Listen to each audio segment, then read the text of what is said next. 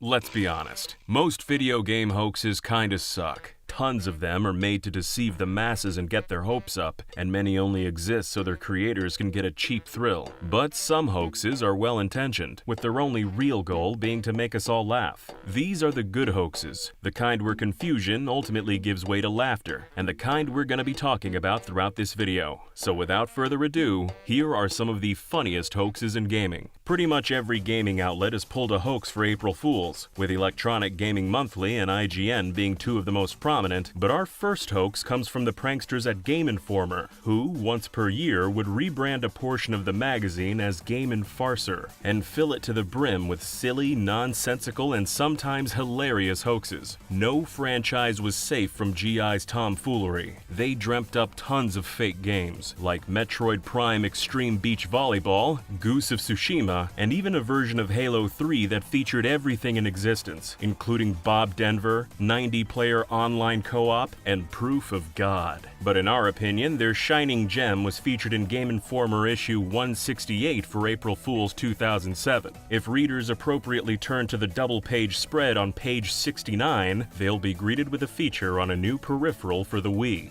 Wii Balls. This new accessory seemed to be more about ergonomics, with Game Informer stating, "Moving the remote back and forth is fine, but sometimes you just need to wrap your hands around something meatier." But it also allegedly featured new technology, with GI saying, "Thanks to sensors implanted in the globes, your games will detect whether you're squeezing the balls, twisting, or cupping them gently in your hands." And this peripheral wasn't just launching on its own. After all, every piece of good hardware needs good software. Several games were being developed to work with the add-on, including the titles Locker Room Rumpus, Is It Ripe?, and the Balls' killer app, Mario Party Balls. The balls even came with a pre-order bonus of a custom carrying sack with a choice of two colors, flesh and blue. Although obviously fake, Wii Balls was apparently being manufactured by a company called Dangle Brothers, with its website being www.hanglazy.com. And there's something we find fascinating about this. If you actually go to the Hang Lazy website, it redirects you to the Did You Know Gaming YouTube page. We genuinely have no idea why this is, so if you're the cheeky devil that redirected a website about balls to our YouTube page, let us know in the comments. And while we're on the subject of strange groin-related hardware, we need to give an honorable mention to a gaffe by Electronic Gaming Monthly.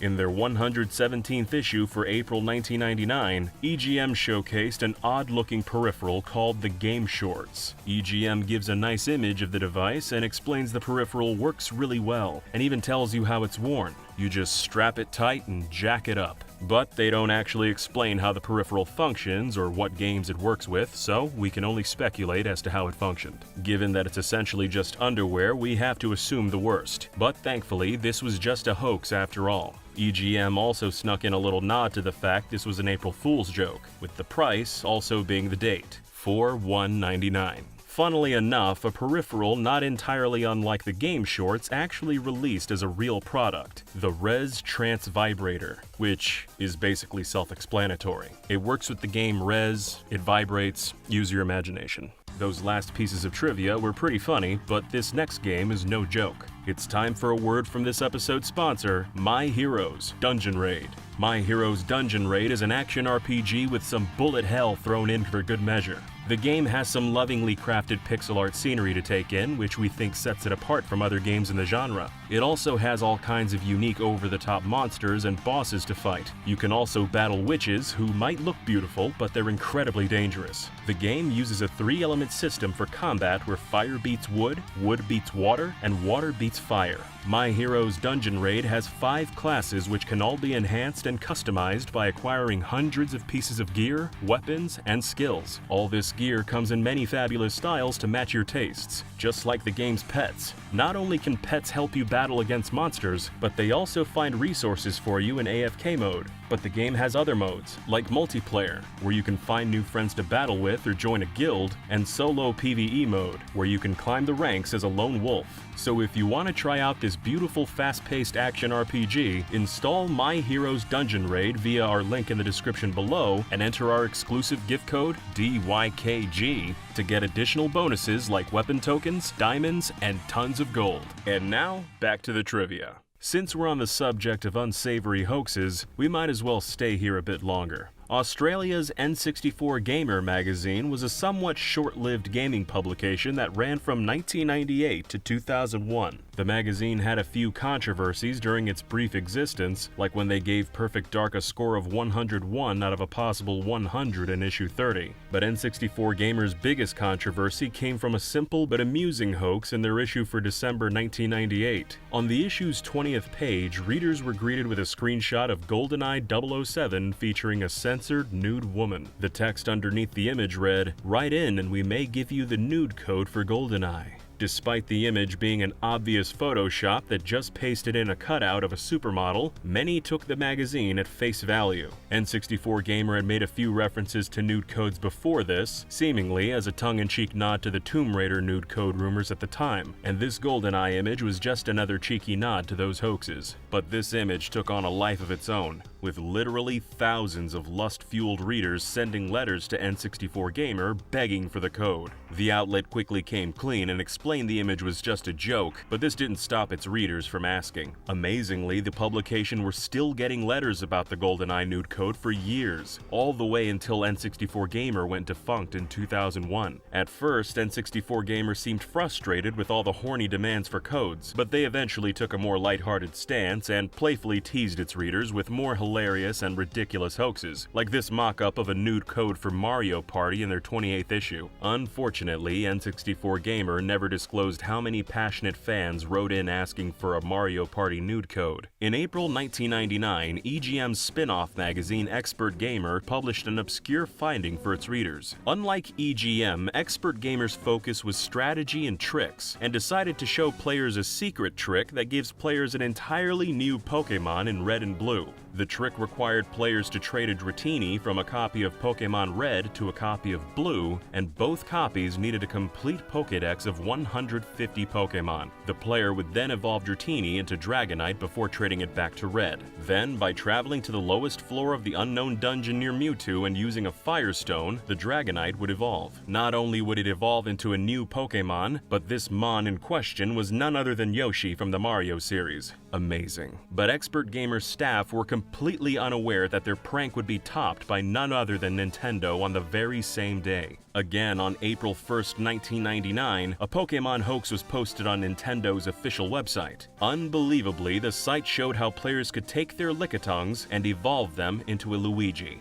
Yes, Luigi from the Super Mario franchise. Luigi was given the 160th slot in the Pokédex and had the moves Wrench, Cower, Mustache Slap, and Family Reunion. He was also given the exclusive Plumber typing. All this information was right on the page for all to see, but some players still thought it was real, despite the ridiculous moveset and classification. To pull off the evolution, players had to catch a Lickitung with an Ultra Ball and keep it in their active party. The player would then have to go to where Snorlax was blocking the bridge in Vermilion City, turn their Game Boy upside down, and use a rare candy on Lickitung, evolving it into Luigi. This obviously would not work for a number of reasons, but you can't help but appreciate a hoax like this coming from Nintendo themselves, easily making it one of the most amusing hoaxes on our list. And this wasn't the only amusing hoax by an actual video game company. Back in 1999, video game developer Yutaka Ute Saito set up a hoax to promote his upcoming game, Seaman, for the Dreamcast. This hoax involved constructing a fake skeleton for the Seaman character and parading these fake remains around as a newly discovered seaman creature in Japan.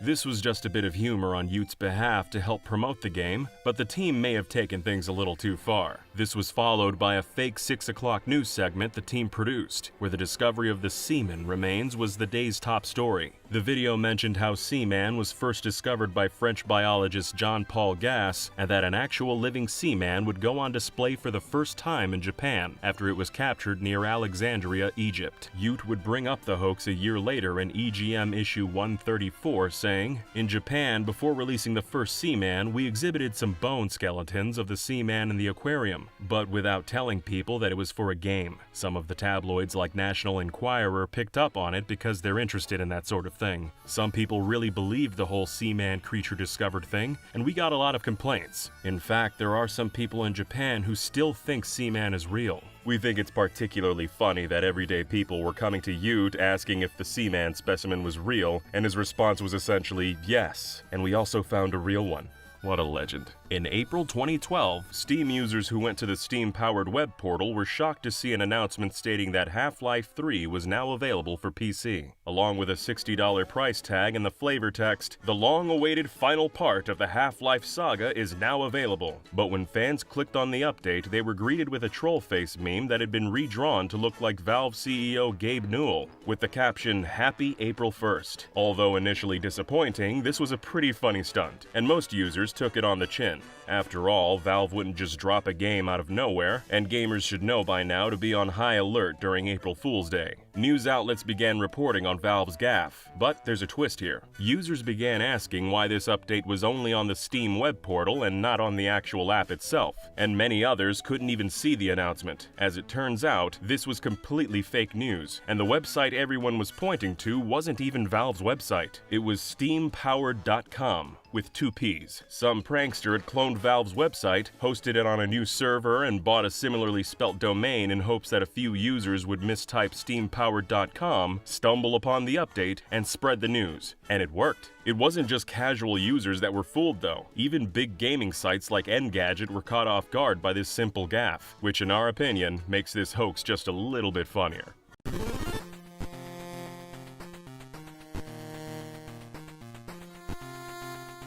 Did you know? Much like how some Game Boy games have bonus content when played on a Game Boy Color, several Color games unlock special features when played on a Game Boy Advance. 4 examples of this are Shantae, Wendy, Every Which Way, and both the Legend of Zelda Oracle of Ages and Seasons. When played on a GBA, Shantae has new items and abilities, Wendy, Every Which Way has 3 new levels, and the Oracle's games unlock a special advanced shop where players can buy exclusive items. These last 2 games even comment on the obscurity of the bonus content, with the store's owner Stockwell telling the player, "I'm amazed you found us." The success of the Game Boy line meant it penetrated pop culture and reached new audiences. In 1991, the system found its way to NBA star Lionel Simmons, who developed tendinitis in his right arm due to excessive amounts of Game Boy play. Simmons had to miss 2 basketball games while he was in recovery from hardcore gaming. The Game Boy was popular with more than just athletes, it was also popular with astronauts. The Game Boy was even the first gaming console played in outer space. The system, loaded with a copy of Tetris, was played by Russian cosmonaut Alexander Serebrov. He sent the device back to Earth with a note saying, "During flight, in rare minutes of leisure, I enjoyed playing Game Boy." The console, game, and note were sold in a charity auction for $1,220 in May 2011. Overall, Serebrov's Game Boy spent 196 days in space, orbiting the Earth over 3,000 times. Nintendo's Game Boy released in 1989 and was designed by industry veteran Gunpei Yokoi. Yokoi began developing the system in 1986, but the console's origins date all the way back to 1979. That year, on a train ride home, Yokoi saw a businessman playing with a pocket calculator, randomly pressing buttons to pass the time. It was in that moment Yokoi saw the utility of a handheld video game. At the time, Nintendo almost exclusively made toys, and had only experimented in the video game market with their Color TV game system. But Yokoi had designed several successful toys for Nintendo, and his ideas held a lot of weight at the company. In 1980, Nintendo released Ball, the first title in Yokoi's Game & Watch series, and Nintendo's very first handheld video game. It used a custom-printed LCD screen designed to show predefined characters and objects. Predefined art circumvented the need for dynamic displays using pixels. This saved on the amount of processing power the game needed, and allowed for the handheld to be made using inexpensive components. Other handheld electronic games from that era were mostly card games or sports games, so the Game & Watch series was viewed as a creative new approach with broader appeal. Over the course of 11 years, 59 different Game & Watch titles were produced, selling over 43 million units worldwide. The multi-screen series of the Game & Watch games even inspired the creation of the Nintendo DS. The 1982 port of Donkey Kong for Game & Watch was the first video game to feature the cross-shaped directional pad, or D-pad control scheme. The D-pad earned a Technology and Engineering Emmy Award, and was later patented by Nintendo and used in the NES and Game Boy. The Game Boy was internally called the DMG, or Dot Matrix game.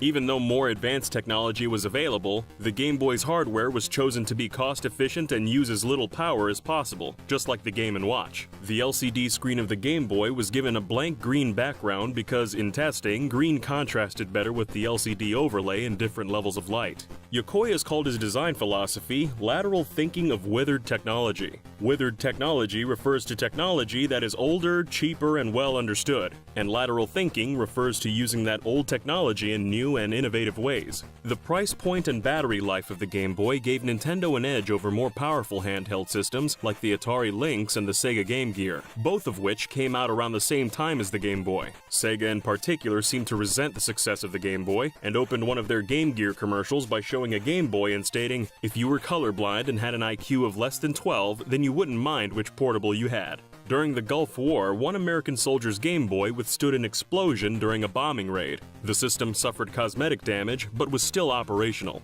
It was even displayed at the Nintendo store in New York City for several years. The Game Boy also crossed cultural boundaries despite government bans. After World War II, South Korea placed an embargo on Japanese products. So in 1990, instead of Nintendo selling the device, Korean company Hyundai did, renaming it the Mini Comboy. Hyundai sold several Japanese consoles under alternative names during this time, including the Genesis, NES, Master System, Game Gear, and Super Nintendo. The first backlit Game Boy wasn't the Game Boy Advance SP, but the Game Boy Light. The Game Boy Light was released in Japan in 1998 and was never sold in any other region. Nintendo had been working on a new Game Boy before the Light was even announced, as early as 1995. It was codenamed Project Atlantis and was based on a 32-bit processor. Magazines at the time suggested it was capable of running Super Nintendo standard games, and rumored that it'd be released in 1997. By the time 1997 came around, though, the console was nowhere to be seen.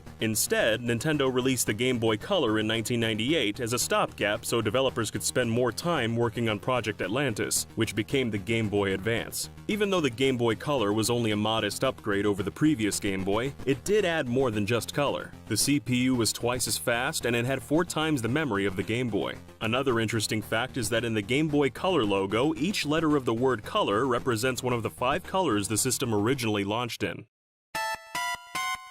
Throughout the life of the Game Boy Color, Nintendo experimented with ideas that would become basic features in later hardware releases. The Color was the first gaming handheld to offer wireless communication. The system had an infrared communications port at the top, which used the same technology found in a TV remote. Though it was more primitive than modern wireless connectivity, it was still capable of trading information in games like Pokémon and Harry Potter. The Game Boy Color was also the first Nintendo handheld to have a motion-controlled game. Kirby's Tilt and Tumble was controlled almost entirely by a series of accelerometers that were built into the cartridge, which was a first for video games. The original Game Boy line, including the Game Boy Color, sold 118.69 million units worldwide, and with this success came many innovative and unique peripherals for the Game Boy line of handhelds. There was also a sewing machine that had compatibility with the Game Boy. The Singer iSec sewing machine connected to the game via link cable, and allowed users to design patterns with a special game cartridge. Another obscure accessory for the Game Boy was the iCard cartridge. It was a radio transmitter that would use the Game Boy to display real-time information about times, scores, schedules, and results for the American Le Mans Series races. In 1998, Nintendo released the Game Boy Camera and Game Boy Printer. The Game Boy Camera held the world record of being the smallest digital camera of its time. Singer-songwriter Neil Young released the album Silver and Gold in the year 2000. The album's cover photo was taken with a Game Boy camera. The Game Boy camera also had a few Easter eggs. If the player presses B during the credit sequence, a short video of Shigeru Miyamoto dancing will play. The Game Boy Printer also has an Easter egg. If the device is turned on while the user holds the feed button, an image of Mario with the word hello will be printed on the paper. Nintendo also sold a special Zelda edition of the Game Boy camera through the Nintendo Power magazine. The cartridge was gold rather than black, and many of the graphics and clip art from the original were replaced with Zelda graphics. Another special edition of the Game Boy camera was never released. It was based around the characters and images from the Japanese magazine CoroCoro Comics. Even though it was never released, much much of the unique content from this version still exists in the ROM of the original Japanese Game Boy camera. Also on the Japanese version, there's a print icon that shows a syringe. This is because many older printers use syringes to refill their inkjets. However, syringes are often associated with drug use in the West, so the icon was replaced with a Game Boy printer icon in the international versions. Another Game Boy accessory was the Super Game Boy. Super Game Boy was an adapter for the Super Nintendo to play Game Boy games on the TV. What's interesting about the device is that the Super Nintendo didn't have the ability to emulate Game Boy games. Instead, the Super Game Boy itself contained most of the same hardware that was in an actual Game Boy, minus the screen and buttons. Another Game Boy peripheral of sorts was the Game Link cable. The Link cable impacted the world even beyond video games, as it was the basis for Apple's FireWire connectors. Two more bizarre Game Boy peripherals are the Pocket Sonar and the Petty Sedate. The Game Boy Pocket Sonar was made by Bandai for the original Game Boy, and used sonar to locate underwater fish. It was the first sonar-based gaming accessory and retailed in Japan for 14,800 yen, about $115 at the time. It even had a built-in fishing minigame. The Petty Sedate, on the other hand, would connect to a Game Boy device and dole out nitrous oxide to the children playing. Its general purpose was to reduce stress when children needed to be sedated. One unreleased Game Boy accessory was shown by DSi designer Masato Kuwahara at the 2009 Game Developers Conference. It was a touch panel that went over the screen of the Game Boy Color. It was abandoned because it apparently didn't work well without a backlight. The touch panel was attempted again with the Game Boy Advance SP, and operated more favorably because of its backlit screen. Kuwahara stated the touch panel was not well received by Nintendo management, but that Shigeru Miyamoto liked the general concept. Masato Kuwahara said he likes to think his design helped influence the creation of the Nintendo DS.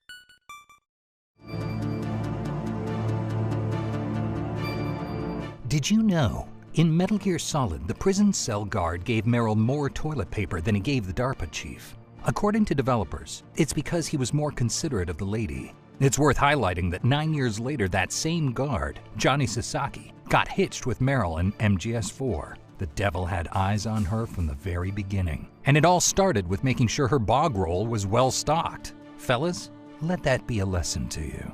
I'm David Hayter, the voice of Solid Snake. That TP guard tidbit was revealed in Metal Gear Solid Integral, which was sort of like a special edition of the game released in Japan. Integral featured about 400 codec calls from the developers with behind-the-scenes details that have never been translated into English until this video. Some have never been heard before except by Japanese fans. Today, we're going to level the playing field and highlight 40 of our favorite codecs, revealing cut content, hard-to-find secrets, Easter eggs, and even some developer stories. We'll start at the beginning and work our way forward chronologically. In one of the first Integral codecs, system administrator Yoshikazu Matsuhana says the original plan for the heliport area was that Snake would have to get around by hiding in the shadow of a moving forklift, but the sequence ended up getting scrapped. The forklift still made it into the game though. It's sitting idle in the back corner of the dock area. Most fans probably never even noticed it was there. The team had big plans for that forklift, but it was ultimately demoted to just being a decoration. Speaking of the heliport, the sound director says if you stand by the cliff's edge, you can hear the sound of waves.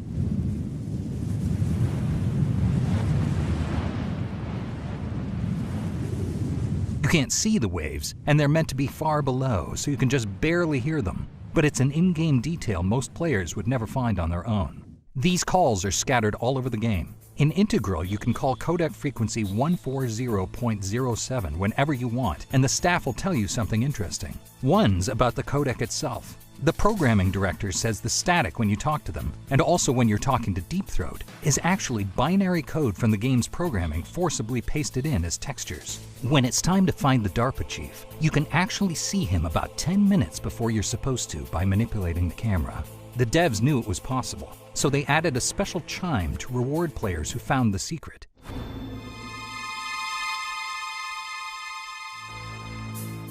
On his way to meet the chief face-to-face, Snake has to crawl through some air ducts. Looking down, you can see a soldier who appears to be using the latrine. I hate Alaska. Boy, oh boy, that woman is built all right. But the devs say this genome soldier's not peeing or pooping. He's just avoiding doing his job. Slacking. Quiet quitting. When you finally find the DARPA chief, one of the pixel artists points out you've already seen him without realizing it. Remember the submarine cutscene at the very beginning? The chief was actually reused as one of the sailors. You can see him right here. Recycling him saved a little time and money. After eavesdropping on Snake and the chief's chat, Meryl knocks out the guard. Again, that's her future husband, and steals his clothes. One of the scriptwriters says, quote, "Don't you want to get a closer look at Johnny Sasaki passed out in his underwear? Get as close as you can facing him and then crouch. Look how the camera angle changes. We call it the sexy rear cam." In some international releases, including the American version, Johnny, in nothing but his nut huts, was changed to him being buck naked with his Johnson blurred. So sadly, some of y'all won't be able to get the full sexy rear cam experience for yourselves. Moving on. Right before the fight with Ocelot, he'll twirl his revolver for 10 or 15 seconds. According to animator Nobuyoshi Nishimura, he originally spun it a lot longer. So long, in fact, that everyone else on the dev team was cracking up from the absurdity. "You can't take things too far," he said, and made it less absurd by shortening the scene. It's worth noting that in Metal Gear Solid 3, Ocelot introduces himself with a full 30 seconds of gun twirling. Apparently, with time, they learned to embrace the absurdity. When fighting against the tank, it fires a shell and Snake flip jumps out of the way. That wasn't actually supposed to happen, but in a way, it gave birth to the Snake we know and love. According to animator Nishimura, the scene where Snake jumps to avoid a shot from the M1 tank came from art director Shinkawa's storyboard. However, in the storyboard, he just rolled out of the way, but I misread it and I thought Snake did a cool jump to dodge it, so that's the animation I made. I was told, "It looks cool, so we'll leave it in," and I think that kicked off the beginning of Snake getting a bunch of flashy animations. During the tank battle, they say if you dodge the first 6 shots but get hit by the 7th, Raven gives you a different cutscene. Here's the normal cutscene when Snake gets hit.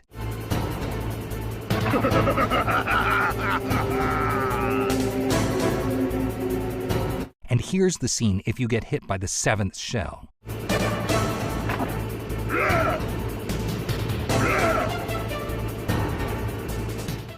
Soon after, you can do a camera trick to spot Otacon earlier than intended, just like the DARPA chief. Again, the devs treat you to a secret chime. After that, you have to guide a remote-controlled missile over an electric floor. One dev says this part was originally a lot harder, but they toned down the difficulty later in development. He also asks the player to see what happens if Snake gets electrocuted when he's in a cardboard box. This is what the normal animation looks like.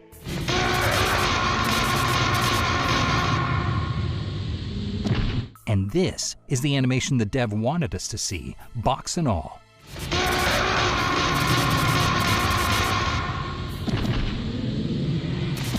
In another call, they encourage us to see what happens if Snake falls into a pit while he's wearing a box. Again, here's the normal animation. And now, the box version. As you approach your first fight with Cyber Ninja, in the hall full of dead soldiers, you can hear some strange intonations.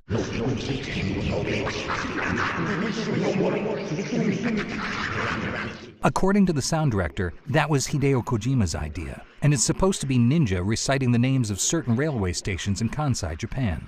Those particular stations all had nice rings to them, and I think they match Ninja's Japanese image. During the fight, one of the programmers says he made attacks where Ninja shoots beams from his eyes, and another where he splits into 3, so Snake has to battle 3 ninjas at once. But ultimately, both of those attacks got scrapped. Although the cloning attack was kind of repurposed for the Pain in MGS3, whom they made split into 2. After every boss battle, Snake does a strange gesture as he regenerates his health. According to animator Nishimura, this action had the most troubled development of any animation in the game. Countless other animations got rejected, and with so few results to show for her time, all her colleagues thought she was a slacker. It's kinda hard to make out what Snake's actually doing when he regenerates, so in 2021, Nishimura tweeted some clarification, saying it's supposed to be Snake clenching his fists with all his strength. In the next cutscene, Otacon tells Snake he can deduce which soldier is Meryl in disguise due to her feminine form. She had such a cute way of walking. She kind of wiggles her behind. You were really looking. Well, she's got a very cute behind. Way of walking, huh? The devs say that butt-wiggling animation was called Catwalk, and likewise the animation for Snake accepting a Kodak call was Honey Flash. At that same point in the game, the programming director says Otacon had a secret anime room that got scrapped. Quote, At first, there was a way to get from under Otacon's desk to a hidden room where he stashed his anime merch. The models and textures were all complete, but it ultimately got rejected for various reasons, unfortunately. Call me Otacon. Otacon? It stands for Otaku Convention. And otaku's a guy like me who likes Japanimation. When Snake's going through the wolf caves, the sound director says, if you wear the cardboard box here, the dogs might pee on you. There are a lot of situations involving pee and poop in Metal Gear Solid. You could think of it as Hideo Kojima's long-held hobby. In your first sniper shootout with Wolf, the sound director chimes back in to say you can shoot the rats scampering around. But they couldn't come up with a good squeak effect, so they reused the rat sounds from the back alleys in Police Knots, the previous Kojima game, which released in 1994 but never left Japan. Side by side, you can hear they're the same.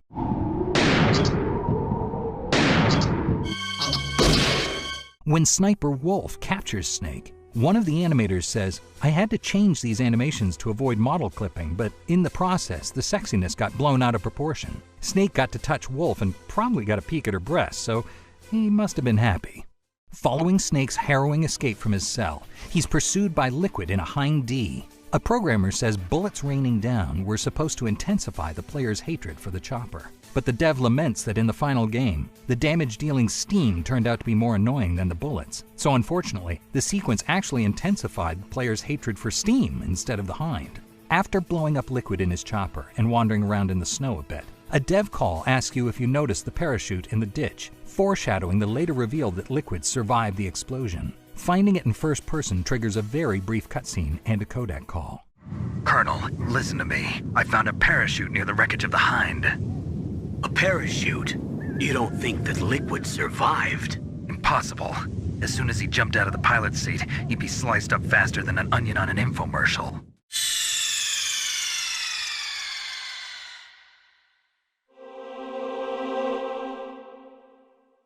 Moving on to Disc 2. When you're going down on the elevator, or I think technically it might be a funicular, one of the programmers explains that it's not actually moving. Instead, an optical illusion was created by scrolling the surrounding textures up and down. They also say this part of the game was inspired by a certain movie, almost certainly a nod to Akira, the 1988 cyberpunk anime classic, which included a very similar scene. Another call says their homage was beaten to the punch mid-development by a competing video game, probably Resident Evil 2, which also has a similar scene and released 8 months earlier. The Metal Gear team thought about cutting the elevator sequence when they realized their thunder had been stolen, but ultimately decided to leave it in. Careful around all that fire. According to animation dev Nishimura, if you get too close to the blast furnace, Snake will slip and fall in. The animation for slipping came out great, like he stepped on a banana peel. But later, when we got into debugging, we couldn't get it to trigger anywhere. Why? Why? It turned out the animation got cut earlier in development. The hangar housing Metal Gear Rex is 3 stories tall. Call the devs within, and a scenery modeler says they struggled with consistency here in Shadow Moses' largest set piece. If you look at the floor on 1F, it looks one way, but if you look down at the same floor from 3F, it looks different. Whoops. Also in the hangar, there's a cutscene where Snake eavesdrops on Ocelot and Liquid while they very loudly explain their evil plans. Animator Shimizu says she was real proud of her work here, but the rest of the team laughed at her for how she made Ocelot so fast and skillful on a keyboard. Old men in the 90s did not type that fast, especially after their right hand gets cut off. When it's time to duke it out with Liquid mano a mano, enemy logic programmer Yuji Korikado says the fight's stupidly hard on extreme difficulty, which was implemented with hardcore American players in mind. In fact, the entirety of MGS1 was harder in America. In Japan, the original release only had 1 difficulty setting, equivalent to the American Easy mode. Art director Yoji Shinkawa asks us to see what happens if Snake keeps calling Mei Ling but never saves. At first, it's no big deal. Talk to you later, Snake. But after a few pointless calls, she gets annoyed. Come on, Snake, don't call me for no reason. Eventually, she stops talking and just makes funny faces. Yoji Shinkawa is the guy who designed Metal Gear Rex. In another call, he says they didn't consider how Rex would walk until after the design was already finished, which gave him some trouble. Ultimately, they decided to have it stand on its tiptoes and fold in its heels. Also, Nishimura says the claws on Rex's feet dig into the ground when they settle, but it can't be seen on screen, so it's more like an invisible but canonical design detail. Metal Gear Solid has two endings, one with Otacon and one with Meryl. In the first, animator Yoshimura says she was instructed, presumably by Kojima, to make Otacon's unsteady footing on the snowy hill look like a comedy routine. She also says when Otacon sees the snowmobile, he giddily exclaims, "The snowmobile!" like a childish otaku, shattering the somber tone because he's a silly, silly man. That line appears to have gotten cut, though, and covered up by Naomi's monologue. His talking animation's still left in, but he got muted. Probably for the best. That's how all life works. Loving each other, teaching each other. And in the other ending, pixel artist Nakamura says, Meryl's wearing an orange vest in the final scene. Does it look familiar? The design's a little different, but it looks a lot like the vest Dave wears in Police Knots. Try to let your imagination run wild. Meryl was actually in Police Knots before Metal Gear, and Dave was her partner in the Vice unit. Here come Police Knots spoilers, so skip ahead 15 seconds if you don't want to hear them. But maybe the implications that she took it off Dave after he died. His dying words were that he loved the way she smelled after all.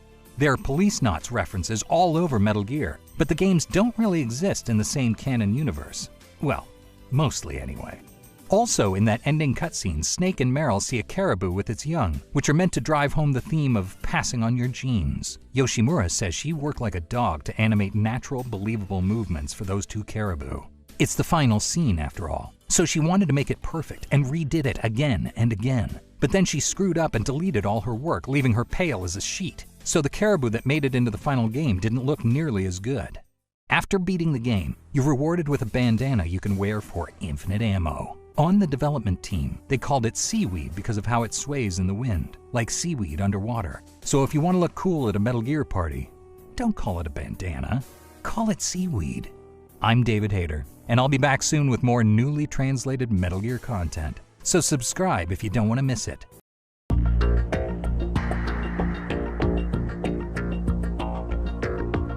Did you know every copy of Metal Gear Solid 2 was almost personalized? Or more specifically, every rose was personalized. According to Kojima's development diary, which we just had translated into English for the very first time, in the middle of production, the team decided Raiden's radio wouldn't show Rose's face. You could hear her voice, but couldn't see her. Kojima's idea was that throughout the game, it'd ask you about your taste in women, preferences, and so on. Then, based on your answers, the game would generate a 3D model of your ideal female fantasy. And it wouldn't be until the final cutscene that you'd finally lay eyes on her. But ultimately, Kojima decided players would be less motivated to save her if they didn't know what she looked like all along. You know, since she's pretty. Because at the time, in addition to being Raiden's girlfriend, her backstory was that she was a journalist who had been taken hostage and you need to rescue her, while the frequency for saving your game was manned by another character called Data. But Data ended up getting axed so that Rose could take his job. Another idea that didn't make the cut was a genderless magician. Kojima went to Hawaii and saw the Magic of Polynesia show, where they had firewalking, magic, that kind of thing. He wrote in his diary, "As soon as I saw that magic, I knew I had to add a genderless magician boss character. They bring out an empty box, cover it with a cloth, and then when they take it away, amazingly, enemies come bustling out from inside." He goes on to say he pitched the genderless magician to several of his staff, but no one else liked it, so eventually he abandoned the idea. I'm David Hayter. You might recognize my voice. I'm Snake's official voice actor. These stories of what might have been come from Kojima's Metal Gear Solid 2 diary, in which he made semi-daily entries for the entirety of the game's development. He titled it Development Diary, Hideo Kojima, 4 Years of Struggle. He published it in the Japan-only Making of MGS2 book and revealed lots of unused ideas, cut content, and behind-the-scenes stories, some of which were never told anywhere else. There are lots of important documents in video game history that have gone untranslated for decades, and this was one of them.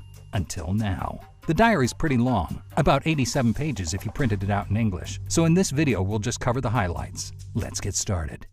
In the final game, there's a part where Raiden swims underwater with Emma. It goes off without a hitch, but while they're underwater, Kojima originally wanted blood seeping out of Emma's crotch. When they surface, Raiden would ask, "Where are you hurt?" And Emma would blush and say, I'm fine. Later in the game, Emma's fatally stabbed by Vamp. Raiden's concerned about how much blood she's losing. Then she'd look up and say, "I'm fine, it's just my period," and then fall over dead. Those would have been her dying words. Kojima says his staff unanimously hated the idea, so it didn't make the final cut either. Also in the final game, when Raiden's running around Arsenal Gear, there are 6 rooms, all named after internal organs. Arsenal Gear's stomach, jejunum, ileum, colon, and rectum. But Kojima also wanted rooms called Arsenal Gear Uterus and Arsenal Gear... Listen, the last video I did for Did You Know Gaming got age restricted, so cut me some slack. Anyway, regarding the ship's female anatomy, Kojima said, I was met with opposition from the childish staff, so I decided against it. He also says he wanted a tattoo on Raiden's ass. No dice there either, I'm afraid. Towards the end of development, Kojima wrote excitedly in his diary that Mark Hamill auditioned for MGS2, the guy who played Luke Skywalker in Star Wars. I'll never turn to the dark side. He says Hamill delivered an outstanding performance, but doesn't specify for which character. If we had to guess, the voice of Raiden probably makes the most sense. It's unclear why he didn't end up getting the role, and as far as we can tell, Hamill's never spoken about it publicly. Another interesting tidbit Kojima mentioned is he modeled the Fortune fight after Space Invaders. Except, the roles are reversed. Fortune's the laser cannon that barely moves, while Raiden plays the role of Invader. Never thought of it that way, but it makes sense seeing both games side by side. But actually, that wasn't how the Fortune fight was originally supposed to play out. Kojima writes in his diary, Raiden's clothes can catch fire during the battle with Fortune. Raiden's long hair, which he's so proud of, can catch fire too. And if the player doesn't put it out, Raiden's hair all burns off and he goes bald. After that, he continues completely bald throughout the entire game, even in cutscenes. The handsome protagonist goes bald in the first boss battle. Hilarious! He goes on to say, various wigs could be obtained throughout the game, including a Bakatano wig, which would have looked like this. If Raiden did a flip, his wig would fall off and the player would have to pick it back up. Ultimately though, Kojima got some pushback from his staff, so bald Raiden didn't make it into the final game. More hair loss was planned as well. In the release version, you can find a shaver as soon as you get to Big Shell. And if you give it to Snake later, he'll trim his beard. But originally, you'd obtain the shaver by tranquilizing Emma and shaking her. Presumably she had it for shaving her body hair. After stealing it, Pretty Boy Raiden would use it to shave his armpits. In an earlier diary entry, when the game was still in pre-production, Kojima said he wanted Sons of Liberty to end in an interactive Mexican standoff. He got the idea from Ringo Lam and Quentin Tarantino movies like Reservoir Dogs. He boasted, quote, I've come up with another industry first, the real-time reveal system. This system's an attempt to present the grand finale of MGS2 in real time, with all the reveal sequences taking place with guns pointed at each other, like a Tarantino movie where 3 or more characters all have their guns pointed at each other, no one able to move. New information's revealed as they keep their guns pointed at each other. New characters join in, and people change who they're aiming at. A new character appears and says, Snake is actually an enemy, so characters change their aim. And then Snake says, you've got the wrong guy. I was framed. It's all a ploy by Solidus, so everyone changes sides again. Things go back and forth between Solidus, Ocelot, Snake, Raiden, Fortune, and Sergei, continuously changing who's aiming at who. I want to do that in real time. The player keeps the weapon button pressed with their gun pointed and watches the game unfold. Once the player lifts the gun, they can't release the button until the end of the game. During this final sequence, the player can change where they're aiming. Flashback scenes would be seen in split-screen mode. Wonder how it'll turn out, end quote. Well, unfortunately, it didn't turn out. In the final game, there was no Mexican standoff. The finale ended up as a one-on-one sword fight instead. We mentioned Data earlier, but several other characters ended up on the chopping block as well, like a couple of bosses, Chinaman and Old Boy, who Kojima writes in his diary got cut due to time restraints. There was also another AI character called Doc, similar to the AI Colonel. I already talked about them in a previous Did You Know Gaming video. But there's another cut character we'd never heard of before translating this diary, Snake's spotter. Here's how Kojima describes him. Quote, there was a legendary sniper in the Vietnam War who killed 64 enemies. But this character, he's not the sniper, he's a spotter. On his first mission, he caused that legendary sniper to miss and got him killed. Nowadays, he works security at Big Shell. His beloved wife passed away, so now he's devoted to his only son. But they become estranged when his son finds out about his past. He's familiar with the layout of Big Shell, and, in the end, he serves honorably as a spotter for Snake. He would have been voiced by Osamu Saka, but when the character got cut, Saka got cast as Colonel Gorlukovich instead. Speaking of voice actors, until pretty late in development, the actor who plays Liquid was also voicing Pliskin. There's room for only one Snake and one big boss. Which was meant to obfuscate his identity to the player, to make it less obvious that Pliskin is actually Snake. Good thing he changed his mind. Otherwise, I barely would have been in the game. Me voicing Pliskin did make it super obvious he's really Snake, though. Kinda spoiled the twist. Remember how Ocelot loses his right hand in MGS1, and then in the sequel he grafts Liquid's arm onto his stump? Kojima wanted Solidus to do that too. At some point, Solidus would, quote, fire all US nuclear weapons. But doing so could only be achieved with atomic authorization. Kojima's plan was that after President James Johnson died, Solidus would cut off his own right arm and replace it with the president's. Then, he could use that living arm's biometrics to access the nuclear football. Kojima doesn't say why he eventually dropped the idea, but yeah, maybe it would have been a little silly to have two right-arm stealing villains in the same game. Who knows? According to the diary, Kojima also planned to increase player freedom and make the game less linear. One example would have been selectable missions, which he kinda didn't want to do, but he felt modern gamers demanded it. In his diary, he wrote, "It'll be possible to select the missions that must be completed mid-game and make them diverge. Snake and Raiden will operate simultaneously. I don't really want to do this, but there's no denying it's a trend in today's gaming landscape. The player can decide which mission to go on in real time, while another mission's automatically done by Snake." The final game was much more linear. You don't get a choice of missions. But Snake does still operate independently, most notably when him and Raiden are defusing Fat Man's bombs. Other player freedoms that Kojima did want to make were inspired by Half-Life, which released shortly after MGS1. Kojima bought a copy for reference while making MGS2, and it had a profound impact on him. He couldn't stop talking about it. "I felt like I'd been outdone by the Americans," he exclaimed. "The scene with the accident in the lab gave me goosebumps. Big Japanese games don't have this kind of soul. Even the cutscenes provide a refined level of freedom. And if I was going to make MGS cutscenes interactive, this is how I'd do it. The ending's incredible." Cutscenes in Half-Life happen in real time, with the player free to walk around and do whatever they want as events unfold. You can even shoot the cutscene's participants. Kojima got a lot of criticism that the first Metal Gear Solid wasn't interactive enough, with some critics accusing it of being more like a movie than a video game. But Kojima ended up deciding Half-Life-style cutscenes wouldn't work in a game as story-heavy as Sons of Liberty. If you shoot Pliskin mid-sentence, the game's pretty much broken. So he came up with a middle ground: split-screen cutscenes. On one side, the cutscene plays out, while gameplay happens on the other, like in that Mexican standoff we mentioned earlier. Kojima was super enthusiastic and determined to patent the idea, but ultimately split-screen mode ended up getting cut. Another development detail, told in the November 18, 1998 entry, is how Kojima came up with character names. After buying a phone book from America, he searched for Sarah Connor to pretend he was in Terminator. But the real reason he bought the phone book was to take real people's names and make them into Sons of Liberty characters. Think Peter Stillman, Richard Ames, and James Johnson. One character, Olga Gerlukovich, didn't come from the phone book though. Olga's name was actually taken from a woman who worked at Konami of Europe. Code names were arrived at a bit differently. Snake's codename Pliskin comes from Kurt Russell's character in the 1981 film Escape from New York, whose name is Snake Pliskin. As for the others, Kojima said, "I want the codenames of the protagonist and Dead Cell to be weapon names this time, like Raiden, Fat Man, and so on.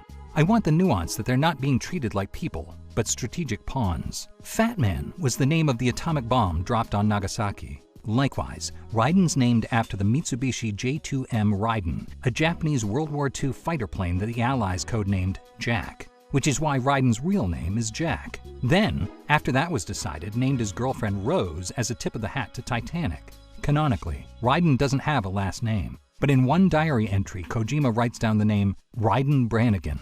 Later, he says Raiden's real name is Fanshawe, a name he took from a character in the novel The Locked Room. Fittingly, The Locked Room's about a writer who steals the identity of a guy named Fanshawe, which is exactly what Kojima did.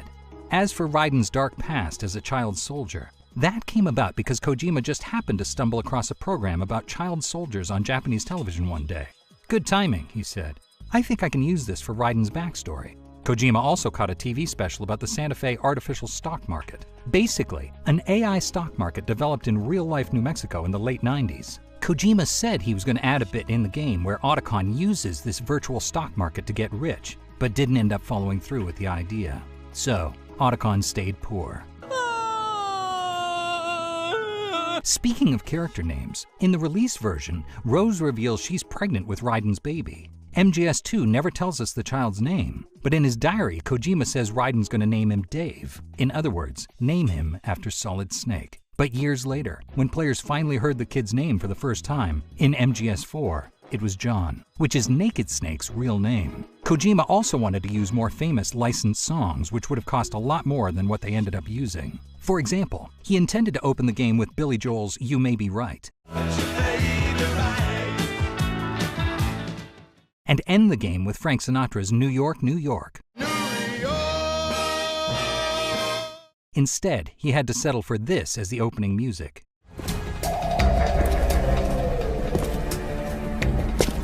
And this for the closing. The best things in life are free. He also mentioned he wanted to use OMD's anti-war song Enola Gay for the ending track of MGS1.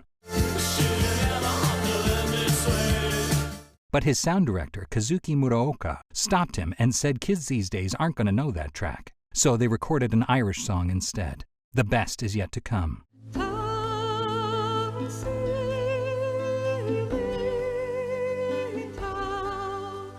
Can't help but notice all three tracks Kojima originally wanted to use released in the exact same year, 1980. It's unclear if that was meaningful somehow or just coincidence.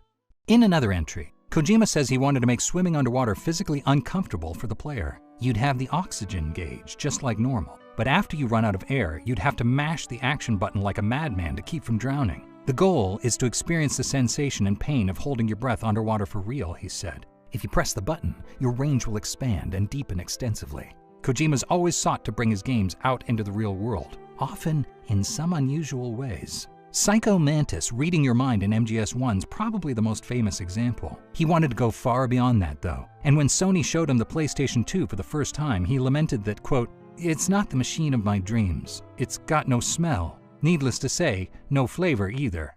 Much to his disappointment, we may never know what Big Shell smells like at sunrise, or the taste of kissing a girly poster in a soldier's locker.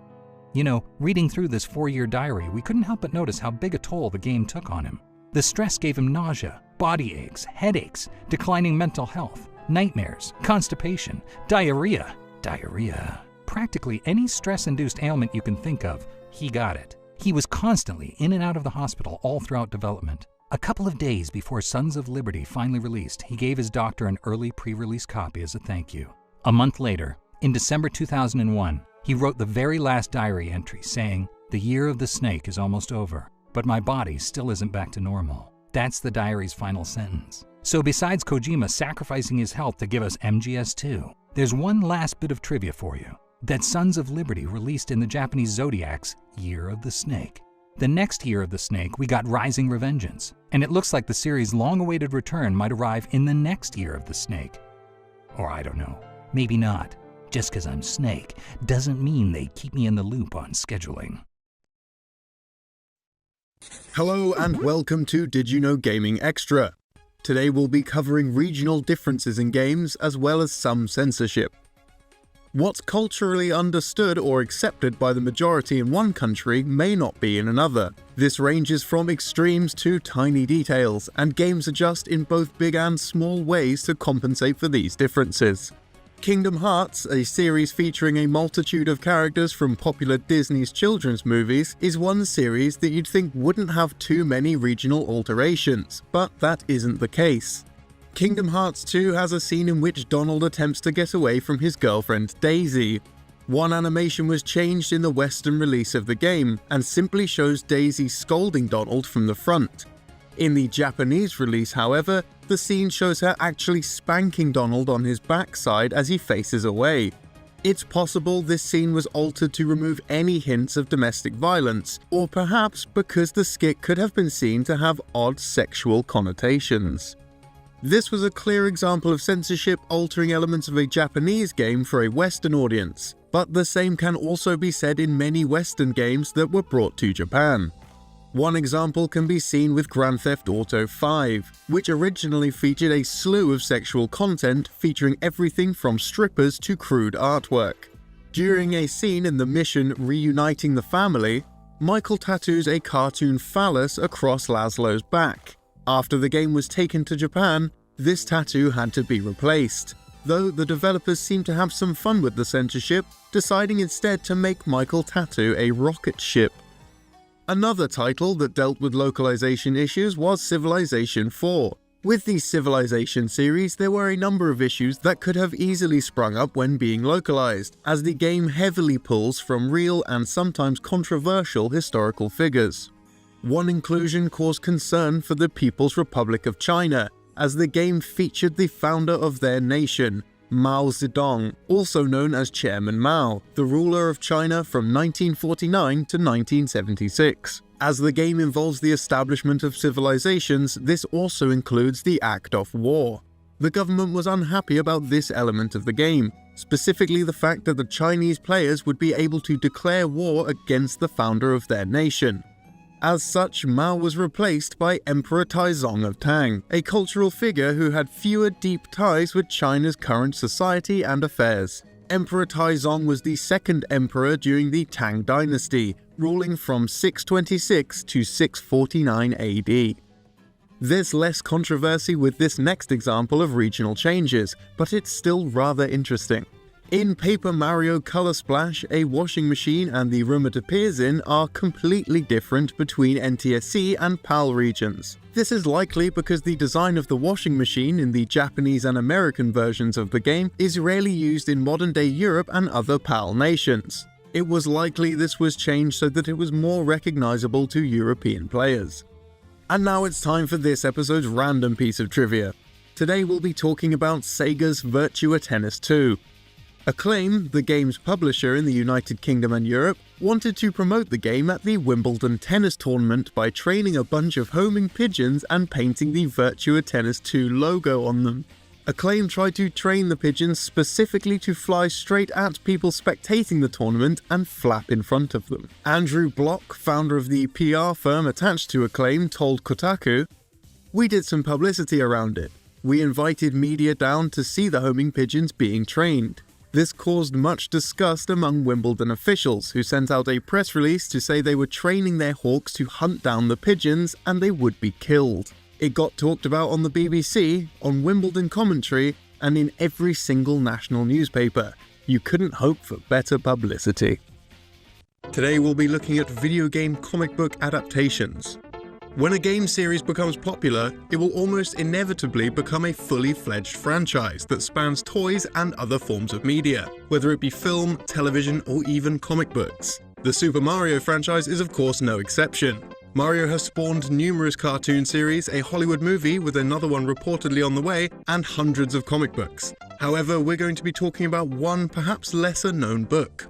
We've previously mentioned iQ, a company created by Nintendo and Dr. Wei Yan to circumnavigate the Chinese video game console ban. According to Chinese Nintendo on Twitter, the iQ version of the Game Boy Advance SP came bundled with a CD-ROM. In the data of this disc is a file named iQ Reader with no extension.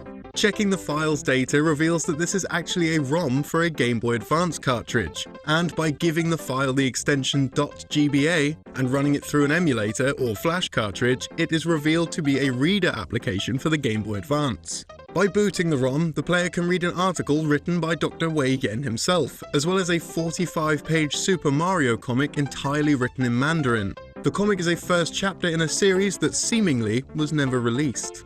In Mario's Great Adventure, Toad tells Mario and Luigi that Peach has built a museum and baked a cake in Mario's honor. Then, a bomb explodes, distracting Toad and the brothers.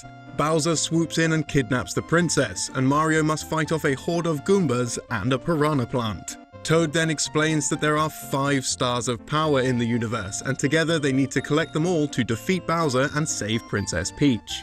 The team travels to Yoshi's Island in search of the next star. Here they meet Yoshi, and Toad gives a brief presentation explaining that Yoshis are native to the island, are very intelligent, like fruit, and are friendly to people. After a little more hijinks, the party learns from a block that little Bowser has already stolen the star from the island, and Yoshi can lead them to the Happy Tree to help them find it.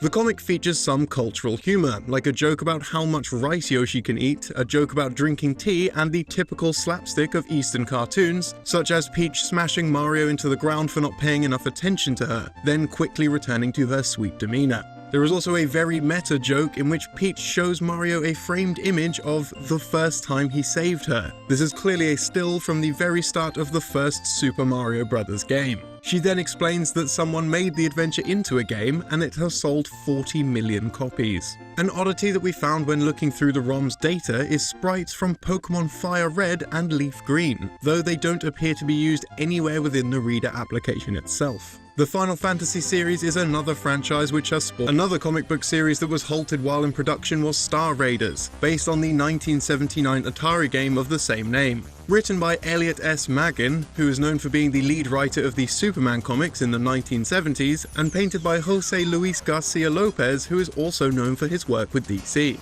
The limited comic was commissioned as a series of inserts for the game, and would span 120 pages. However, due to the American video game crash of 1983, Atari had to cancel this deal. With 40 pages already finished, DC decided to commission 20 more and release it as a 60-page graphic novel and use it to launch DC's graphic novel series. And now for this episode's random piece of trivia. Today we're talking about the Crash Bandicoot N. Sane trilogy. In the boss fight with Tiny in Crash Bandicoot Warped, if the player stands on the top left corner of the arena as the lions are coming out, the audience will start throwing cheese at them. This is a reference to an exploit in the original version of the game where the player could hide in the corner to avoid damage. In today's episode, we're exploring the world of banned words and phrases in games. The internet has practically become a supplement to gaming, with certain websites, apps, and social media platforms all being part of gaming culture. Online communities gain a reputation quickly when toxicity runs rampant, but these communities can also form long-lasting friendships and invoke positivity. As many companies begin to form their own user bases, it's unsurprising that they'd want to control what's discussed, shared, or created within their games. This is why developers will apply their own filters disallowing certain words from being used. Understandably, these limitations are typically placed on racial slurs or swear words, but sometimes they can restrict usage of some fairly benign or weird words and phrases. With the release of Red Dead Redemption 2, some gamers noticed limitations on what they could and couldn't name their horse. We put this to the test and we found the words Nintendo, Microsoft, Xbox, Sony, and PlayStation were all banned when trying to name the steed. As it turns out, these words are also banned in other Rockstar games. The company keeps an internal list of words they don't want appearing in any of their games. Console manufacturers usually have a global list of banned words that can't be used within their system, but some developers like to have their own words list as well, just to be safe. It's likely that Rockstar included these terms to make sure that users couldn't pretend to represent companies in online games, or use the games to make disparaging content about certain companies. While the expected standard naughty words and their variations can be found in the list, several unusual terms can also be found. This includes curious choices such as babushka, a misspelling of the word babushka meaning grandmother in Russian, and deicide, a term meaning the killing of God. The list also contains terms relating to torrenting websites BT Junkie, Demonoid, Fenopy, ISO Hunt, Zshare, VCDQ, and Pirate Bay. This was likely an effort to stop pirates from using online Rockstar games to share information about torrenting websites. A number of these sites have been shut down, some for several years, indicating that once words have been added to the list, they are rarely removed. While this censorship is often made with the best of intentions, in the case of the Pokemon Global Trading System, there were some unforeseen side effects. The Pokemon Global Trading System, or GTS, was first introduced in Generation 4 of the Pokemon franchise. This system includes a keyword filter that stops players giving their Pokemon rude or offensive names and sharing them with the world. However, players of Pokemon Black and White noticed a simple problem with this kind of filter, as a number of the original names for Pokemon would also trigger the filter. While trading with people in Japan wasn't a problem, and players could even list these Pokemon for trade, no one in North America or PAL regions were actually able to see the listings. Just 3 examples of the affected Pokemon are Nosepass, Probopass, and Frostlass. Because the names of all 3 Pokemon contain the word ass, the GTS profanity filter was triggered when trying to trade them. These Pokemon and many others could only be successfully traded to North American and PAL players by giving the Pokemon a nickname before offering it. It seems as though Nintendo did eventually patch this out of the game, and all Pokemon became tradable across all regions without having to be renamed. Publishing giant EA also encountered issues with Battlefield 5 because of their banned words filter. EA went somewhat overboard with how they restricted discussions in-game and in bizarre ways. During the game's beta period, users reported an extensive volume of phrases and terms that couldn't be talked about in chat. For example, users weren't able to send the abbreviation DLC unless it was prefixed by the word free. Other terms include put on, nut, white man, and lag. Even the term Nazi was banned, which is odd considering the game is set during World War II. A member of Battlefield 5's team responded to the situation with a message on the game's open beta forums. It read, "One of the new features we've been working on is a profanity filter in-game to reduce toxicity. We have heard some complaints that the filter is blocking words that aren't profanity and shouldn't be blocked, like DLC. Please note this is a work in progress, and we'll be taking this feedback to tweak the sensitivity of the filter and improve its usage without censoring relevant conversation. Healthy discussion is what drives improvement in our games, and we'd never want to impede that. Thanks for bringing up your concerns to us regarding the current iteration of the profanity filter, and we'll keep working on it." It should be noted that the thread on the forum in which it was posted was immediately closed after posting, meaning that nobody could actually respond directly to the message. And now it's time for this episode's random piece of trivia. Today we'll be taking a look at the classic PlayStation 1 JRPG, Grandia. During a pre-development interview of the game, art director Hidenobu Takahashi revealed the origin and meaning of the title Grandia. Takahashi stated, "The title Grandia comes from a Formula 1 car. To us, it means a variety of specialists coming together to challenge themselves with a new design. How can we create something amazing? That's the simple question we ask when we're developing a game, and we'll work ourselves to the bone to answer it. It's the same as an F1 team, where they get specialists from all different fields together to build the fastest car." Hello and welcome to Did You Know Gaming Extra. Today we'll be exploring cheating in games and its consequences. For a long time, cheating was considered a fun aside to a game's content. Unlocking additional content, skipping past hard levels, or changing how a game plays were all included by developers to give players another way to have fun. However, with multiplayer being a huge part of many titles these days, cheating through external applications or unintended methods can result in consequences for those looking to get the upper hand in their gaming. In December of 2016, the government of South Korea passed a law specifically targeting the creation and distribution of hacks for video games, as well as the distribution of private servers. This comes as part of a growing problem with hacking in the country, particularly with competitive games like Overwatch. Reportedly, 10% of Grandmaster level players are utilizing aimbots, as well as 3 to 4% that are potentially nukers. Nuking is a hack that allows the player to access not just the opposing team's controls, but also elements of the core mechanics. This includes freezing players in place, keeping the enemy team in their spawn for an extra minute, switching hero locations in the middle of a game, kicking opposing players, and even completely restarting the game in a new map. This level of cheating is made possible because of a deal Blizzard has struck with gaming cafes known as PC Bangs in South Korea. The deal allows players to pay roughly $1 on average to play Overwatch for an hour, creating a new account each time they play. Unfortunately, this means that if an account is banned for hacking, the player can simply start a new account and continue cheating. The new anti-cheating law that came into full effect in June 2017 imposes a fine of up to $43,000 or even a prison sentence of up to 5 years for those caught cheating. After an almost year-long investigation, in January of 2018, Seoul Metropolitan Police arrested 13 Overwatch players. 2 of the hackers have received their sentence at the time of this video. One of them will face jail time if they violate the conditions of their 2-year probation period, and the other received a fine of 10 million won, which is roughly $9,300 US. This isn't the first time that Blizzard have had to drop the ban hammer. In 2010, Blizzard began waves of mass banning accounts for cheating in the real-time strategy game StarCraft 2.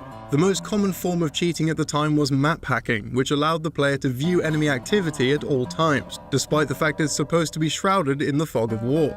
However, these bans sparked controversy, as Blizzard also took it upon themselves to not only ban players cheating in the online multiplayer, but also players cheating against AI opponents and in the story mode of the game. This means that any player caught cheating in any form would have their access to StarCraft 2 revoked from their Battle.net account, completely locking them out of the game.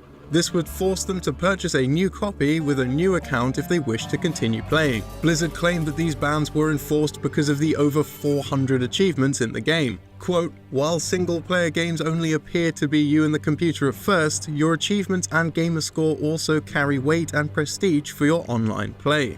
However, unsatisfied with this response, Cheat Happens content editor Chris O'Rourke fired back at Blizzard, saying that as long as a player's actions don't affect other players' games in any way, as well as having no impact on multiplayer ladders, gamers should be free to cheat as much as they like. O'Rourke stated, "Achievements are meant to mark a certain individual's milestones within the game. They have no bearing on multiplayer standings, matches, or games, regardless of what Blizzard might say." Others also argued that Blizzard could implement a similar feature to that of Xbox Live, having the achievements lock automatically while cheats are active. And now it's time for this episode's random piece of trivia. Today we're talking about the Xbox 360 version of Avatar: The Last Airbender, The Burning Earth. The 360 version of the game became popular upon release, as it was extremely easy to unlock every achievement in the game. Some people were even able to attain a full 1000 gamer score in under 3 minutes of starting the game, which made the implementation of the achievements seem quite lazy. When questioned about the easiness of getting a full 1000 gamer score from the game, Director of Production at THQ, John Cartwright, stated that it was because children were the target demographic for the game. Cartwright elaborated, telling MTV, "If someone's been playing fighting games for years, then the achievements in Avatar are not going to challenge them too much. But again, we're not targeting that gamer. We try to focus on the thrill a young kid would get when he or she receives his or her first achievement. We feel having some easier achievements makes the whole achievement system more accessible to a younger audience." Hello, and welcome to Did You Know Gaming Extra. Today, we're exploring trivia around video game ratings boards such as the ESRB. All games must be given an age rating for the regions of the world that they're released in, and games have to be submitted to a different board for each region. In preparation for their reveal of the Labo line of peripherals and games, Nintendo sent the product to the German ratings board, the USK, for evaluation.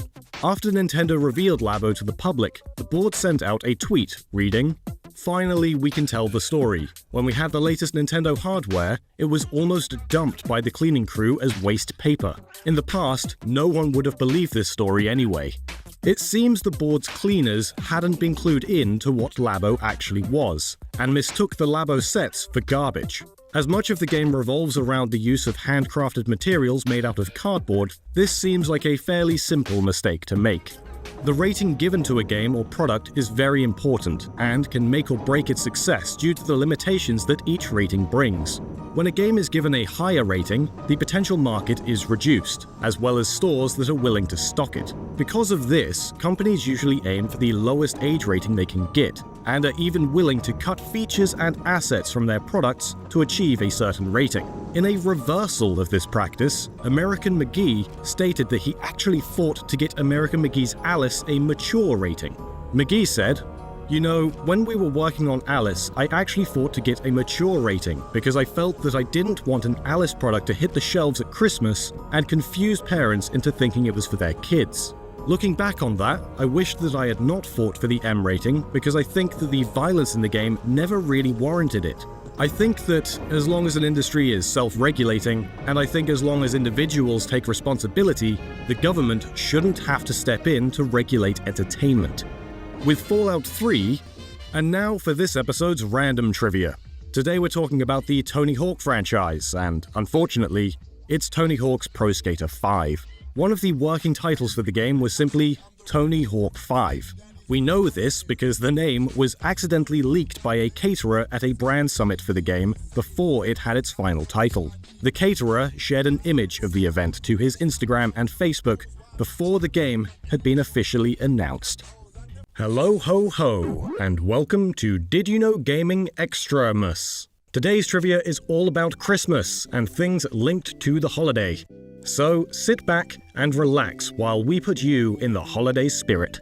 It's not uncommon for games to join in with the festive cheer around Christmas time, with a few titles even changing their appearance to fit the festivities. One of the games that does this is Mario and Sonic at the Olympic Winter Games. When playing the game in December, Santa Claus can be found as a VIP character. Rather than giving the player 100 star tokens, as is normally the case for special VIP guests, he will instead reward them with 300 star tokens, almost as though it's a special little gift from the developers themselves. Our festive trivia isn't limited to in-game gifts though. Content can often be left out of a final release of a game, be it unfinished features, unused character graphics, and even music. One game with unused music is Street Fighter III, which has an unused track that appears to be a remix of the classic Christmas song, Jingle Bells.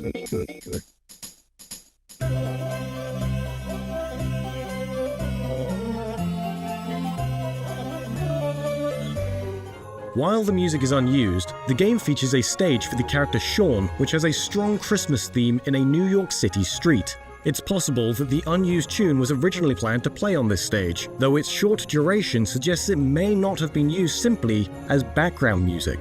Another hit arcade game, Centipede, has received a variety of home ports over the years, even seeing a release on current-gen consoles. Some versions of the game are more noteworthy than others, however. Hidden messages can be found within the data of the Intellivision port of the game, the first of which reading, "Why are you disassembling this code? That isn't nice."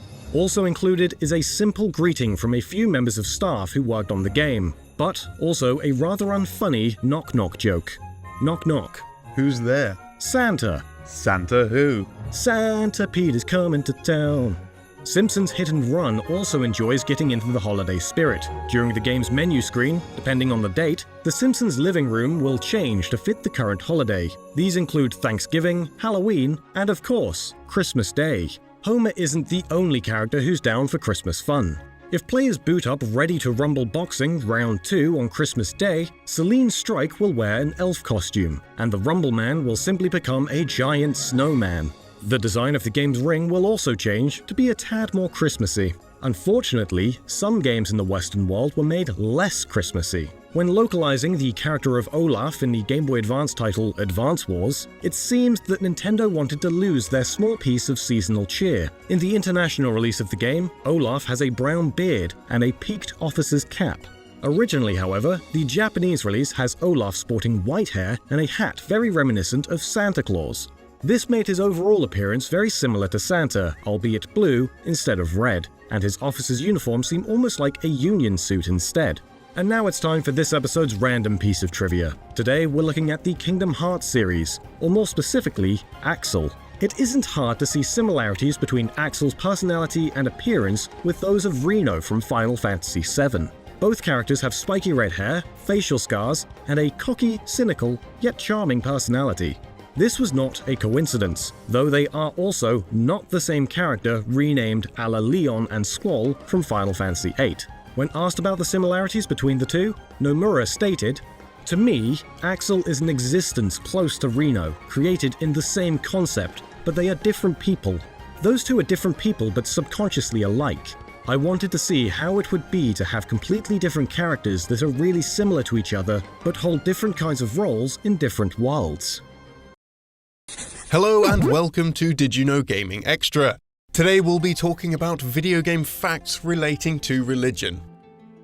In order to avoid controversy, most publishers in the Western market try to avoid or minimize religious symbolism within their games. In some cases, religion can play a central role in the game's plot, and as time has moved forward, the strict attempts to keep religion out of games has been loosened. However, this doesn't mean that religion hasn't been rammed into games where it has no relevance. With Sonic R, one of the game's programmers decided to sneak in a piece of his Christian beliefs. The ichthys symbol, also known by many as the Jesus fish, is a symbol used by some Christians to show their faith, with its full name and meaning in English being Jesus Christ, Son of God, Savior. Practicing Christian John Burton, the lead programmer for Sonic R, hid this symbol on the resort island level on one of the track's huts. It's likely that this small Easter egg slipped by Sega before the game was sent out for publishing. As time goes on, many have opened up to the freedom of expression that comes with games and the themes that they choose to cover. This even includes satirical approaches to the subject, as seen with titles such as Fight of Gods. The game was designed as a joke, making use of gods in a standard fighting game genre. The game, which was put up for sale for only $8 in 2017, caused a commotion in Malaysia. The Malaysian government forced a countrywide block against the game's distribution service, Steam, making the Steam store inaccessible.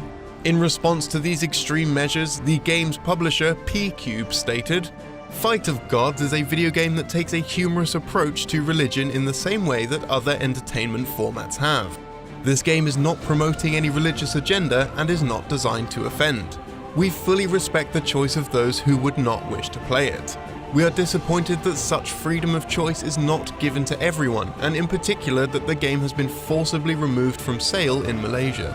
Rajan Zed, a Nevada-based Hindu statesman, claimed that the game trivialized revered religious figures, that it was disrespectful, inappropriate, and could be disturbing to those of faith. He went on to say that highly revered religious figures are not meant to be reduced to just a character in a video game to be used in combat in a virtual battleground. Valve eventually blocked the game from sale and distribution in Malaysia, and Steam's ban was ultimately lifted. Fight of Gods isn't the only game where you can take on a real-world religious figure. In Dragon Quest VII for the original PlayStation, there's a battle where the player can literally fight God. The battle is optional and can be found in the game's first bonus dungeon. If the player manages to beat God in 20 turns or less, they receive a valuable reward. In the Nintendo 3DS remake of the game, this boss was ultimately renamed to the Almighty, likely to avoid any backlash from religious groups. And now it's time for this episode's random piece of trivia. Today we'll be talking about Marvel's Superheroes vs. Street Fighter for the arcade. The Japanese release of the game features an additional character known as Norimaru. This character is based on the Japanese comedian Noritake Kanashi. And because Kanashi isn't well known outside of Japan, he was kept exclusive to the region. Evidence shows that the character was intended to be in the English release at some point, however, as all of his dialogue had English translations in the code of the Western release. By looking through the game's data, it's also possible to find some pretty bizarre unused content surrounding the fighter as well. A hyper combo attack can be found which would have had Norimaru fantasizing about a Capcom character in a suggestive pose, followed by an aggressive nosebleed which can attack an enemy in the air. His fantasies include Chun-Li, Sakura, Cammy, Morrigan, Felicia, Anita, and Zangief. I mean, he is a hunk. Another attack which was left out of the game, including having its graphics removed altogether, was demoed in a Japanese promotional video. The attack would have seen the character sticking his fingers up his opponent's rear end, an action known as kancho in Japan. Kancho is considered to be a game or trick that is played on school-aged children involving sticking your fingers up somebody's butt when they aren't looking.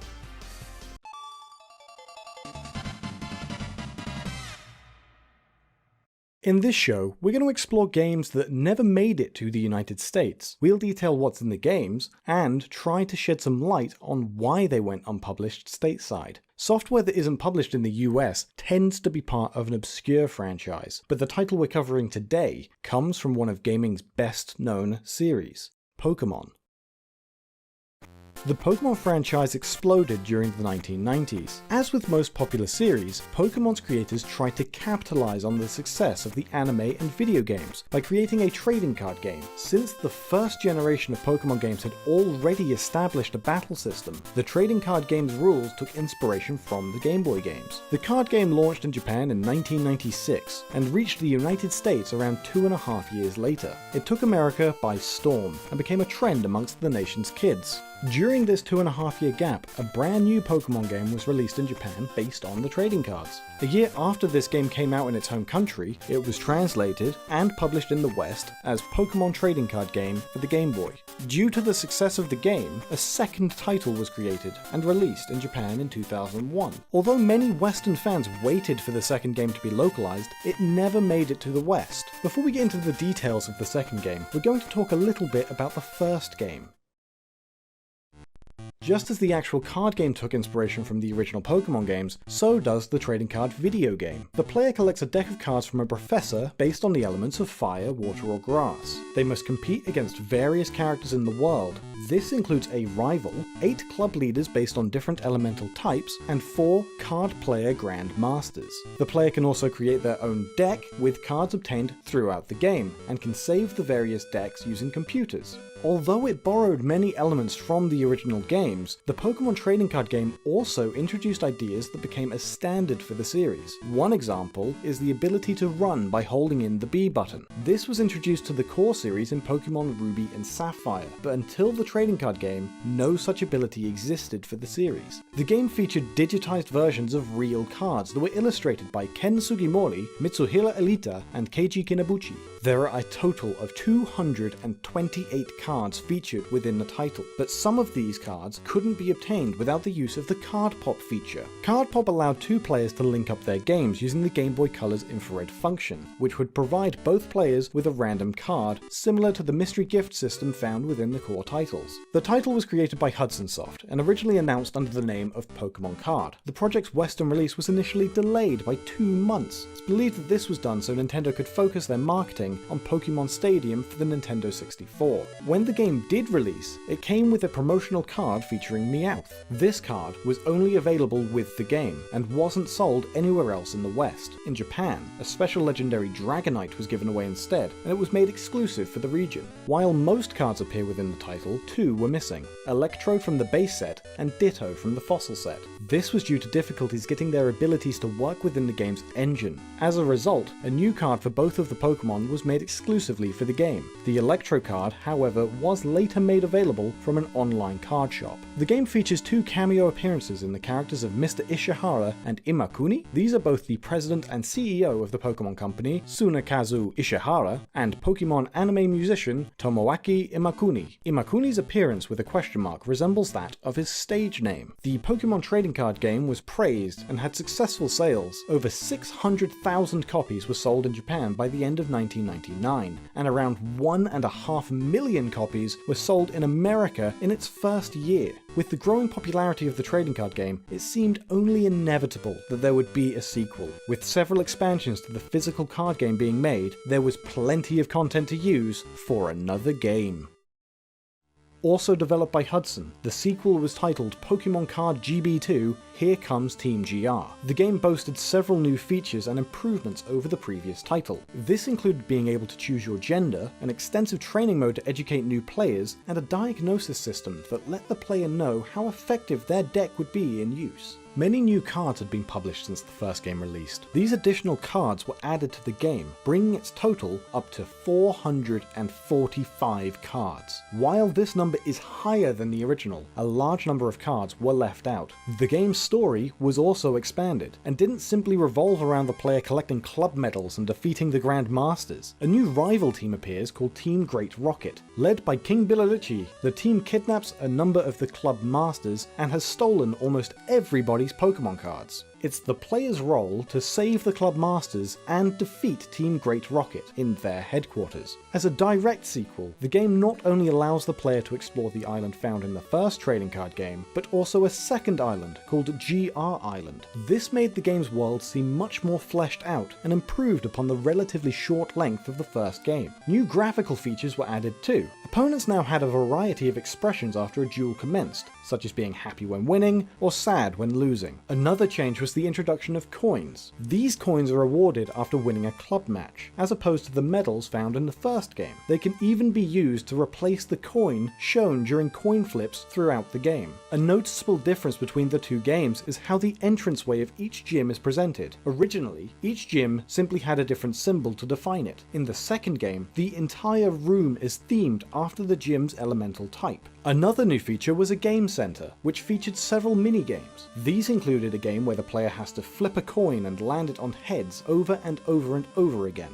Doing it 10 times over unlocks a Mew card. There are also slot machines which have a bonus game attached to them. Unlike in the core series, the slot machine plays itself and has no user input for stopping the reels. As you can see here, we tried many times to get the 3 rainbow icons to line up so that we could play the bonus game. However, we simply couldn't do it. These minigames would grant tokens to the player. and they could be traded for additional cards. While the previous game featured connectivity through the use of the Game Boy's link cable, it isn't possible to connect the original trading card game to the sequel. Battles and trading between generations was a highly praised feature of the core series of Game Boy games, and was expected to be in the second card game too. As a result, when players tried to perform a card pop between the first and second card games, several issues occurred. This included glitches like the game's freezing, or the data from the first game being completely lost. The card pop was once again one of the only ways of obtaining two cards within the game, Lugia and Here Comes Team Rocket. Similar to the previous title, a trading card was made to promote the game, Great Rocket's Mewtwo. The card was planned to be bundled with the game, but was packaged with the special edition Celebi Game Boy Advance instead for unknown reasons. Pokemon Card GB2 didn't release in Japan until March 28th, 2001, which was a week after the launch of the Game Boy Advance. This was problematic for the original Game Boy as a platform, as the introduction of new hardware usually means the death of a previous device. The first trading card video game took years to be localized, and the sequel was literally twice its size. The Game Boy Advance released in North America just 3 months after it came out in Japan, so even if the game was localized at breakneck speed and only took a year to come to the West, it still would have been published on a dying platform. Although the game would have likely seen respectable sales figures, Nintendo probably cut their losses in order to focus on the development and marketing of new Game Boy Advance games. The success of their new hardware would have been far more important to them than the success of a single game. If a console doesn't sell well at launch, it may lack support from other companies, and a lack of games could trigger a snowball effect of poorer and poorer sales on the platform.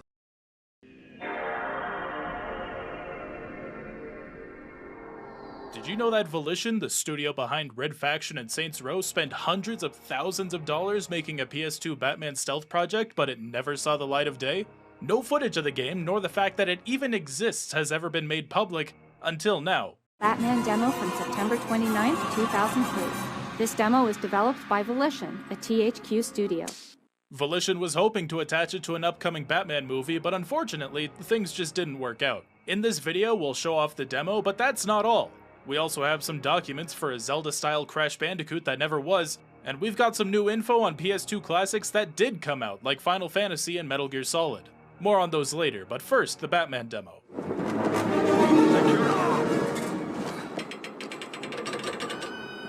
An individual working within Volition provided us with this demo footage, concept art, and documentation. They're passionate about game preservation and wanted to shed some light on the project with Did You Know Gaming after watching our channel for over a decade. We're flattered. Thank you so much. For obvious reasons, this person wanted to remain anonymous. According to the documents they supplied, the demo was put together from the bones of an even earlier project called Underground, which had earlier gotten cancelled by their publisher THQ. Underground was basically a mafia game, whose spirit lived on when Volition created the Saints Row franchise. Volition spent over 300 grand for 22 devs to quickly build this demo from Underground's ashes, making it into a Batman stealth game. It feels kinda like Metal Gear, actually, but set in the Batman universe. Condition green, all clear. Are you alright? Get up! It goes without saying, if the game went into full production, it would have looked a lot more polished than what you're seeing now. Unfortunately, THQ didn't give them that green light. The demo's pretty dang cool all on its own, with voice acting, stealth kills, Batman's batarangs, binoculars, grapple hook, and a nice little chunk of Gotham City. It was fully playable, but our source wasn't able to get all the required files before Volition got shut down by their new owners, Embracer Group, in 2023. Right in the middle of us talking with them, actually. Closed down forever. It would have been nice to make the playable demo available to the folks watching this, but due to the studio's dissolution, now all that exists of Volition's Batman is some concept art, timesheets, and this 6-minute demo footage. We're gonna move on to some other games now, but if you want to see the full unedited Batman demo, we'll link it to you on the Did You Know Gaming archive at the end of this video. Ah! That's odd. Next up, we've got lots of new info on the Crash Bandicoot game Cortex Chaos, which would have been a follow-up to Crash Twinsanity on the PS2. Twinsanity got middling reviews from professional reviewers, but if Metacritic's anything to go by, players themselves thought it was as good as the original trilogy. After Traveler's Tales Oxford finished development on Twinsanity, they pitched a follow-up called Cortex Chaos to their publishers at Vivendi Universal. We'll showcase some concept art and pages from the pitch alongside some developer testimony. We spoke with the project's creative director, Paul Gardner, who told us we only had a few weeks to put the pitch together, but coming off the back of Twinsanity, we really knew the characters and the tone, and production tools, well, so it all came together pretty quickly.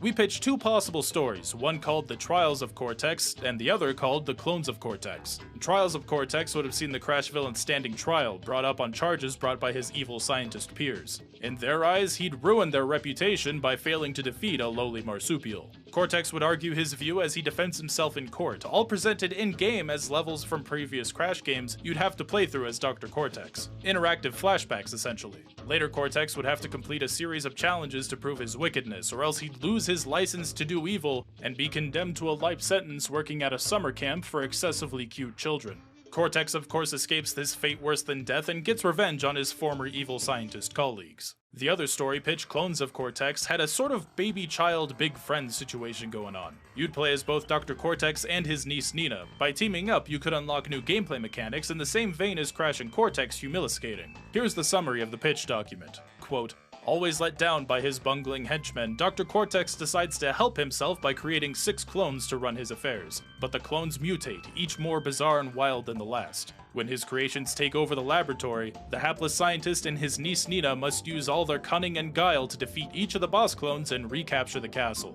Delving a bit deeper, Paul Gardner told us that the main new mechanic was Cortex spawning mini clones of himself called duplets. You'd herd them around like lemmings. For example, by blowing one up, the other terrified duplets would run away in the opposite direction.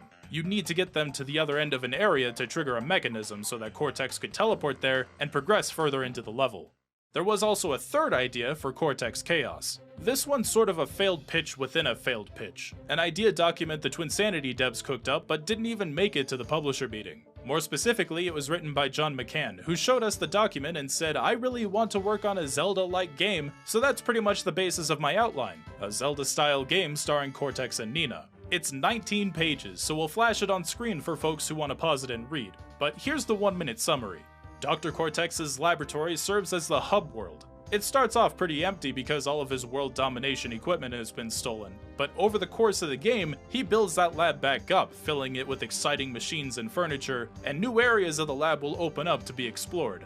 Out in the world, he uses a cell phone called the Cortex Communicator, which houses the game's menu and also acts like Navi from Ocarina of Time. Just instead of saying, "Listen," it sends text messages to his lab supercomputer, giving Cortex hints to tell him where to go next. It was 2004, mobile phones were relatively new and microtransactions didn't exist yet, so naturally, players would be able to unlock new ringtones, wallpapers, and casings to customize their communicator. Cortex of course had his laser and other moves, but could also use a melee weapon and shield, and he even had Z-targeting as well. So yeah, it was a Cortex-themed Zelda, more or less. Pushing the select button lets you switch between playing as Cortex and his niece Nina, or you could do 2-player co-op with both characters. Unfortunately, Twinsanity didn't sell well by series standards. Just shy of 1 million fans went out and bought a copy. So publisher Vivendi Universal said no thanks to Traveler's Tales Cortex ideas. The next Crash game didn't end up coming out until the next console generation, with Vivendi handing the franchise over to a different studio, Radical Entertainment, to make Crash of the Titans. It wound up getting lower review scores than even Twinsanity, so no offense to the devs, but maybe things would have worked out better for the publisher if they had just greenlit Cortex Chaos from the start. It's hard to say for sure since they never released the total sales figures for Titans, but the fact that they didn't usually doesn't bode well. Thank you, Crash. My powers were useless against them.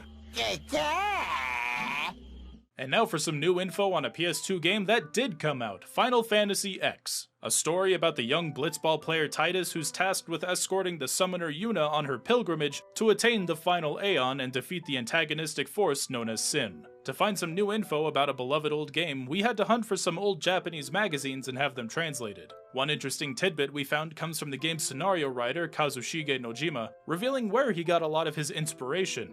Talking to Famitsu, he said, "This is something I haven't really told anyone before, but when we started on X, I read a lot of letters left by kamikaze pilots and their families. Among them, there was one story about a family taking a pilot to the train station who loved him, but knew they were taking him to his death. That kind of resolve and resignation is at the core of X's story. In another interview, this time with Dengeki PlayStation, Nojima said that the game's theme was travel. So they wanted the game to resemble our real world, but not take after Europe like so many games that came before. Something new, something different. Nojima wanted the setting to be based on what he called the Stan countries. You know, like Kazakhstan, Kyrgyzstan, and Uzbekistan. Games rarely take place in that region. I was clamoring to go there for research, he told Dengeki, but ultimately art director Yasuki Naora won out, and Spira ended up as a more tropical, Southeast Asia-inspired region instead, like Thailand. Once the devs settled on that more islandy backdrop, they needed to figure out how to get the game's protagonist in the water. Producer Yoshinori Kitase told Famitsu magazine, "So at first Titus's job was an underwater plumber. I envisioned him as a diver on the seafloor or something, and he'd fix the pipes," he laughs. So originally, instead of a blitzball sports minigame, the player would have gone on missions where Titus dives down and fixes pipes. Eventually they decided that a plumber wouldn't make for a good hero. Not big Super Mario fans, we guess. So they changed Titus into an underwater athlete. The overalls in his final design, though, are left over from that early character archetype. One of the most iconic parts of Final Fantasy X has got to be the oft-memed laughing scene.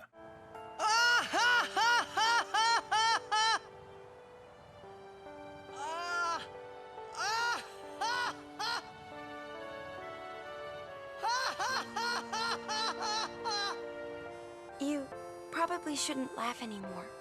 According to Nojima, that memorable scene was based on his high school drama club. Him and the other drama kids would climb up to the school's roof and ha ha ha out into the open air. Another idea that fell by the wayside was internet functionality. In fact, every time you load up your PS2 save file, you're smacked right in the face with the Play Online branding, a testament to how close these features got to making it into the final game. In another issue of Famitsu, executive producer Sakaguchi explains how it might have worked. That players could trade rare items with each other or just straight up sell them on the server. Play Online would also provide tricks and tips like revealing where rare swords are hidden in the game world. And it was 2001, so of course you could exchange information with other players, send and receive emails, and listen to music with the power of the internet. Ultimately, all the online features got cut and mostly repurposed for Final Fantasy XI instead. But 11 had an interesting cut feature as well, playing in arcades. 11 was released on PlayStation 2 and PC, but before release, Sakaguchi said the game's save data will be stored on a server, so you could play from anywhere. For example, you could play on PS2 at home and then on your PC when you get to work. Then stop by an arcade on your way home and play for 3 minutes for 100 yen. It's true! I'm telling you, it's true! Unfortunately, it wasn't true. You might think that kind of setup could only work in Japan, but some rare promo footage does exist showing Americans playing 11 at an arcade.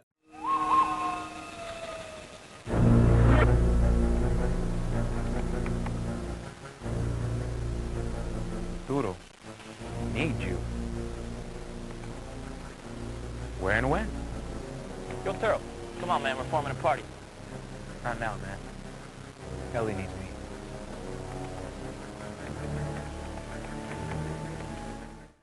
So it seems they originally wanted to bring it stateside as well, but Final Fantasy XI Arcade never became a reality, even in Japan. Another PS2 classic, Metal Gear Solid 2 Sons of Liberty, was also hard to find new info for. That's partly our own fault, to be honest. Mega popular titles tend to have everything already dug up, but the game's director, Hideo Kojima, did write a development diary that's never been translated before. Well, not in full, anyway. A few facts here and there have been released to the English-speaking world, but most of it hasn't. We looked through all of it, and there's some excerpts we found interesting. In the first Metal Gear Solid, Snake gets tortured and then remains shirtless for a little while until he finds a box with all of his supplies and gets his clothes back on. For the sequel, Kojima wanted to do something similar, but this time pull the rug out from the fans' expectations. In his diary, he said, "Just like in the last game, I'll put a cardboard box next to Raiden when he's naked. Veteran players will grab it and expect to get their equipment back, then Raiden will disappear into the shadows of the torture room, but when he comes back out, he's still completely naked, but has that cardboard box around his waist. Then he'd run around wearing nothing but a box for a while." Kojima thought it would be hilarious, but it was a little difficult from a technical standpoint, so he put it on the back burner, then never came back to it. So in the final game, Raiden just stays naked. Another interesting fact is that Olga was originally supposed to commit suicide by the end of the game. You might remember her Spetsnaz knife, which had a single bullet inside. Not too shabby, is it? New York, I mean. That's the bullet she would have used to do the deed. but the script got revised to have her murdered by Solidus instead. Kojima also mentions Arsenal gear was going to be a giant turtle, but in the final release it ended up being more like a manta ray.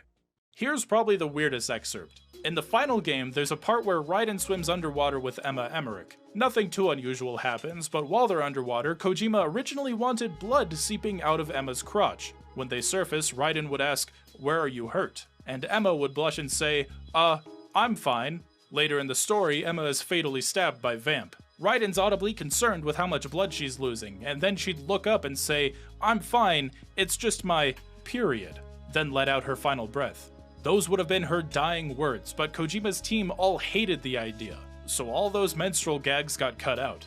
Kojima's diary also includes a weird unused idea for Zone of the Enders, a space robot game he was making around the same time. He said, "The cockpits are located in the waist, so I'll call them dick seats, and they'll get erect when the robots use special moves. I want it to be slang in this world to say, 'Aim for the enemy's dick.'" That, didn't make it in either. We're currently having the diary fully translated, which is almost 100 pages long converted into English, and we'll cover all the highlights in an upcoming Metal Gear video, so subscribe if you don't want to miss it.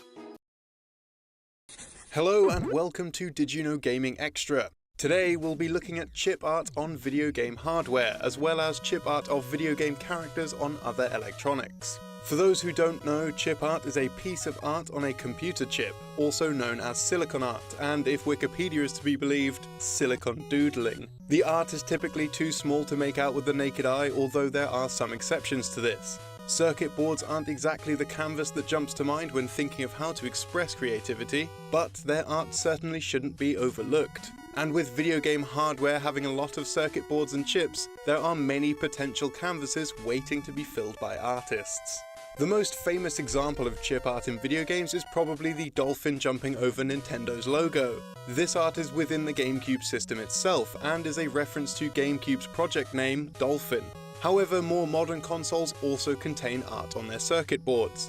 Although it's multiple times larger than Nintendo's hidden dolphin, an etched graving of a super deformed Master Chief riding a scorpion can be found inside every Xbox One X console. Take our word for it, don't start prying your consoles open. This silicon doodling references the updated console's codename during development, Project Scorpio. The Scorpion itself may also be a reference to the vehicle found within the Halo universe, the Scorpion. This sort of art can also be found on game cartridges. Another piece of art on a circuit board can be found inside the cart for Mickey Mouse Capade on the original NES. The art is a simple soldering of the famous Mickey Mouse head silhouette. Going back to much smaller art, but slightly forward in time, the Atari Simplified Architecture Processor, or ASAP, was a chip used in some of Atari's 90s arcade titles, like the unreleased platformer Beathead. The chip has a tiny etching of a Lotus 7 car, which according to Atari's Michael Alber, was to symbolize the chip's comparatively impressive speed for its price range. Arcade games seem to go hand in hand with chip art. Probably the best known arcade-era character, Pac-Man, can be found on Temec semiconductors eating the initials GAAS, which is short for gallium arsenide. The kind of chip that Pac-Man is printed on were cheaper than the gallium arsenide devices which were commonly used. It can be inferred that Pac-Man biting the GAAS is a metaphor for the new, more affordable chips gobbling up the competition and its inferior gallium arsenide. While all that tech talk was terribly interesting, some chip art is just for the fun of it and doesn't symbolize anything in particular. This can be seen with the Infineon TLE8718SA. Although the chip doesn't have much to do with video games, it has chip art of a weird looking bootleg Mario with a W instead of an M on his hat, as well as the text, Super Wiesner. Possibly the worst piece of chip art we'll be looking at today, or the best I suppose depending on how you look at it, is of Mario's rival, Sonic the Hedgehog.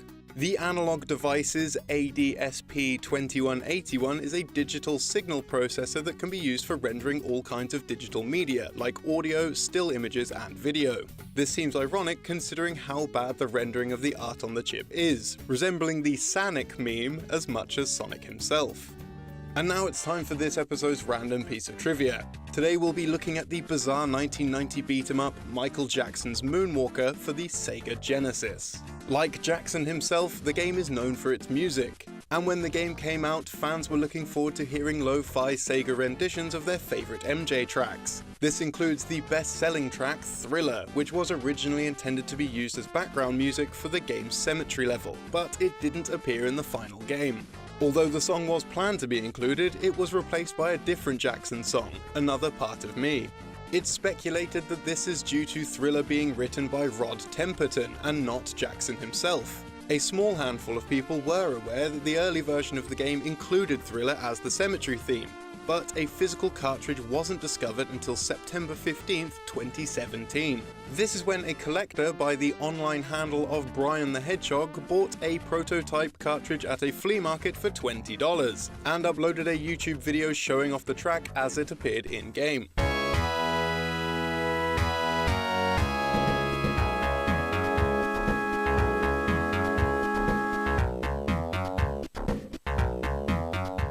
The cartridge is dated April 24th, 1990, 3 months prior to the game's initial release.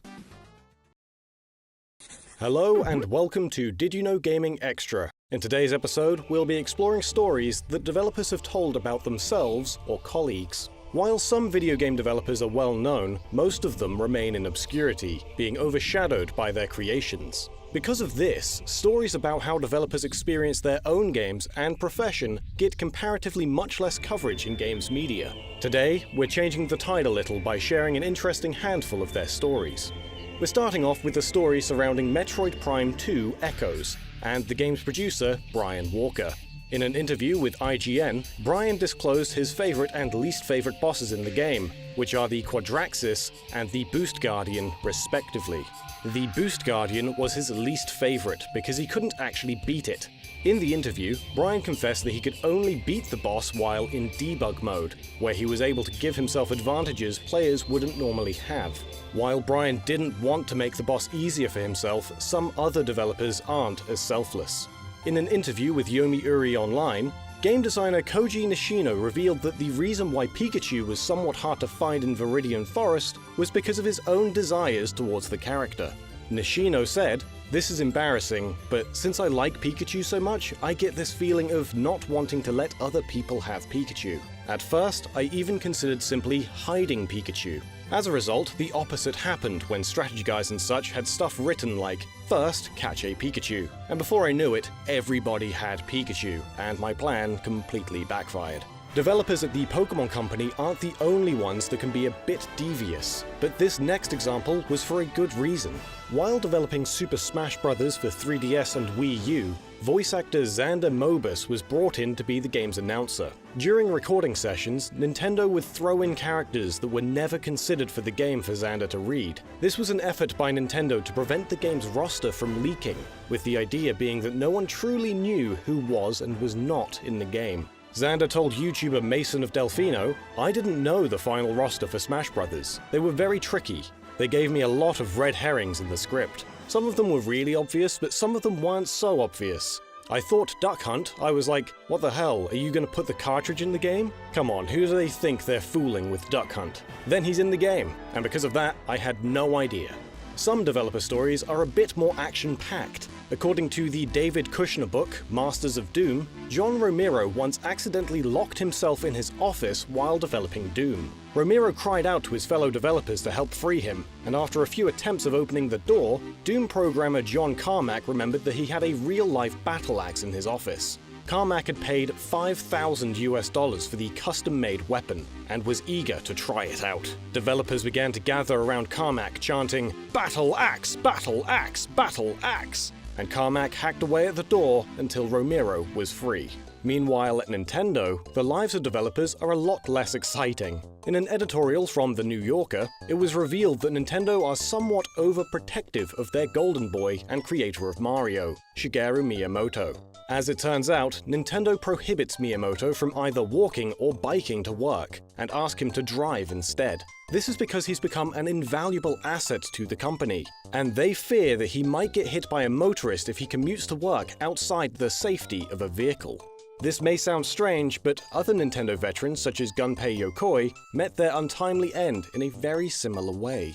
And now it's time for this episode's random piece of trivia. Today we're looking at the meme-worthy game Zero Wing, notorious for its poor English translation. What's interesting about the game, besides its poor localization, is that the Japanese version has an additional 32 endings not seen in the English release.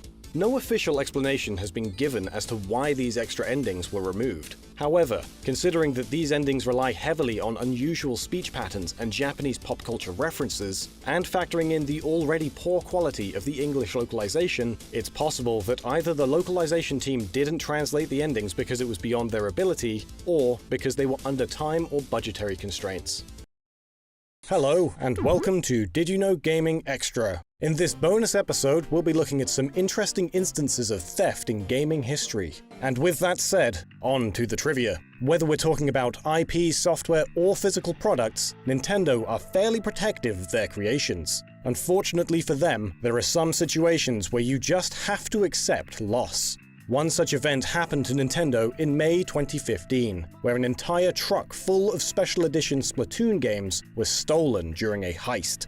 The vehicle was commandeered at some point while it was hauling its cargo from Nintendo's European headquarters. The truck was carrying gaming retailer Game's entire shipment of Splatoon's special edition release for Wii U, which left them with no option but to offer a substitute to customers. People who had pre-ordered the game could choose between the standard edition of the game with a discount, or to cancel their pre-order altogether.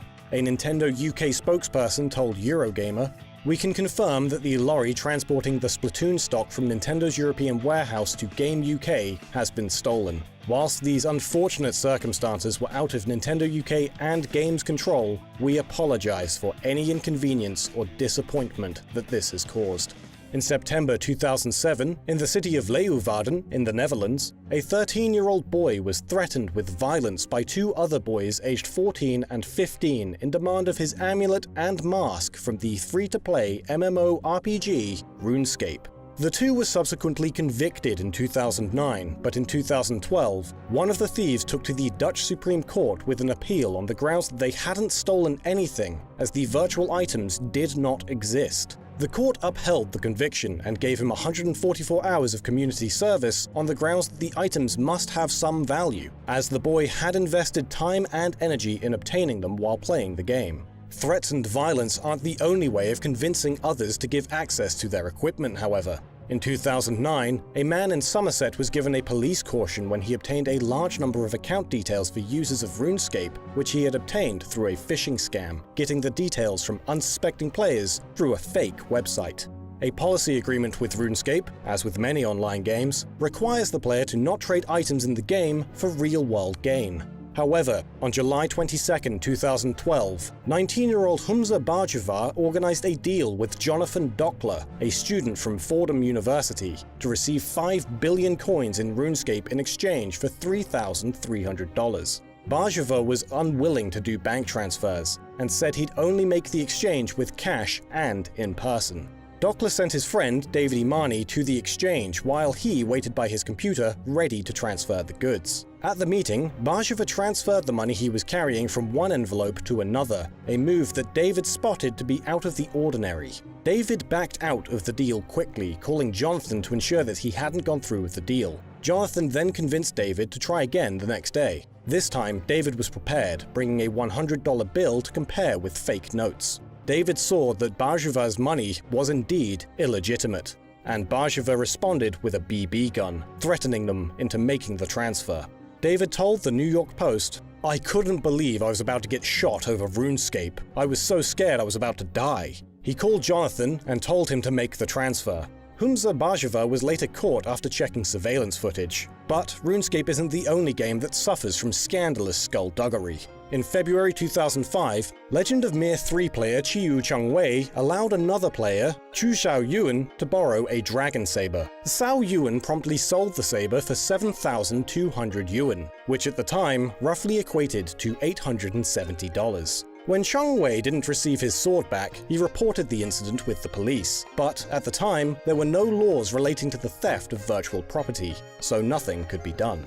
Chu Xiaoyuan said that he would give the money to Cheng Wei, but with less than a month having gone by, Cheng Wei grew impatient. He subsequently stabbed Chu Xiaoyuan in the chest, resulting in death. Cheng Wei gave himself into the police and confessed to intentional injury. He was sentenced to life in prison, though his time was reduced due to good behavior. Sometimes a company can fight back against thieves online, as was the case with Blizzard and Diablo 3.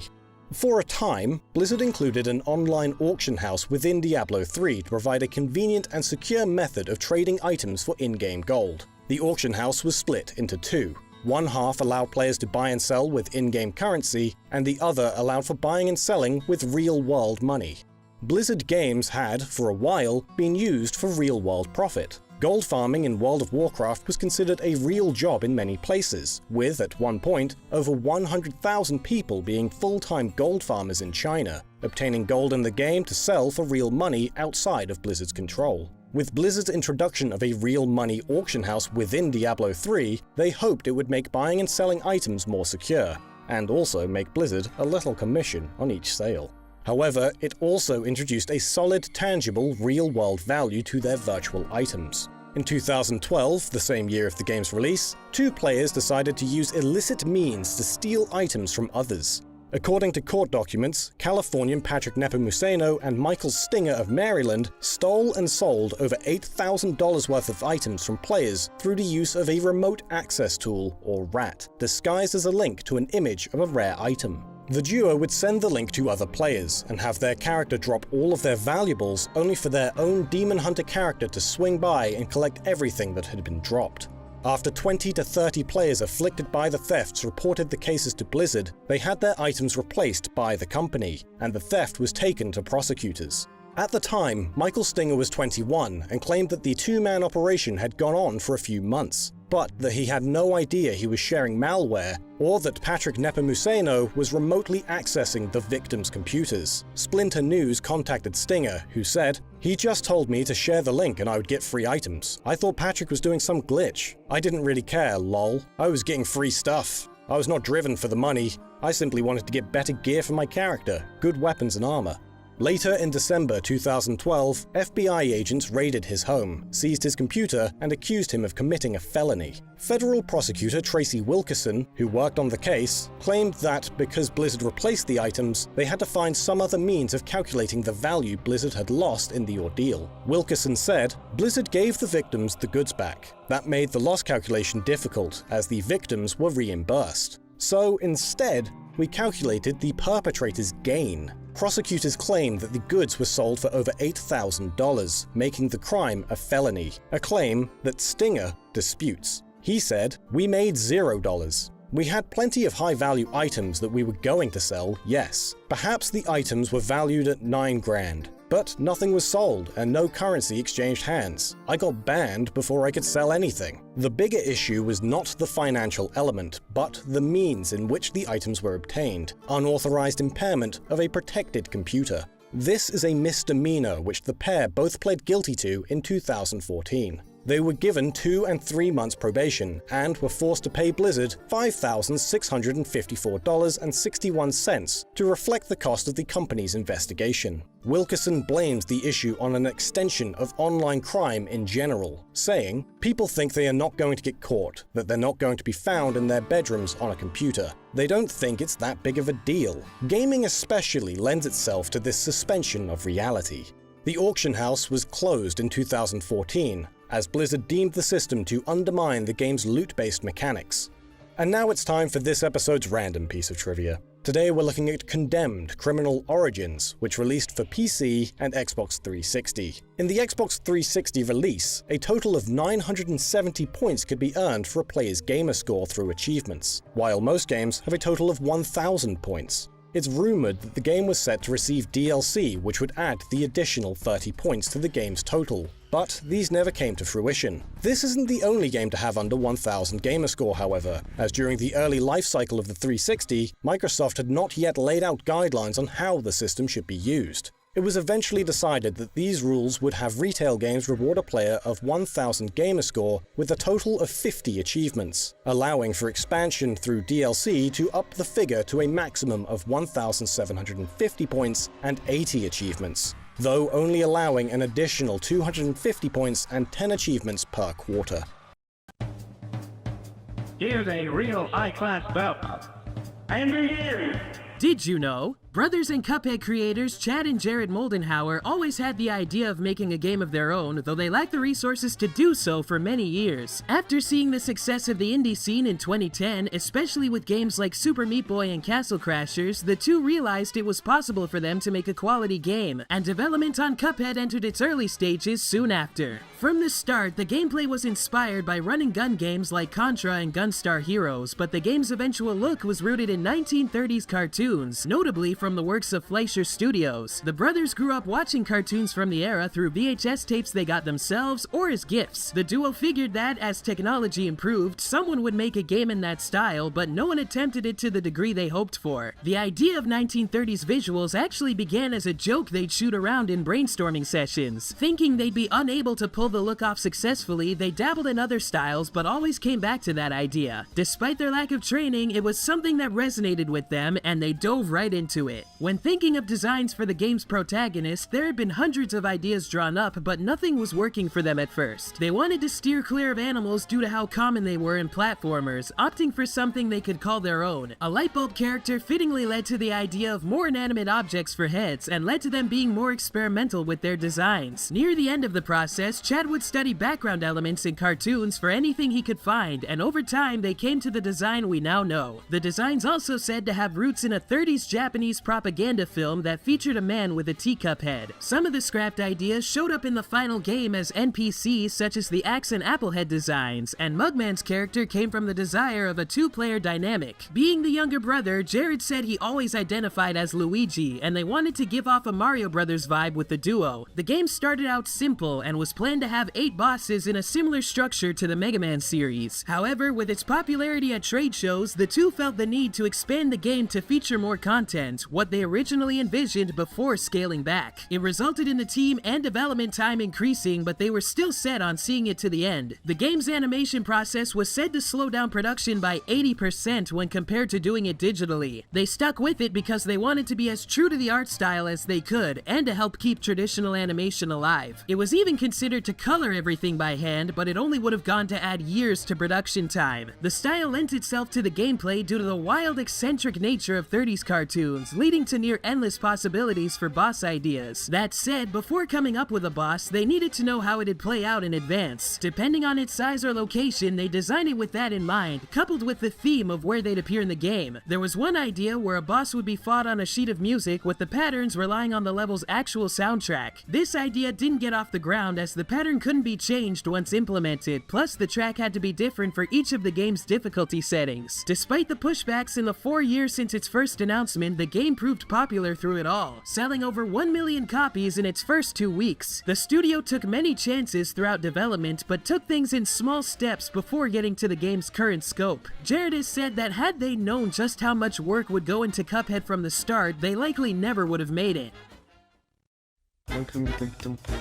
Cuphead's development was an intimate affair. Spouses, cousins, and friends of the brothers lent their talents to help bring it to life, being as passionate as they were about the project and gaming as well. The game's composer, Chris Madigan, was a friend of the brothers since childhood and was their go-to guy, knowing he could deliver on the soundtrack they needed. That said, the game was also a first for Madigan. Though he had studied jazz, he didn't consider it his strong suit, on top of doing little actual composing beforehand. Game tracks often loop at a point in their songs, but for Cuphead, Madigan wanted each piece to be as long as it needed to be, even if the player wouldn't hear the full piece in-game. Though there were limitations to how the music could interact with the action on screen, a staple of classic cartoons, Madigan instead went for the vibe of excitement and unpredictability, complementing the game's nature. Each piece also has several different mixes and solos. When one was recorded, they'd have soloists play over the finished piece, with a variety of instruments and improvised segments. Because of this, when fighting the same boss again, a slight variation on their theme can be heard. There are a few nods to other video games in Cuphead's score. The Funfair Fever track has a similar segment to the athletic theme from Super Mario World.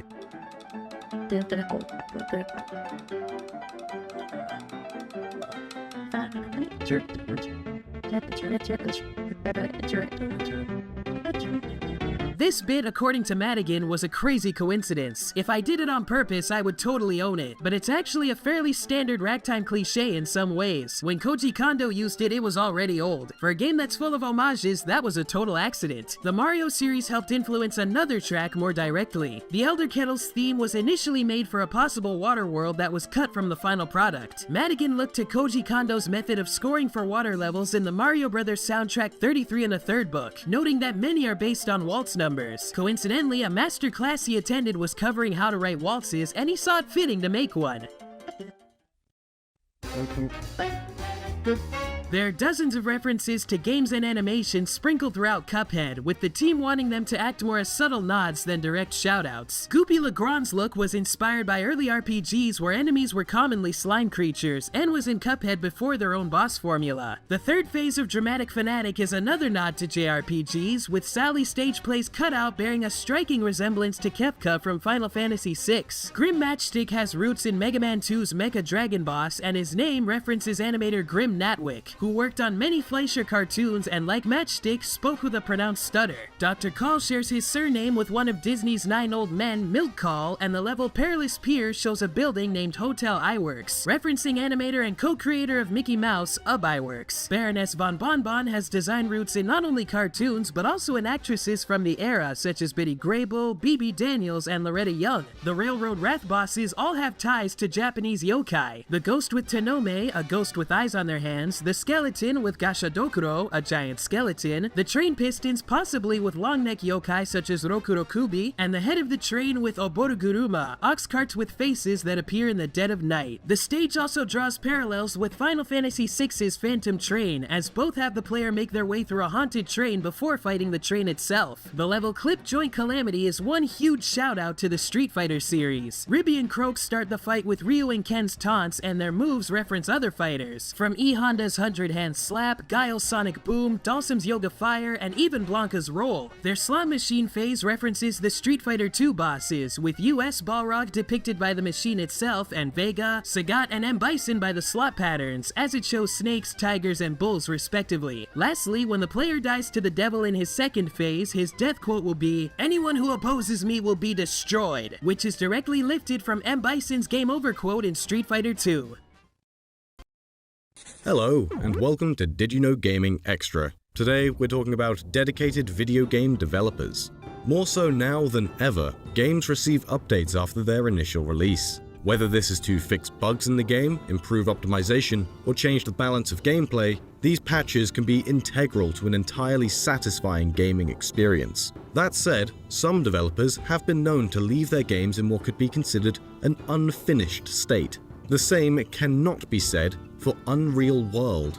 Unreal World is a shareware game developed by Sammy Marinen and Erka Lamus, released in 1992, and eventually saw a release on Steam in February of 2016. The roguelike survival game has been receiving consistent updates for more than 25 years, the most recent of which being in April 2018 at the time of this recording. Starting out as an ASCII game running on DOS, the game took place in the medieval high fantasy world of Ankenia. The game featured a multi-level dungeon for the player to explore, and in 1994, the first big update took place, version 2.00b, which moved the players out of dungeons and into a predefined open wilderness scattered with randomized dungeons. A year later, version 2.04 began the removal of the high fantasy aspects of the story, changing the player's choice of class from mystical beings like mages, elves, and orcs to selecting from early cultures like tribal, Viking, and mountaineer. The world is now an undefined ancient northern country, though some fantasy creatures still remained in the dungeons. The wilderness was also changed to be randomly generated, and plants for foraging were also added. In 1999, with version 2.30, the game was almost unrecognizable, and more closely resembles the game we have today, stepping away from ASCII art and transitioning into a fully sprite-based user interface. This is also the year the first CD-ROM version of the game was created for use in public libraries, under the title Iron Age Now. Between 2000 and 2004, the game saw more key changes, settling the game into Iron Age Finland for the locale. Sammy, one of the game's developers, wanted to take the game further into the cultural roots of ancient Finland. He said, "I wanted to share my growing personal enthusiasm towards traditional northern lifestyle, and our great mythology and folklore in the game." During this period, they also removed currency from the game, adding agriculture and hideworking, further pushing the game into the self-sufficient survival playstyle. As time went on, countless graphical and mechanical changes were made, as well as terrain, plants and other wildlife, and even a nutrition system. Currently in version 3.50, Unreal World was awarded the Guinness World Record for longest update support for a game, and still receives excellent reviews for its depth and variety. Demonstrations of dedication come in all forms, however, not just working on the same love letter project for years. On occasion, it's shown by working during the toughest of situations. Sometimes, an illness can push a developer to strive for more. And after being diagnosed with cancer, Crashlands developer Sam Costa wanted to do more with his up-and-coming indie studio, Butterscotch Shenanigans. During his treatment, he worked with his brother on their Endless Runner mobile title, which they'd been creating before the news hit. In an interview with Kotaku, Costa said, "I just looked at him and said, I don't want this to be the last game I make before I die. No offense, but it's a mobile Endless Runner. Everyone's gonna forget about this in 6 minutes. It might make a dime for the studio, but who gives a fuck? I wanted to do something that at least had a little more cultural memory for someone, or even to make something that could help someone in a similar situation to my own." Game development was treated as an escape for Costa, a place to get away from the probing, treatment, and stress surrounding him and his diagnosis. His two brothers, who joined him on his venture to create the game, would even work on features that would give Sam more to do while restrained to his hospital bed. Crashlands released, and Sam was similarly released from his diagnosis. His scans came up clear, and he was given the chance to create another day. Another dedicated team of developers are Valve Software, who never seem to let a game die. Although Half-Life 3 has spent the longest out of Valve's games in development hell, there's another that comes in at a close second. Team Fortress 2 was in development for 9 years between 1998 and 2007, during which it was heavily reworked multiple times. Early in the game's development, the title was a fairly realistic war game featuring lifelike weapons and clothing, as well as parachute drops into enemy territory. Although the military theme carried through to the end of development, there were some fairly experimental phases in TF2's creation. At one point, the game actually contained aliens, and an image of an alien commander from this period was even leaked online. This version of the game has been referred to as the invasion period of TF2's development. One of the game's designers, Robin Walker, has also stated that the team went through probably 3 to 4 different games before the direction of the final game was decided upon. And now for this episode's random piece of trivia. Today we're looking at popular simulation series The Sims 2. For the release of The Sims 2 University expansion, a new musical track was added titled Arc of the Sims, which would play whenever the player entered build mode.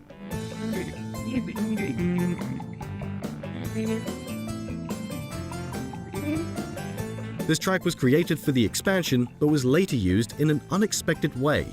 The track was used for the gag reel featured on the DVD for the 4th season of Breaking Bad. I'll bang whoever I want to bang. If I want to bang a Yui, I'll bang a Yui. I've banged Yui before in the life. Wait. It's fine.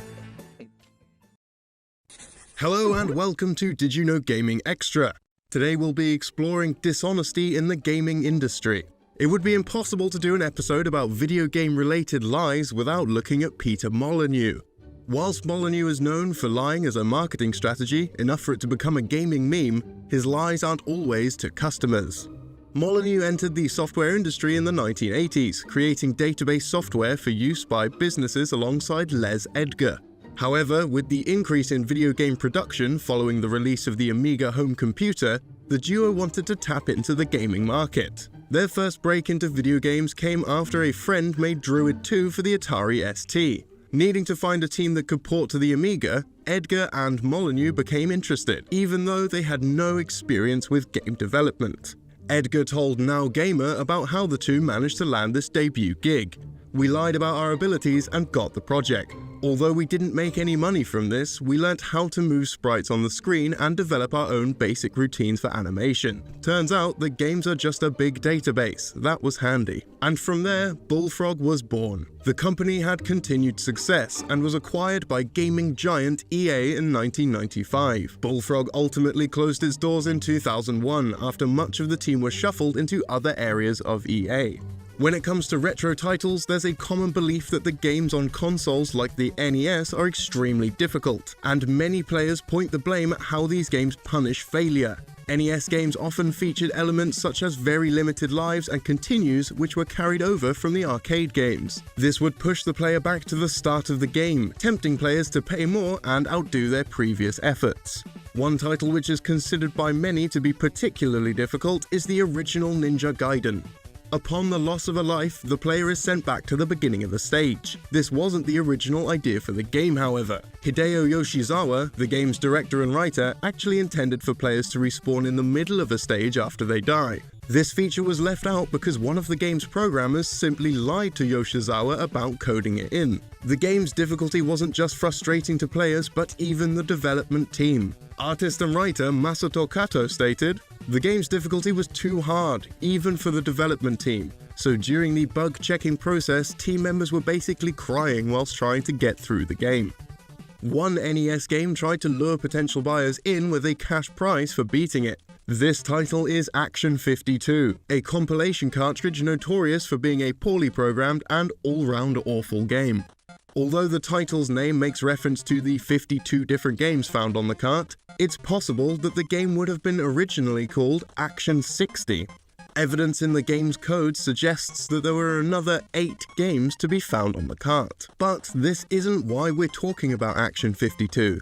The game's creators, Active Enterprises, planned a cash draw for North American players who were able to complete level 8 of the game Ooze. The full prize was $52,000 cash as well as a $52,000 scholarship. The only catch with this contest was that, due to the game's poor programming, it is known to be impossible to actually progress past a certain point of Ooze where the game will lock up. As a result, the contest had no winner. However, a congratulations screen can still be found within the game's code. The only way of accessing this screen is through checking the game's data or using a cheat device. The team would have known that accessing this screen was impossible during the prize period, which was advertised to help sell the title. Lucky for Active Enterprises, this advertisement caused little controversy due to people being more upset with the state of the game itself and its $200 price tag. And now it's time for this episode's random piece of trivia. Today we're talking about one highly regarded PlayStation title, Wipeout.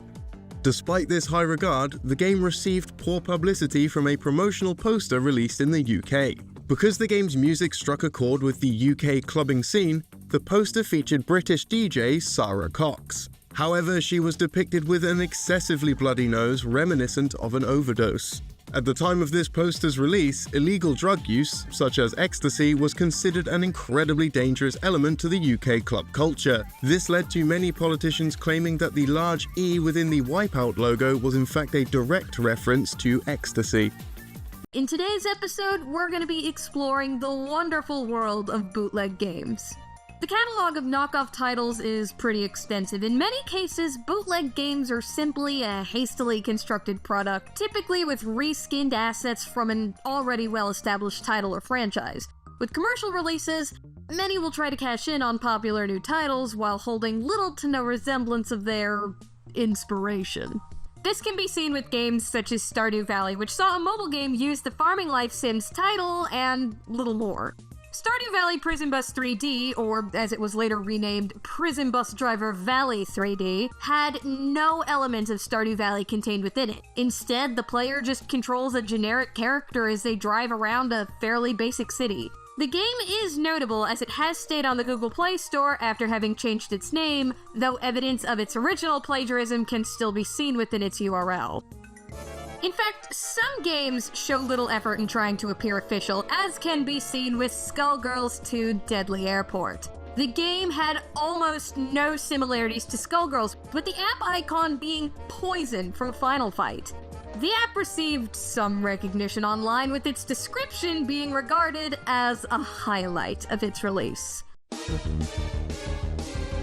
Skullgirls 2 Deadly Airport is one of the best and advanced Surly Magnificent's fighting game of this era. Fight to earn your respect, put your anger in your mind, and smash opponent. It's a fight club, guys! Deadly Fight has magnificent graphics. Then, any other fighting game, it comes with best visual and sound effects. Hope you will enjoy it. The game was actually acknowledged by the official Skullgirls Twitter account, jokingly tweeting, "Surprise! Skullgirls 2 Deadly Airport's now available on iOS!" before letting people know that the game would be removed quickly for being a complete ripoff. Jonathan Kim, senior animator for the creators of Skullgirls at Lab Zero Games, even made fan art for the title. However, games don't need to be new in order to try and cash in on another creator's IP. Nintendo only recently dipped into the mobile gaming market, but back in 2012, a bootleg release of Pokemon Yellow made its way onto the iOS App Store. Not aware of the app's unofficial nature, the app quickly rose to the second top-selling spot on Apple's charts. And rather than being inspired by the original Pokemon Yellow released on the Game Boy in 1998, the game's page instead used screenshots from what appears to be Pokemon Fire Red and Leaf Green for the Game Boy Advance. The game's description claimed that the app was just like the original, while many reviews claimed that it was, in fact, just a scam, and didn't boot past the initial title screen. Looking to understand how this situation came about, Apple's review process was called into question. The Apple App Store and the Google Play Store appear to almost never perform quality control, let alone legal checks on the apps in their marketplace, relying instead on the right holders filing complaints against fraudulent uses of their materials. Now, while this has worked with some applications in the past, many have survived this process through obscurity. They also rely on the hope that the right holders just won't go through the process of having the game removed. Now, because of the sheer volume of apps out there which ignore licensing from other companies, it's extremely difficult to track down sales information and revenue made off of the infringement. Most bootleg games seem to be made in China, a country with more lax copyright laws. And since the release of the fake Pokemon Yellow app, no other bootleg game has made its way into the top slots of the store. It seems that in the majority of cases, the apps forego the free-to-play microtransaction business model in favor of wall-to-wall-to-wall-to-wall advertisements on their game. Now I hear you, you're wondering, well, who in their right mind would want to put their ad in a bootleg game? Don't they know any better? Well, that's kind of a funny story. The answer to that, actually, is many times other bootleg games and apps. And now for this episode's random piece of trivia. Today we are talking about Megaman Soccer for the Super Nintendo.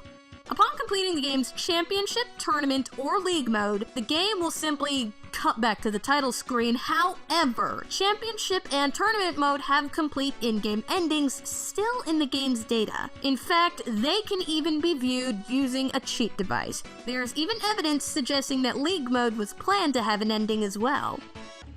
Today we're delving into the depths of despair, bringing you some particularly spooky trivia from several games, perhaps even a few that you might not expect. That's right, it's a Halloween special. There's no scarier way of starting a Halloween video than discussing the advertising standards within the UK. Tekken 3 had a big release on the PlayStation in 1998, but this wasn't simply due to the success of the previous games. Amongst its various promotional pieces, one poster, which certainly didn't pull any punches, featured a morgue with 2 severed legs and the shape of a body under a cover. This poster caused offense to a whopping 10 people, who wrote into the Advertising Standards Authority to complain. Sony defended the ad, saying it was a surreal situation by positioning the body parts in the manner reminiscent of a cartoon character, but the ASA stood their ground, claiming it was realistic and macabre, with the fallout of this incident resulting in all advertising by Sony having to be vetted by the ASA for the following 2 years. This wasn't the only advertising incident that got Sony into trouble. At the same time, they were also reprimanded for a mail campaign for PlayStation accessories that sent out an envelope containing 4 fake X-rays and a letter telling the receiver to seek immediate medical attention. The letter was signed by a fake doctor, with the reverse of the letter stating that this is not a piece of genuine medical communication. Despite this information, the letter resulted in Sony receiving 53 complaints and the ASA taking 20 telephone complaints, mostly from people expecting genuine test results. From one severed body part to another, Super Monaco GP was a big success when it released in Japanese arcades, hitting number 2 in the arcade charts of Famitsu magazine, known as Famicom Sushin at the time, in August 1989. It proceeded to take top position in September, and held it until October that same year. Naturally, it invaded the home console and computer market the next year, with ports of the arcade hit being made for the Amiga, Spectrum, Sega Master System, and Genesis. But the Genesis edition in particular had an unusual hidden Easter egg. If the player holds down A, B, and C when finishing the second race in any of the top 3 positions in arcade mode, the player's racer will hold up their own severed head instead of a trophy. Now for a game that's infused with horror. The 2003 Game Boy Advance title Castlevania Aria of Sorrow. The game has several interesting decisions behind some of its artistic direction, such as with the enemy skeletons featured throughout being based on the lead programmer Shutaro Aida. The reason the waiter skeletons throw curries is purely because Aida had a diet that consisted primarily of curry, even being known by some as Curry the Kid or Curry Gentleman Shutaro. Another Aida-inspired change came from the fact that Aida hates sushi, so sushi was removed from the possible foods that drop from enemies. There is some contention on the inspiration for the lead protagonist's name in Aria of Sorrow and Dawn of Sorrow, Soma Cruz. During a discussion within a developer roundtable in 2003, Koji Igarashi claimed the name Cruz came from a need to make the name more accessible to Western audiences, due to its association with the cross, and because at the time, Hollywood star Penelope Cruz had visited Japan. He also claims that the name Soma is taken from an Indian ritual drink of the same name, and that it's also the name of director Junichi Murakami's son. Murakami, however, dismissed this, saying, "It's just a coincidence, as the kanji are different too. When I first noticed it, I was like, no." But Koji Igarashi said, "I just can't think of anything else. Sorry." Another horror classic, Resident Evil 2, was so popular that it was ported to several consoles and PC, and even now has a full-blown remake. The series went on to be a flagship for Capcom, with Resident Evil 4, 5, and 6 being in the top 5 best-selling games Capcom has ever produced, but confidence in the game's representation of the company wasn't always there. Director Hideki Kamiya claims the iconic opening scene of the umbrella can being stepped on was originally meant to feature the Capcom logo, but the then current Capcom manager did not approve of their brand being stepped on at the beginning of the game, and so it was changed. This isn't the only thing changed from the opening of the game, with the original plan being to start from within the iconic police station, with zombies attempting to get into the building. This was changed to have the player begin from outside, as this helped portray the extent at which the city had been taken over. It was also planned that Leon would eventually have to leave the station again, with stronger weapons, making him more capable of taking down the hordes of zombies found at the beginning. This was to get to the sewers, instead of conveniently having them find the sewer under the station. It was also thought to have a return to the Spencer Mansion ruins from the original Resident Evil, having to fight a boss that survived the explosion. These ideas were dropped due to limited disk space, as the game was getting too long. One thing that did make it to Resident Evil 2 from the original was a tyrant. The game was never meant to feature a tyrant, but Kamiya was insistent on bringing one in, now that the game needed to be overhauled. Not only that, but Kamiya planned on making the tyrant perfect and invincible, but writer Noboru Sugimura disagreed, stating in a 1998 interview with Kamiya that making the tyrant so strong would render the existence of the G-Virus meaningless. To solve that problem, we came up with the idea of the tyrant having a mission to retrieve the G-Virus. Also, one of the consequences of having players go through the same scenario twice was that, by the second time, they're used to things, and it's too easy For that reason, we decided to have the tyrant appear in Scenario B as a way to raise the difficulty.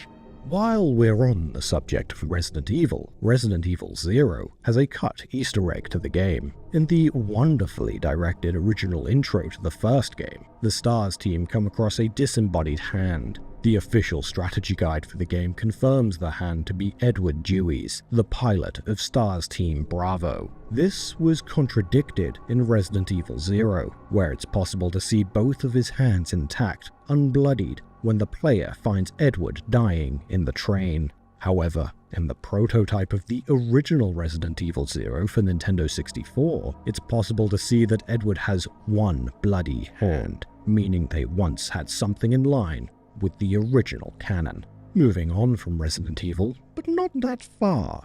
The survival horror game Evil Within 2 was produced by Shinji Mikami, director of the original Resident Evil. The game contains a classic move from any cheesy horror franchise by referencing the title of the game itself in a character's dialogue. In Chapter 7, shortly after destroying Stefano's paintings, if the player interacts with Liam O'Neill inside the safe house, they will reference the title. That being said, the English version of the game is called Evil Within, while the Japanese name translates to Psycho Break. The respective title is referred to as such in both language versions, before giving a very obvious look at the camera. And now it's time for this episode's random piece of trivia. Today, we're talking about Siphon Filter 3, which released on the original PlayStation on the 6th of November. This release date wasn't what was originally planned, having been changed due to the developers needing to make some last-minute changes. The game was originally planned to release in a dual case with a cover depicting Gabriel Logan and Xian in a federal building filled with green gas and a big American flag in the background. This, however, was due to be released on September 25th, 2001, and with the September 11th attacks on top of the score of anthrax attacks, it was quickly recalled. The images were simply replaced with Gabriel and Xian's heads in a single-disc case and removed any words like deadly, arsenal, and terrorists, while the rest of the world got a slightly close-up version of the original game's cover without the flag. Some of the original copies released before the recall can bring in $1,000 at auction for sealed editions. Today we'll be talking about video games based on movies. Licensed games are notorious for their low quality. This is usually a result of the games being rushed to release alongside a film or TV show, as well as having little to no input from the original creators. This rushed production and lack of supervision usually leads to oversights, some of which can result in a backlash. One such controversy affected 2002's Spider-Man game, which was made to tie into the movie of the same name. The game has several cheat codes which can change Spider-Man's appearance. This includes a police officer, a scientist, and even Mary Jane Watson. If the player enters the cheat code Girl Next Door, they can play as Mary Jane for the entire game. Though it seems innocent enough, it changes the game's ending in a rather bizarre way. At the end of the game, Spider-Man and Mary Jane are supposed to kiss. However, if the player has the Mary Jane skin, it will appear as if Mary Jane is kissing herself. The Girl Next Door code was removed from later versions of the game, presumably because of the bizarre, vaguely incestuous or masturbatory girl-on-girl kiss in an E-rated game. From an E-rated game to an M-rated one. The director of the original Godfather movie, Francis Ford Coppola, has felt unhappy with the end result of the game. Another film adaptation, Mission Impossible on the PlayStation, has several unused items within its data. These include a communicator, a .45 caliber gun, an M16, and oddly enough, condoms. The item description reads, "Condoms. Once the mission is over and Candice awaits, there's no better choice than the ribbed black ones. For extra pleasure. You don't want to save the world, evade enemy armies, only to get AIDS but some dumb hooker?" Another licensed title with curious content is the NES title Ghostbusters. The game has several major programming differences between its international and Japanese releases. The initial Japanese release featured an oversight in which the Ghost Alarm's purchase price was lower than its resale value. This meant that players could buy the alarm and sell it repeatedly for a profit, allowing them to reach the end building early. This wasn't the game's only issue, however, as the Japanese version had a host of other problems. One example is the game's ending text, which reads from the wrong place in the code. As a result, the Japanese release of the game doesn't show the ending screen or credits at the end of the game. Instead, it only shows a black screen, followed by the text Riri, meaning Lily, scrolling onto it. With the international release, we instead see the infamous, poorly translated, Congratulation screen. And now, for this episode's random piece of trivia. Today, we're talking about Legacy of Kain: Blood Omen for the PC and original PlayStation. Toward the end of the game's credits at the special thanks section, Coffee Guy is humorously yelled by an unidentified voice. Coffee Guy! According to Crystal Dynamics' Chris Bruno, the phrase was shouted by Dennis Dyack, who would yell out, "Coffee Guy!" to the team whenever the catering truck would show up in the parking lot. Did you know? The team behind Square Enix's Einhander helped develop the expansive gummy ship aspect of Kingdom Hearts 3. The team even included references to Einhander, like an unlockable gummy blueprint. This is obtained by scanning a constellation in the Misty Stream area that greatly resembles Einhander's Endymion ship. One of Einhander's bosses, the Schwarzgeist, also cameos as a boss in Kingdom Hearts 3, and a remix of Einhander's Thermosphere theme plays when the boss is fought with most gummy ships. But if the boss is fought with the Endymion blueprint, the original PS1 version of the Thermosphere theme will play instead. This isn't the only aspect of the game developers paid special attention to. The Kingdom of Corona was shown off during Square Enix's E3 2015 press conference, but despite being based on the Disney film Tangled, its main character Rapunzel wasn't in the trailer. About 3 years later at Japan's D23 Expo 2018, Kingdom Hearts 3's director Tetsuya Nomura explained that it took so long to show off Corona and Rapunzel because of how complicated it was to program Rapunzel's hair. Due to how elaborate the hair was and how it interacted with the game world, developers needed a lot of time and planning to get it right. Other worlds in the game have unlikely inspirations. Although Mount Olympus is a real place in Greece, Kingdom Hearts 3's Olympus world, which is based on Disney's Hercules, was based on North America. According to Nomura, the world's environmental design was inspired by California's Yosemite National Park. This came after co-director Tai Yasue took a trip to Yosemite and was struck by the park's scenery. Tetsuya Nomura also said in 2018 that for the longest time his biggest wish for Kingdom Hearts was to include a Pixar world, but it took almost 17 years for Pixar characters and worlds to be included in the series. Not only was the original game planned to have a world based on Toy Story, but Kingdom Hearts 2 was set to feature Buzz Lightyear and Woody. However, Tetsuya Nomura and the rest of the team never had a chance to pitch their inclusion to Disney. Disney would purchase Pixar in its entirety in 2006, which made it easier to include Pixar's creations when it came time to develop Kingdom Hearts 3. After it was confirmed Pixar's works would be incorporated into Kingdom Hearts, Square Enix began working with Pixar to make sure their worlds received the utmost care. Pixar in particular were very thorough about how their worlds would appear. Jason Katz, production assistant at Pixar Animation Studios, told Disney fan club D23 magazine,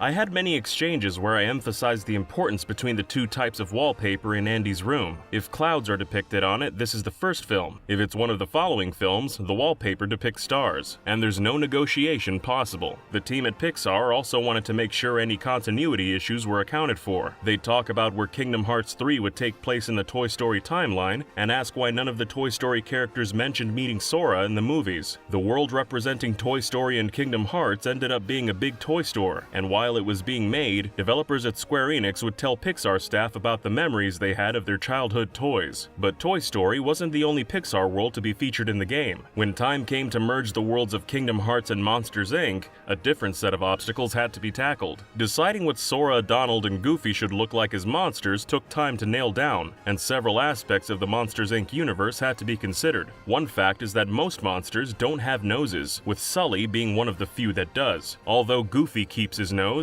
it was decided to take Sora's away. The city of Monstropolis also isn't explored much in Monsters Inc., so Pixar and Square Enix took the opportunity to explore more of the city and more of the area surrounding the scare floors. The developers also made sure to continue a Pixar tradition and include many Easter eggs through the environment of the Toy Story and Monsters Inc. worlds. The code A113 can be seen as the number of the license plate on Andy's mom's minivan, as a street name sign in the Toy Story world, and a post-it note behind the counter in the toy store, and can even be seen above a shutter door in Monstropolis. This is a nod to a persistent in-joke by California Institute of the Arts alumni and refers to room A113 at the university, where many of its most famous students such as John Lasseter and Tim Burton have studied. Pixar also had input on how the game's Toy Story-themed Keyblade would look. From the get-go, they knew they wanted its design to incorporate Buzz and Woody, and that they wanted its key ring to be one of the aliens from the claw machine at Pizza Planet. The Keyblade's name, Favorite Deputy, is a nod to Woody's pull-string phrase, "You're my favorite deputy," but early press releases originally called the Keyblade the Infinity Badge, a nod to Buzz's catchphrase, "To Infinity and Beyond," and Woody's Sheriff Badge. Another interesting Keyblade is the Dawn Till Dusk, which is actually a 7-Eleven-themed weapon. Although the weapon can be obtained in all regions as DLC, the item was originally a Japan-exclusive piece of content that could only be obtained by pre-ordering Kingdom Hearts 3 at 7-Eleven in Japan. The blade's coloration references the 7-Eleven logo, and its name is a nod to the fact that 7-Elevens are open between 7 a.m. and 11 p.m., from dawn until dusk. Another Keyblade with a nod in its name is the Braveheart, which references a recurring weapon of the same name in many Final Fantasy titles. Kingdom Hearts 3 has many other secrets and references. For instance, every single 2D minigame in the title is based on an early Disney short from the 1920s, 30s, or 40s. Many of these minigames even share the same name as the shorts they're based on. Another fun fact is that during a scene with Vexen and Demyx in the Radiant Garden, Demyx spouts the line, "Yes, Demyx time." This may be a reference to the web series Demyx Time, which released in the late 2000s and followed a cosplayer dressed as Demyx going over his daily life and events inside Organization 13 in character. Another secret can be found right on the game's box art. The clock on the tower to the left of the characters actually has 13 Roman numerals on its face instead of 12. Not only this, but they're out of order, and the two hands on the clock are pointing to 13 and the 7. This likely represents the 7 lights and 13 darknesses that play a major role in this game's story. The clock tower itself bears a striking resemblance to the Docomo building in Shinjuku, Japan.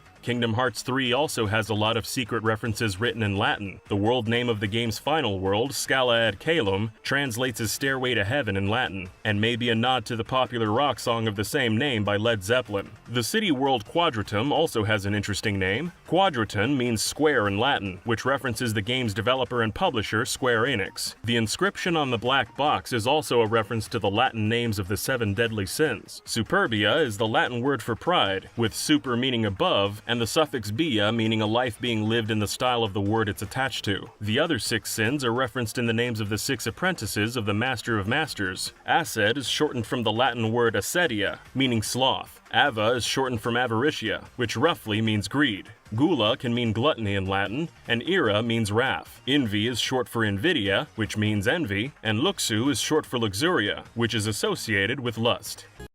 Anyone familiar with Sega will tell you the company's history is a rocky one. It was among the biggest hardware developers to come out of Japan in the 1990s, but when consoles turned to disc-based technology, their sales began to falter. Sega's final attempt at a home console was the Sega Dreamcast, a system that still holds a cult following to this day. One of the last games developed by Sega for the device was a love letter to fans filled with the characters and charm that Sega was known for. They called it Sega Gaga.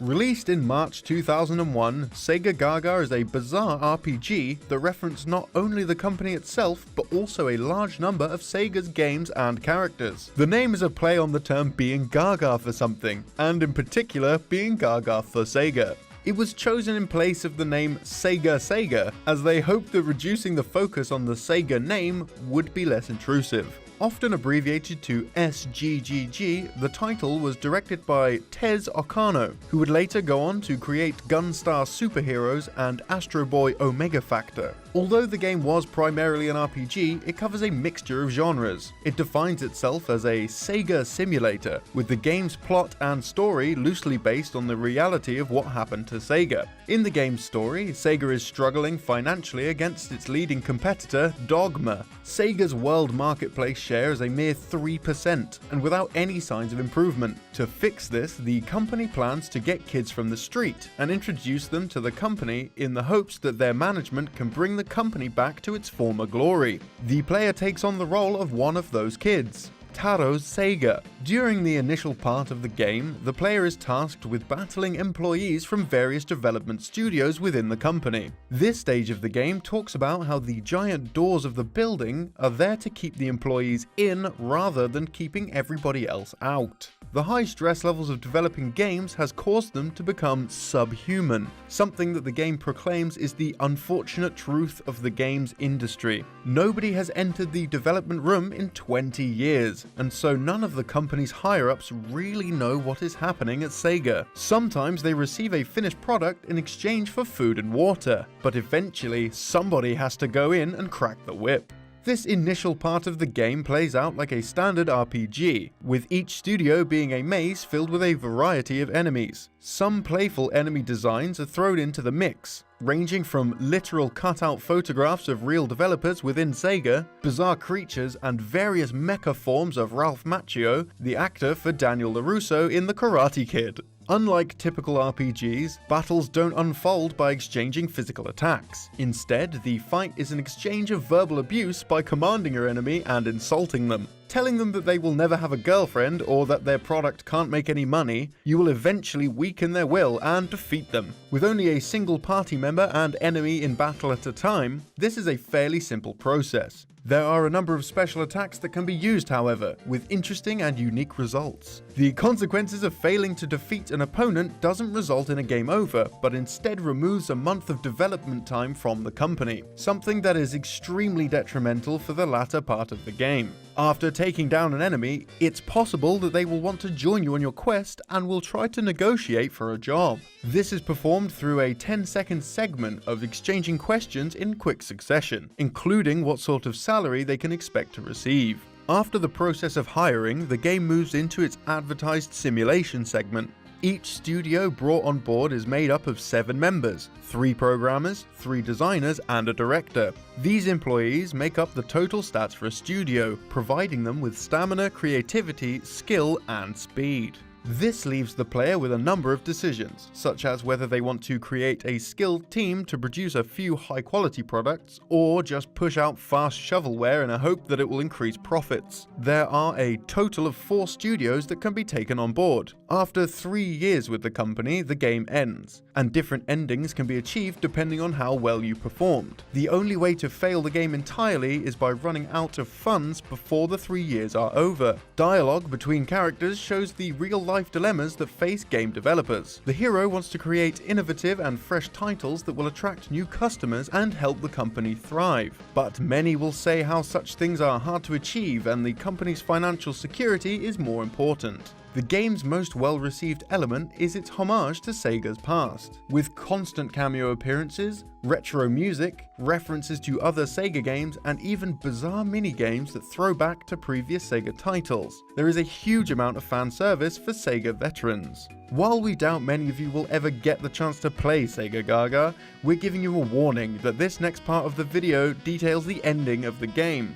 So if you don't want it to be spoiled, skip to the time displayed on screen.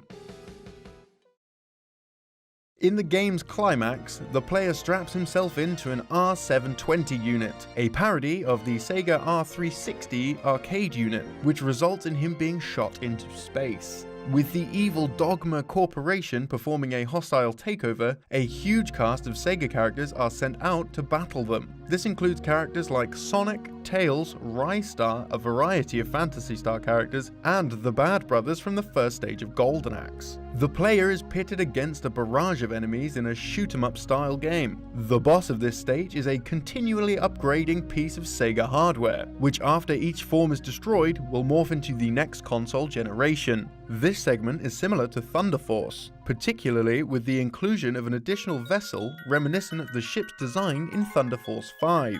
Sega Gaga's director, Tez Okano, would later go on to work on the Thunder Force sequel, Thunder Force 6, which launched on the PlayStation 2. This game was originally in development for the Sega Dreamcast, however, and some of the original assets are used in this final scene. When Okano initially pitched the title to Sega's management, many believed his proposal to be a joke. After a second round of fund seeking for the project, it was approved by Hisao Oguchi, the president of the now defunct Sega development team Hitmaker. Okano estimated the total budget for the game to be less than 1/100th of Shenmue, which is known for being a huge financial burden on Sega with a budget of over $70 million. One factor that helped the game's reduced production cost came from Toei Animation, who gave a discount to the developers on all animated footage. Sega Gaga released at a time when the Dreamcast's future was bleak. Sega's schedule for upcoming high-quality releases was looking sparse, and they needed to do something that would bring in revenue. Just 2 months before the game was released, Sega announced the discontinuation of the Dreamcast. At this stage, Sega Gaga had been in development for 2 years in secret. Okano was concerned that after development was revealed, anything can happen. This is an important point, as one of the reasons the game was published was because Sega was struggling financially, and they felt that the company wouldn't be portrayed in a negative light within the game. When Sega Gaga was initially conceived, there were around 300 copyright issues that needed to be resolved within the company. This was later brought down to just 100, meaning some of the game's ideas had to be scrapped or changed. These include the idea of having Sega's famous Sega Saturn mascot in the game, Segata Sanshiro, as well as a Ferrari. The franchises that ended up appearing in the game came as a result of their popularity with fans, as well as the availability from a legal perspective. After the game launched, Okano stated that he was given a marketing budget of around $200. Okano spent over half the budget on a wrestling mask in order to hide his identity during signing events he set up at 4 locations across Akihabara. With support from the head of Sega's PR, Tadashi Takazaki, and Taku Sasahara from Sega AM3, the game was able to obtain a full-page newspaper article, which helped to increase awareness and popularity for the title. The game launched with respectable sales through Sega's online store, ultimately leading to a full retail release. It's not surprising that the game was never localized, as the target audience was extremely limited even within Japan, never mind the rest of the world. The Dreamcast, which had already been discontinued at the time of the game's launch, and Sega's lack of financial stability are both likely contributing factors to the lack of translation. The game also makes heavy use of text, and has a huge volume of characters and cultural elements that simply don't translate well for a Western market. Reworking all of these elements into a narrative that makes sense to Westerners would be time-consuming and expensive. Not only this, but the previously mentioned licensing issues would need to be renegotiated all over again for different markets. Efforts were once made by a group of fans to translate the game, but with no news coming out for almost 4 years at the time of this video, it's unknown whether the game will ever be playable in English. Hello and welcome to Region Locked.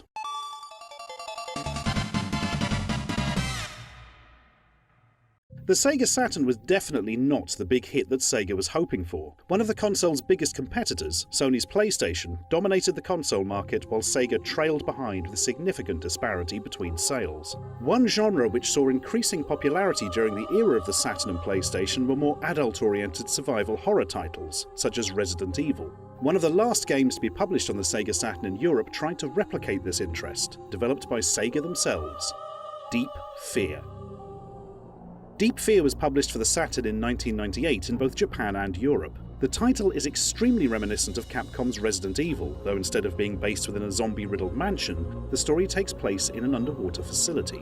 The facility, SSB-01, otherwise known as the Big Table, is a naval refueling base and research lab located 300 meters below the Pacific Ocean. Because of cuts to the US Navy budget, space aboard the facility has been rented out to a variety of companies. These include a medical manufacturer called Medical Industry, a telecommunications company called Dynamic Network, and an agricultural company called Sea Farm. Space was also provided to the Emergency Rescue Services, or ERS. This organisation is civilian operated and aims to assist in civilian-related rescue operations. The player takes on the role of John Mayer, a member of the ERS and an ex-Navy SEAL who operates out of the Big Table as security personnel. A capsule has fallen from space and landed close to the facility's location, containing a chimpanzee that had been launched into space 40 years prior. The launch was part of an experiment to determine the effects of cosmic radiation on living beings, which has mutated the chimpanzee, slowing its metabolism and causing it to enter a state of hibernation. The crew attempt to examine the effects of the chimp's isolation in space to find ways of replicating the same result, allowing for humans to successfully adopt deep space travel. A nearby submarine, the Sea Fox, has recovered the pod and is dispatched to refuel at the Big Table, and to receive help with the investigation of the contents. But, unsurprisingly, things don't go to plan, and the Sea Fox crashes into the Navy area of the Big Table, which houses a secret research facility with a high security clearance level. A team of Navy SEALs are tasked as the primary rescue force, while the ERS are tasked with extracting a VIP doctor on board. To make matters worse, a mutation has begun to spread across the facility, transforming the humans that inhabit it, both alive and dead, into violent, monstrous creatures as a result of cosmically irradiated bacteria.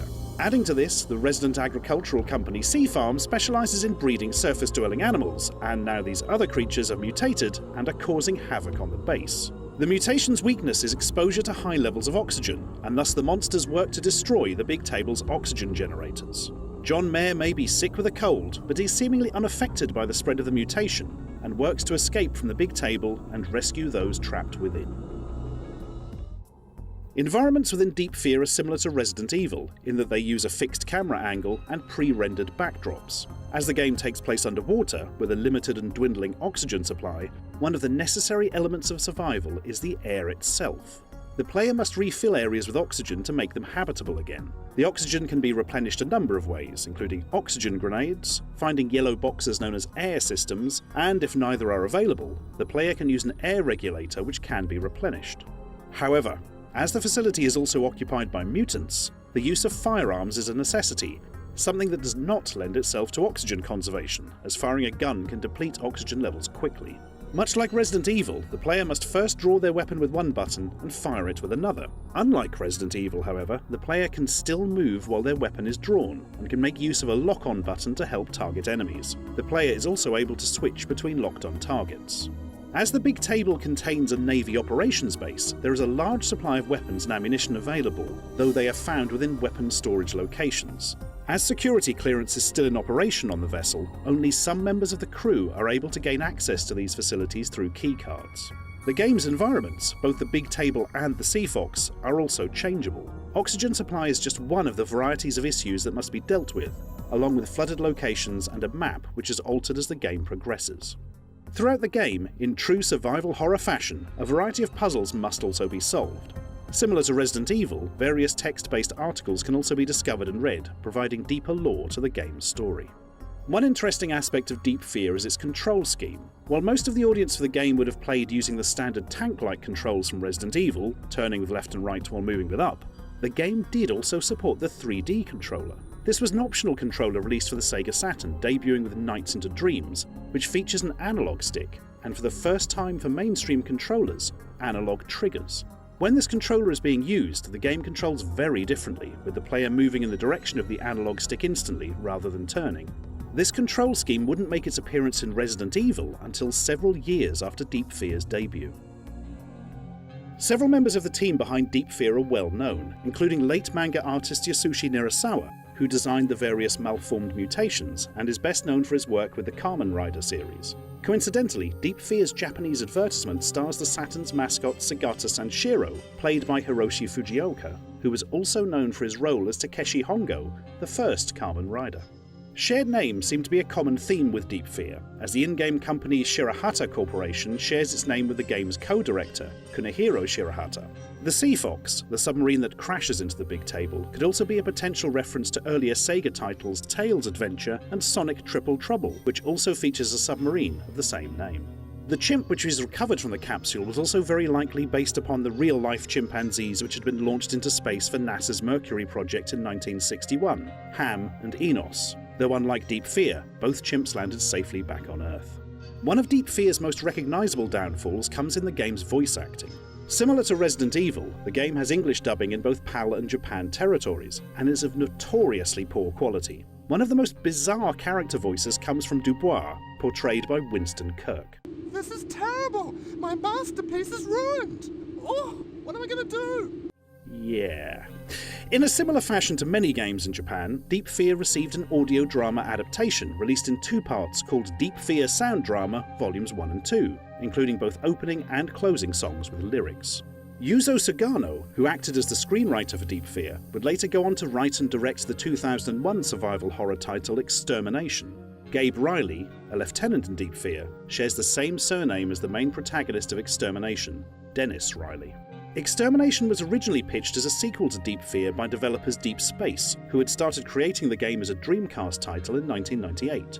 Their first pitch for the game was turned down by Sega, as not only did Deep Space pose a huge risk as an unknown developer at the time, but the game's story, content and gameplay had major contrasts to Deep Fear. Many of the staff members from Deep Fear would go on to work on Extermination, including screenwriter Yuzo Sugano, as well as background designer Moriyoshi Ohara, and 2D CG designer and planner Teku Kobayashi as the game designer.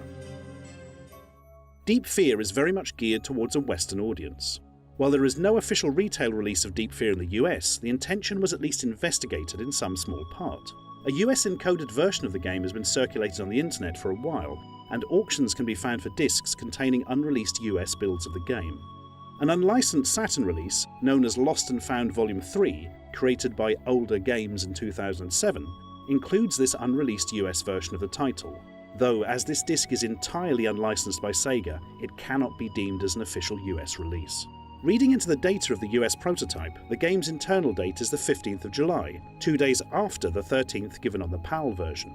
The only real difference between both versions is that the US NTSC release is optimised for 60Hz rather than PAL's 50Hz. Deep Fear holds the recognition of being the last ever published title for the Sega Saturn within PAL territories, providing a strong indication as to why Sega refrained from taking the title to US shores. As the console was nearing the end of its life cycle with poor sales, the cost of publishing the game would have been unlikely to recoup printing costs and do nothing to help increase sales of the dying console. The Sega Dreamcast was set to launch just a few months after Deep Fear's release, so much of Sega's focus had already shifted to promoting their new entry into the console market.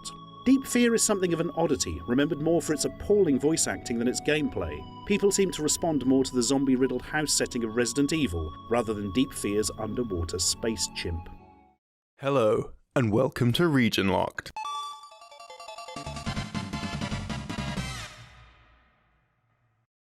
Ryu Hayabusa has appeared in many games over the years. Originally taking on the lead role in Tecmo's Ninja Gaiden series, he would later appear as a playable fighter in the Dead or Alive games. Many gamers know of Ryu's origins in the hugely popular NES Ninja Gaiden game, a staple of Nintendo's 8-bit library. But in PAL territories, Ninja Gaiden was also a Sega Master System game, and this version of the game has several key differences from the popular Nintendo release. Let's take a look at the game and how it came to be.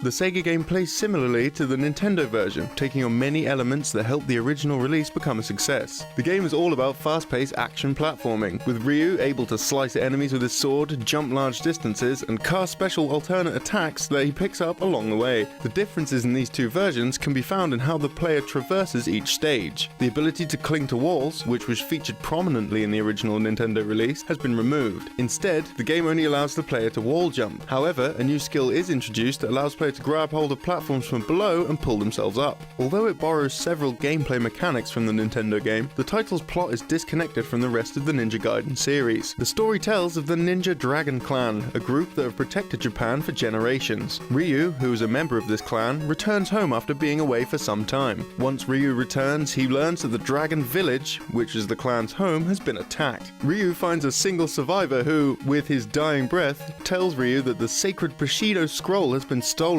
It's said that the scroll holds immense power and whomever controls it could control the world. Ryu, the last remaining ninja of the Dragon Clan, makes it his mission to retake the scroll and destroy the evil Shogun of Darkness. Ryu encounters a number of different enemies throughout his journey, and even aims to rescue a geisha as he takes down the evil Shogun. On release, the Master System Ninja Gaiden was very well received. Most gaming magazines gave the title scores of 90% and above, praising its impressive graphics. The game managed to achieve some fairly striking visuals on the already dated Sega Master System hardware.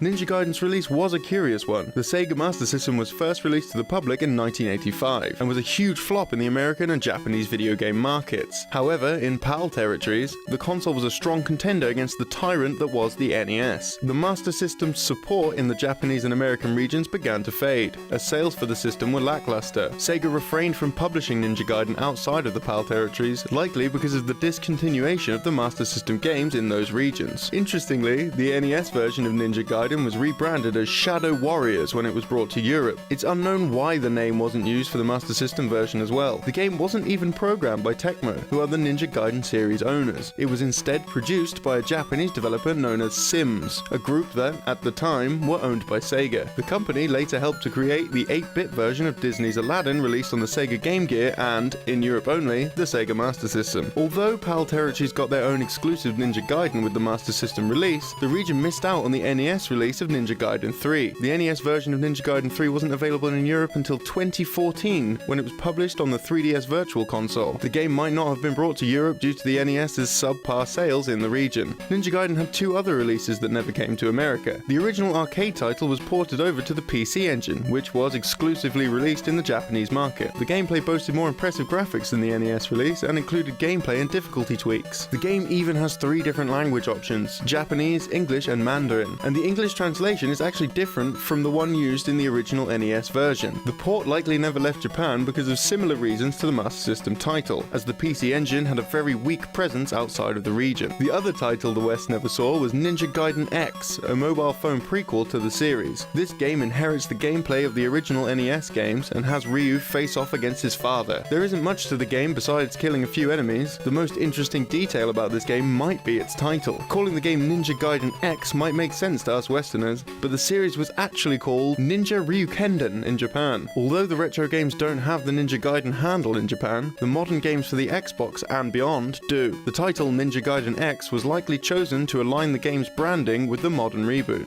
Hello, and welcome to Region Locked.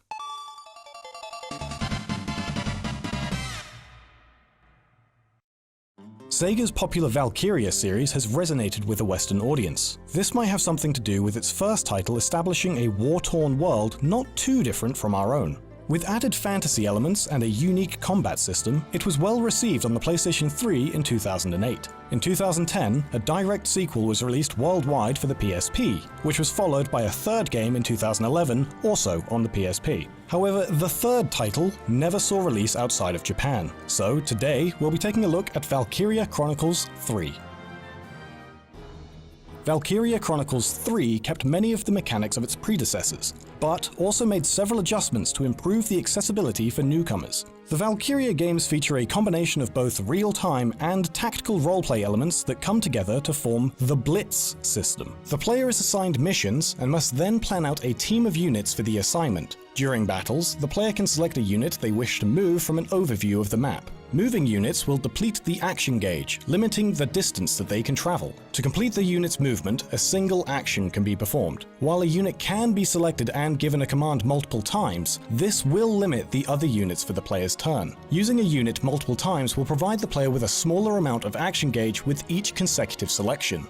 The game has 5 types of unit: Scouts, Shock Troopers, Engineers, Lancers, and Armored Soldiers, with each having tactical benefits over the others. After each mission, the player is able to bolster their squad by spending their money and experience points. A total of 9 units can be dispatched on a mission, with many characters having their own unique skills known as potentials. These potentials define the character as a unique soldier within each fight, and can provide both positive and negative effects in battle. However, a unit's battle potentials are skills that can be learned and honed throughout the game, allowing them to grow as a soldier. Some characters also have special abilities that only they are able to perform.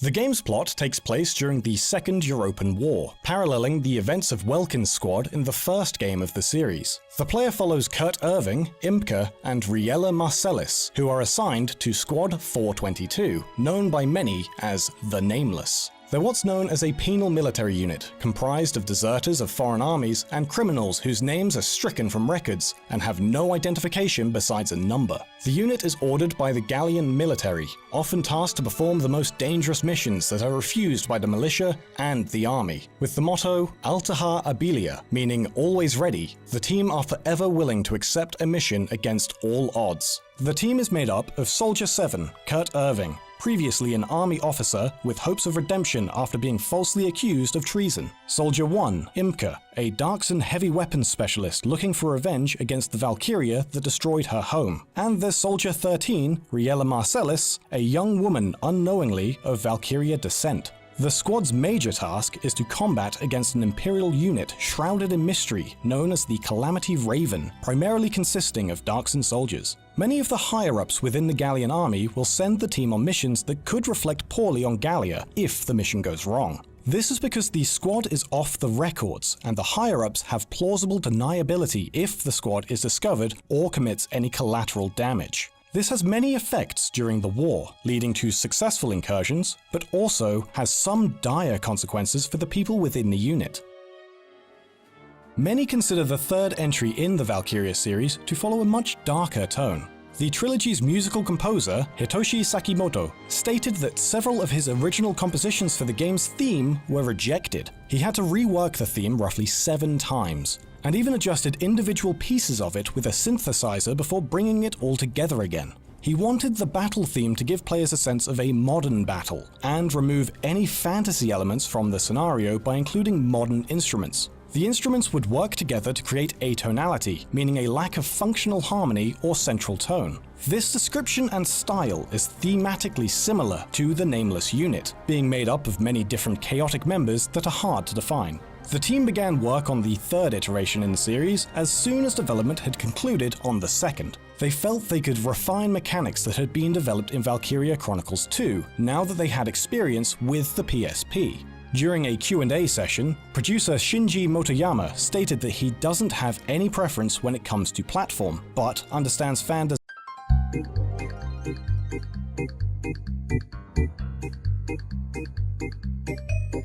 Did you know? Rayman has no arms or legs because, during development, programmers had trouble rendering his limbs while the character was in action. The design, with Rayman's hands and feet floating separately from his body, led to the discovery of unique gameplay elements, like the ability to punch enemies from a distance. Rayman was created by Michael Ancel in Montpellier, France. Ancel started developing Rayman for the Super Nintendo with a team of 2. It was originally a co-op platformer with 2 playable Rayman-type characters. As the staff grew, development shifted to focus on CD-ROM-based consoles for their larger storage capacity, and then professional cartoonists were hired to rework the game's graphics and artwork. Rayman's personality as an adventurer with a sense of humor was inspired by Indiana Jones. The designs of the scenery in the levels and worlds were influenced from Celtic, Russian, and Chinese fairy tales, while the designs of the characters were inspired by the Golden Age American animation of Tex Avery. According to an interview in the French magazine Pix and Love, Ancel took the name Rayman from ray tracing software that he used in the Ubisoft studio during the development of the original game. Like the original Rayman, Rayman 2 began development as a 2D platformer. New enemy and ally encounters were created using pre-rendered graphics similar to Donkey Kong Country, and Rayman was going to be able to mount a Tyrannosaurus Rex. The PlayStation release of Rayman 2, The Great Escape, contains a hidden bonus level that is thought to be an early build of the game. At some point though, the Ubisoft development team decided to turn Rayman 2 into a 3D platformer, but there was a problem. Ubisoft had never developed a game like that before. Popular 3D platformers like Super Mario 64 and Crash Bandicoot had already hit the market, and standards for the genre were high. Ancel and the team decided to take a break from Rayman 2 and began working on a side project. This new game was called Tonic Trouble, and it was created to test the engine for the upcoming 3D Rayman game. It also provided an opportunity for the developers to learn the ropes of 3D game development. Tonic Trouble has a few scattered references to Rayman, like the cave painting in the first level and a brief cameo during the credits. Rayman Arena has a reference to Tonic Trouble in a cutscene, where the skeleton of Ed is seen shackled in the background. Ed's face can also be seen in an episode of the Rayman animated series.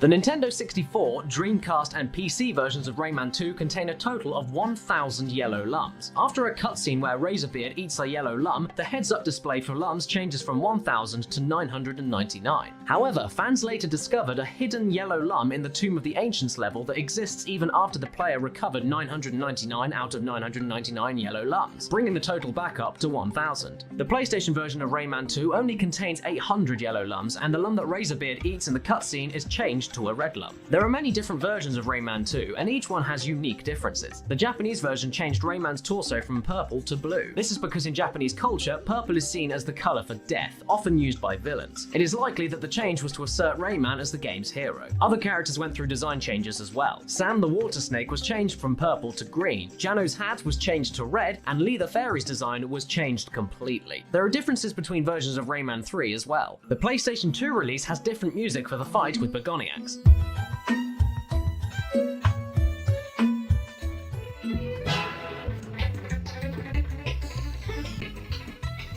Rayman 3 has a hidden reference to Star Trek during the first Teensy Highway level. Near the O in the word love in the background, a silhouette of the Starship Enterprise can be seen partially obscured by the heads-up display. One secret room in the Headlum headquarters contains statues of Razorbeard and his minions from Rayman 2, sitting in the style of The Last Supper by Leonardo da Vinci. Dialogue in Rayman 3 frequently breaks the fourth wall. Ever played a video game before? Bug off, fairy! Zelda needs you! You were nicer in Rayman 2. See you in Rayman 4! What's interesting about that last one is that a game called Rayman 4 was never released, but there really was a Rayman 4 in development. It was being produced by Phoenix Interactive Entertainment, and some concept art reveals that it would have had costume transformations like Rayman 3. In 2012, more concept art made its way online, revealing that this game was going to return many of the locations from the first Rayman, like Bandland and Picture City. A different take on a sequel to Rayman 3 emerged in the form of a trailer at E3 2006. It depicted Rayman changing costumes and fighting a swarm of rabbids in the style of a beat-em-up, like Dynasty Warriors. Still images released online show Rayman riding several types of animals trying to escape the army of rabbids. This game, of course, became the minigame collection, Rayman Raving Rabbids, but it's interesting that the game originally started as a 3D platformer. Some other Ubisoft games have references to Rayman in them. Prince of Persia Warrior Within has Rayman's glove as an equipable weapon. It's indestructible and will knock down enemies when thrown at them. Rayman's popularity reached outside of gaming when it was announced that Rayman would be the mascot of the French Federation of Football for the 2014 World Cup.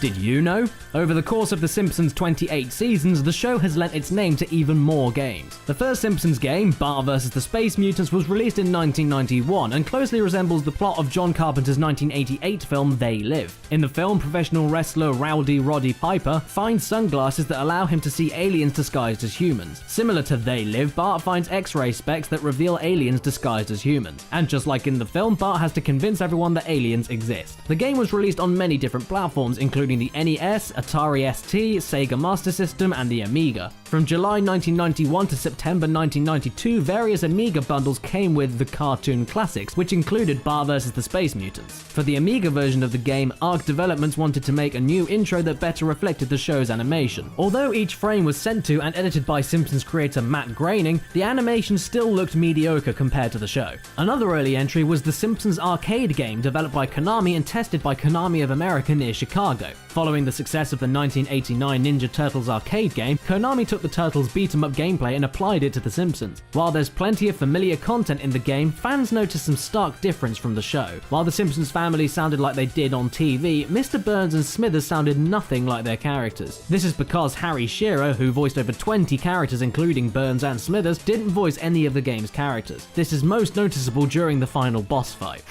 Welcome to your grave. Similarly, fans noticed a lack of another prominent voice, Hank Azaria. Azaria's absence meant that characters such as Moe and Otto were uncharacteristically quiet throughout the game. It's unknown whether their omission was due to availability, budget, or technical constraints. A gag that Konami included in the game were rabbits from Groening's first successful publication, Life in Hell. Published from 1977 to 2012, the comic strip involved anthropomorphic rabbits covering a wide range of themes. While some of the rabbits in the arcade games are enemies, there's another nod to the comic. If Marge Marge is electrocuted, her skeletal silhouette has a pair of rabbit ears. According to Groening, he originally planned for Marge's hair to conceal a pair of large Life in Hell-esque rabbit ears. The ears were set to be revealed in Season 1's finale, but Groening decided to scrap the idea. Another interesting detail is that the Japanese game was notably easier than the international version. The usage of weapons was tweaked and the player's health could go past 100%. Even more surprising is the inclusion of arbitrarily placed atomic bombs, which only appear in the Japanese game. In February of 2012, both Xbox Live and PlayStation Network re-released the Simpsons arcade game. Unfortunately, the title was ultimately removed from both console stores and has not returned. In the early 90s, Bart's Nightmare was published on the Super Nintendo and Sega Genesis to a lukewarm reception. The game's designer, Bill Williams, was a celebrated developer with several acclaimed titles under his belt. Williams suffered from cystic fibrosis and spent much of his time thinking of new ways to experience games. Although he started making out experimental indie games, Williams would eventually take an office job making licensed games at Sculptured Software. While working on Bart's Nightmare, Bill would constantly have to rework the game so it fit executive demands. These orders came from the management of his studio, the Simpsons license holders, and even Nintendo. Unhappy with the corporate environment of the industry, Williams walked away from the project when it was nearly completed. He quit the game industry and enrolled in the Lutheran School of Theology at Chicago. His goal was to become a pastor, help people, and gain a stronger connection with the world. Sadly though, Williams passed away at the age of 37 due to his condition.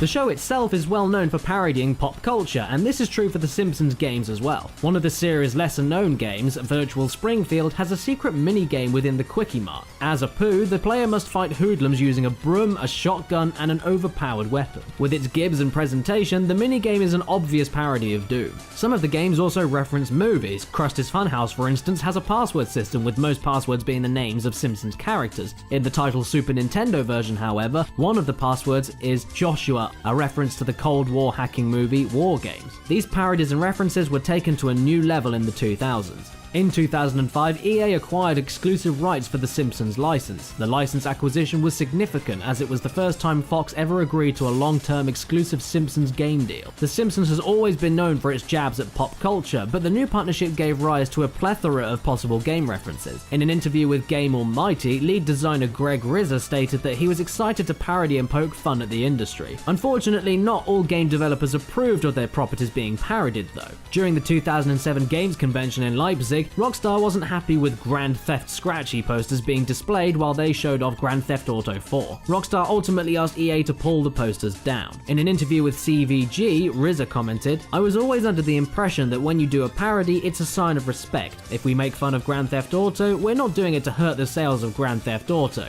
We've definitely had some reactions. We've had to pull stuff from the game." However, other companies like Harmonix and Capcom embraced parodies such as Sitar Hero and Mega Mole Man X. The developers used regular Simpsons show writers Tim Long, Matt Selman, and Matt Warburton to create over 8,000 lines of dialogue for the game. Rizza referred to the Simpsons game as the first playable season of The Simpsons. While the game was the best received in the franchise, things took a sharp turn when EA released The Simpsons Tapped Out. Shortly after the title was released, it was pulled from the iOS App Store due to several problems. This included issues connecting to the servers, excessive bugs, and missing in-app purchases. As a freemium game, Tapped Out received criticism for its exploitative revenue structure and lack of gameplay. The phenomenon of freemium games led to them being mocked in a 2014 episode of South Park entitled Freemium Isn't Free, where the show's Terrence and Phillip app bears an uncanny resemblance to the layout of Tapped Out. The episode reveals the cycle of enticing players to spend real money to buy in-game currency in order to avoid waiting.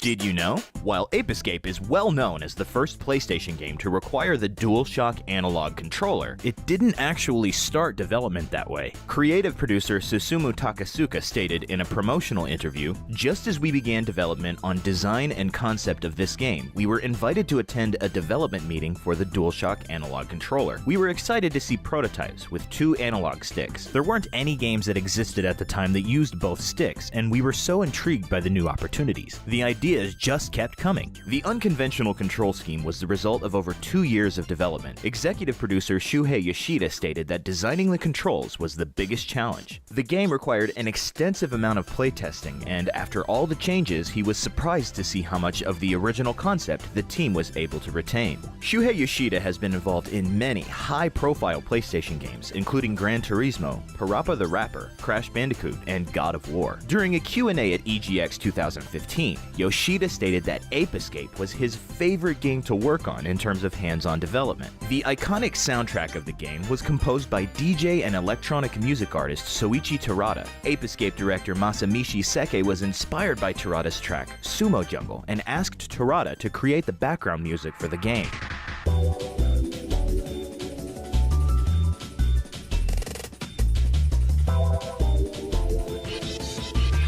Terada's style of music was uncommon in Japan at the time due to a ban on dancing that was enacted after World War II. Soichi Terada developed his musical taste DJing in small clubs in odd locations where the music was played quietly and stopped at midnight. Terada stated that he does not change his style when composing music for video games as opposed to composing music to release under his own label, Far East Recordings. Ape Escape's game data contains some unused assets that were likely from early builds of the game. These assets are animated sprites for the cookies and t-shirt items, both of which are 3D models in the final version. The cookie graphic has the word kakeru on the front, which is the original Japanese name for Spike. The t-shirt has a different appearance than the final version, with horizontal stripes rather than a single vertical stripe, possibly indicating an earlier character design for the protagonist. Fans and speedrunners have also discovered some unused behavior relating to the passing cars in the TV tower level. Using an infinite jump glitch with the slingshot item makes it possible to pass the barriers at the beginning of the level. If the usually unreachable cars beyond the barrier hit Spike, they kill him instantly. It's also possible to ride on the moving vehicles. The European version of Ape Escape has unique anti-piracy measures that prevent pirated copies from moving past the main menu. Unfortunately, this means that European gamers are unable to play the PlayStation 1 disc on a PlayStation 3, as the software emulation sets off the anti-piracy checks.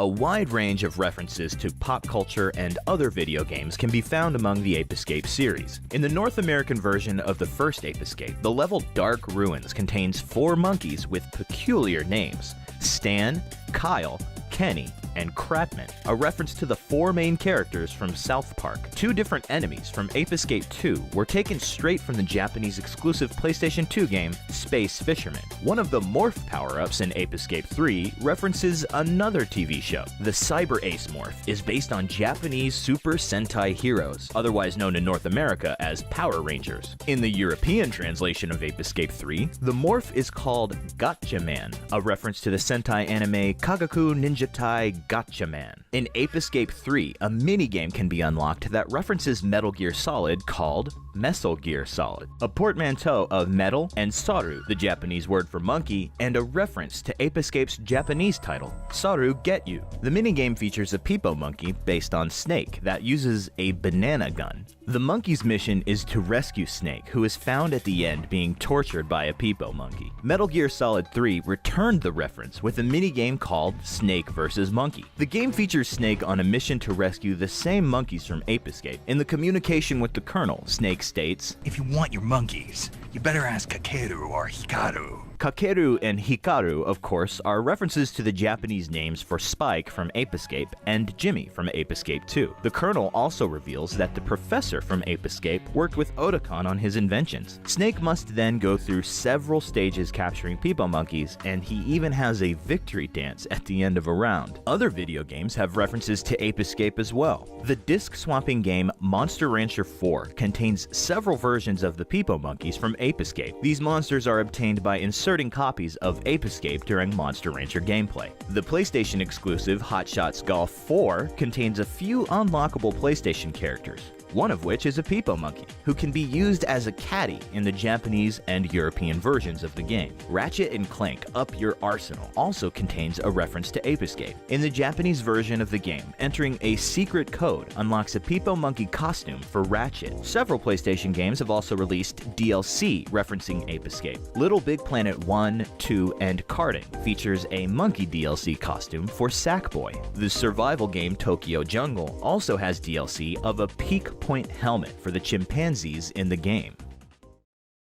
Over the years, the Ape Escape series has been adapted into 3 different animated series and 13 games including spin-offs. Of these games, only 7 saw a North American release, and 8 were released in the PAL regions. In 2006, fan communities reacted to an ad placed in Famitsu magazine, looking to hire a team for the new Ape Escape game. The ad indicated that the game was the 4th entry in the main series of games. Nothing was heard of the project after, but several spin-off games came along following the ad. Sony potentially teased a 4th game 10 years later in 2016, but no official announcement was made. At the beginning of the year, the PlayStation's official Japanese Twitter account posted an image of a Peepo monkey and stated, "2016, Year of the Monkey. Today, Sony Computer Entertainment will begin working. #monkey, #Year of the Monkey." Unfortunately, no Ape Escape games were actually released in 2016.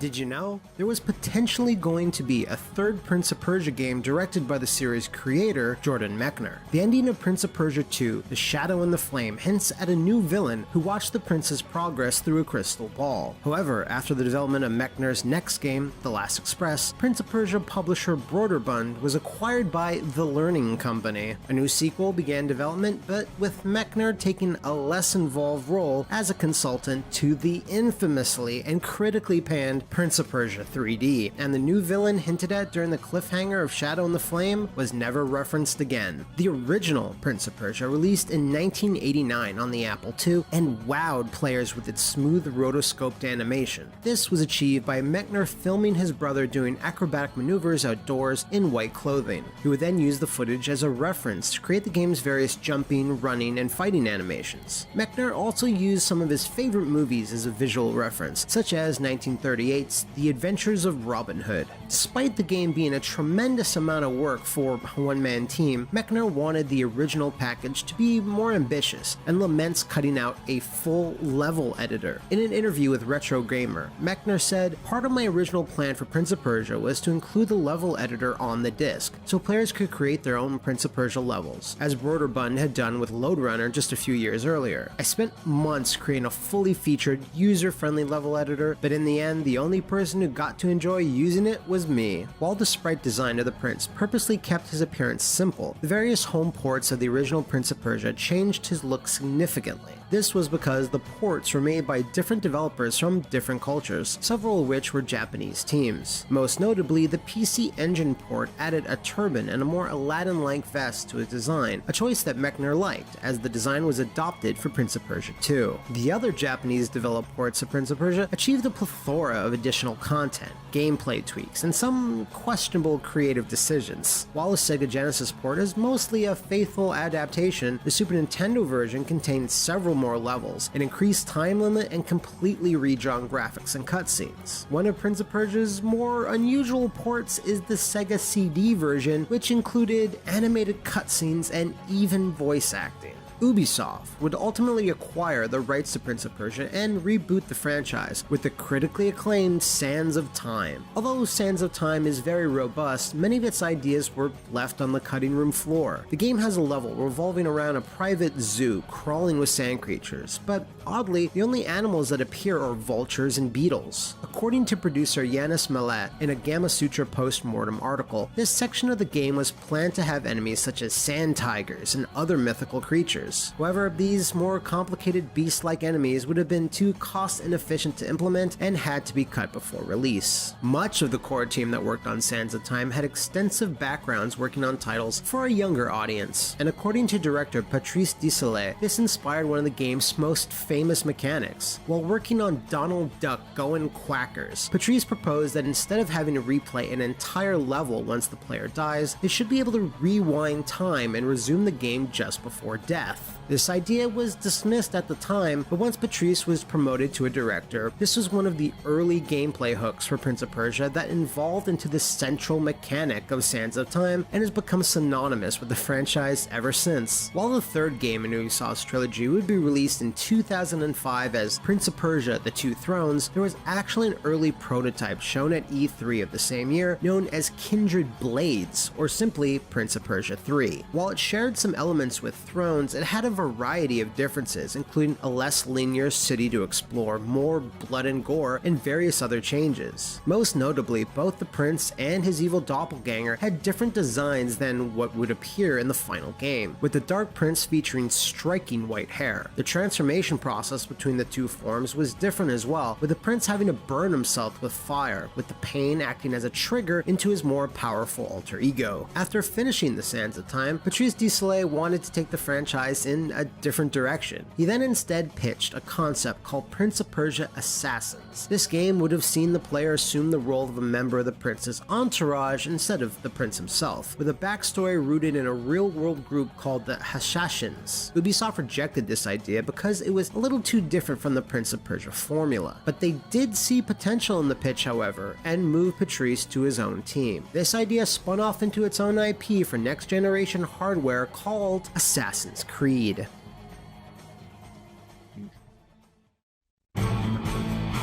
The Prince of Persia franchise has fallen victim to various information and media leaks over the years. One notable instance was Prince of Persia 0 having a multitude of character art leaked at the start of 2008, which lessened the impact of its reveal 4 months later. Then in 2012, a screenshot appeared on Ubisoft's forums labeled Pop 02, which appeared to hint at a new unannounced sequel taking place in ancient Egypt. This was later discovered to be another project altogether called Osiris, which never had an official announcement before it was quietly cancelled. Although that project was put aside, Ubisoft did return to an ancient Egyptian setting with Assassin's Creed Origins 5 years later. Then in 2013, screenshots for another project labeled Character Action Platformer 2013 appeared on the website for developer Climax Studios. Due to the aesthetic of the title, many speculated that the game was a new installment in the Prince of Persia franchise. Climax Studio CEO Simon Gardner quickly responded to the speculation, explaining that the screenshots were indeed from a prototype they made for Ubisoft, but this never really went any further. Gardner never mentioned Prince of Persia by name. Interestingly, Climax released the first in the Assassin's Creed Chronicles series in 2015, which happened to have very similar graphics and gameplay to those leaked screenshots. In 2004, Pirates of the Caribbean producer Jerry Bruckheimer acquired the film rights to the Prince of Persia franchise for Disney. Mechner had previously considered making an animated adaptation of the series, but couldn't refuse Bruckheimer and Disney's offer. Mechner was also hired to write the story for the film, which was then adapted into a screenplay by other writers. Though the prince was unnamed in all of the games, Mechner gave him the name Dastan for the film. He came across the name in a passage in Ferdowsi's Shahnameh while researching for the script. The passage read, "I have named you Dastan, the trickster, and from now on you will be known by this name." Mechner liked this name so much that he decided to give the prince a name for the first time in 20 years. On the first day that Jordan Mechner met with Jake Gyllenhaal, the lead actor for the film adaptation, Gyllenhaal informed Mechner of another meaning of the name. In Persian, Dastan can also mean story, which Mechner felt was even more appropriate for the character and the narrative. Mechner was given an executive producer credit and got to fulfill his dream of working on a major motion picture. And while it received mixed reviews for a number of years, it was the most successful video game movie of all time, bringing in an estimated $335 million until it was dethroned by the Angry Birds and Warcraft movies. Gamers have a bottomless appetite for news from Japan. They want to find out what the next big games are going to look like, hear some behind-the-scenes stories about their old favorites, and maybe even get a glimpse of their favorite developers' personal lives. There's just one little hang-up. most of them can't speak a word of Japanese. Google Translate and other computer programs are notoriously horrendous when it comes to translating Japanese. And even if they weren't horrendous, most fans wouldn't even know where to look for the information they want to read about. Japanese magazines, books, websites, newspapers, it's simply not practical. So fans are left with no choice but to put their trust in games journalists, Reddit users, and various other internet strangers to find and translate all the Japanese gaming news that's fit to print. But sometimes these translations are actually mistranslations that spread misinformation and create controversy. So, in today's video, we're going to look at 4 mistranslation controversies heard around the world and find out what the developers actually said. First on our list is Junichi Masuda, the Pokemon series director who's ruffled quite a few feathers throughout his career.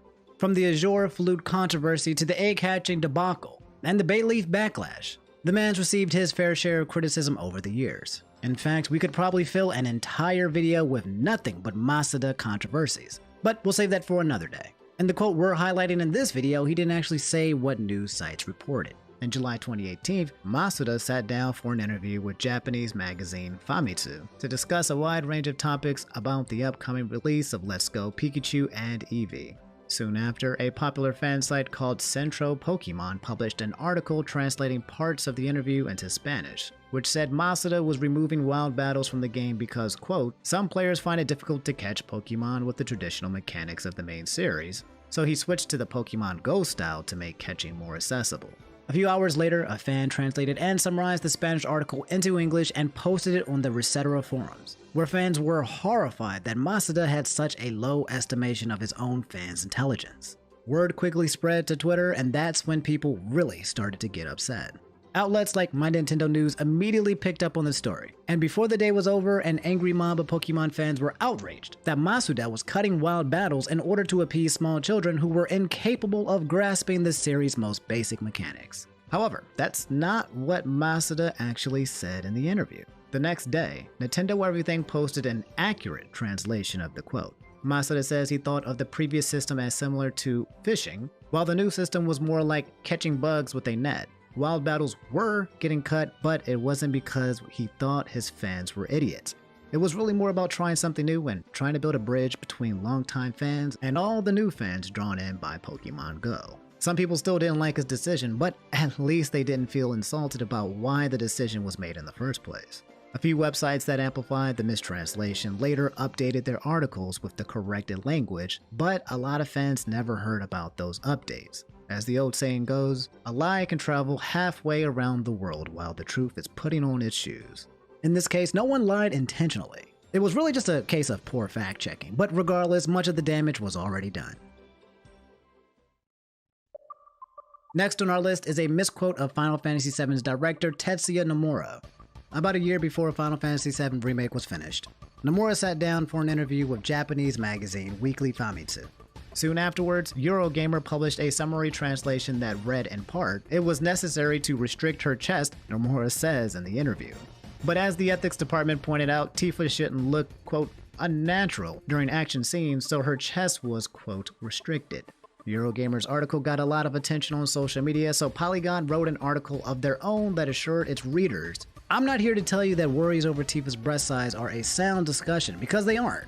If the Mortal Kombat 11 debacle surrounding breasts taught us anything, it's that people are really attached to big boobs no matter what the context." Similar articles made their way onto news sites like GameRant, Metro UK, and The Gamer, with each version of the story getting clickbaitier and clickbaitier as time went on, eventually to the point where they were claiming that Square Enix ethics department had forced Tifa's designer to shrink her boobs. A trail of YouTube reaction videos followed in their wake, and of course folks on Twitter had opinions they wanted to share as well. The whole debacle played out exactly as you'd expect, with some fans saying it's inappropriate for an ethics department to impose their own will on character artists, while other fans called those fans a bunch of basement-dwelling neckbeards. And naturally, some people just wanted to see big boobs. A couple days later, a Japan-based YouTuber named Gaijin Hunter went on Twitter to try and calm things down.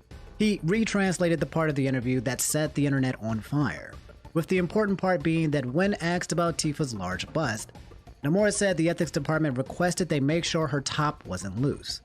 What really been said in Japanese wasn't about restricting her chest or shrinking her boobs, it was actually about making her clothing secure. What's more, Nomura clearly stated that Tifa's silhouette was exactly the same between her original design and her final design. No shrinkage had actually taken place. To be fair to Eurogamer, the original translation about restricting Tifa's chest wasn't horrendously wrong.